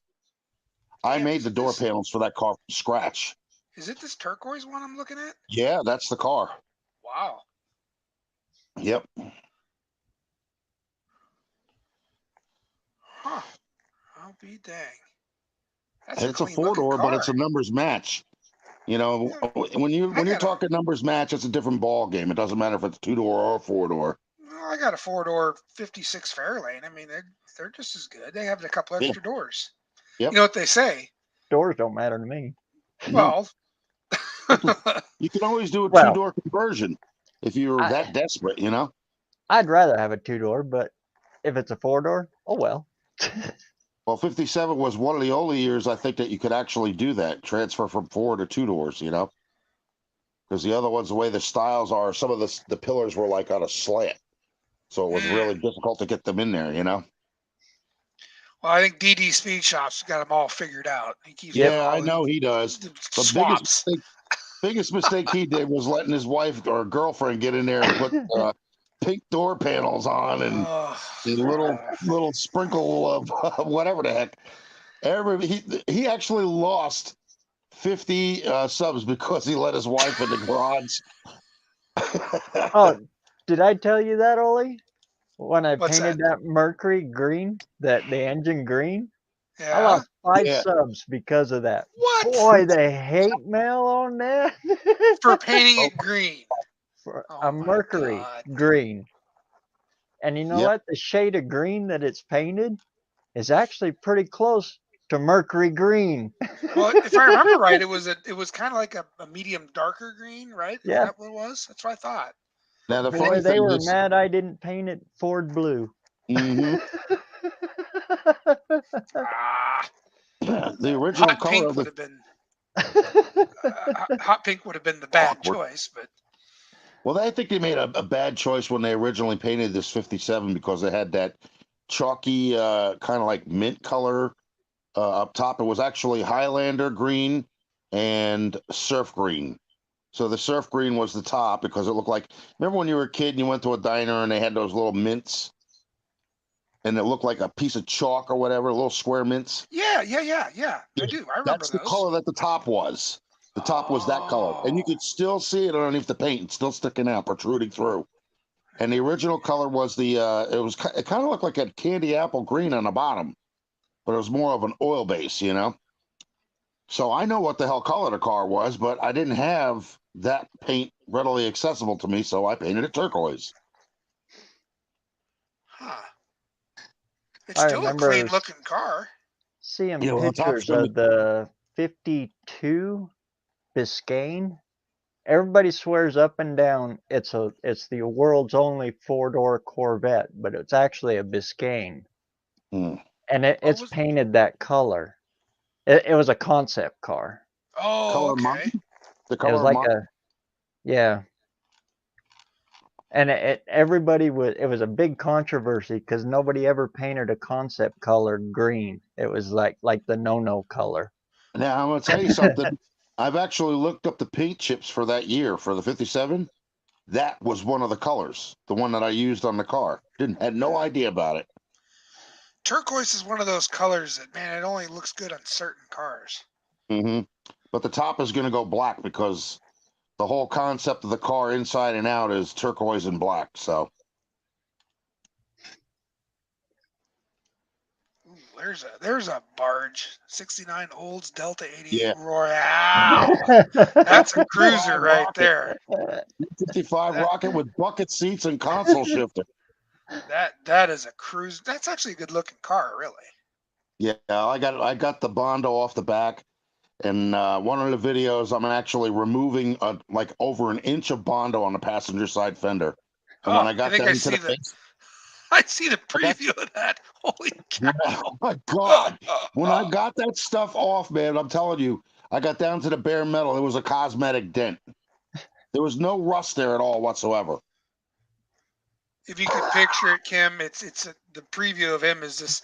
He Yeah, busted I the mud seen off it. It's just this cloud. I'm like, holy cow! It looked like it snowed on the ground, man. I'm sitting here using a wire wheel to buzz it the hell off, you know?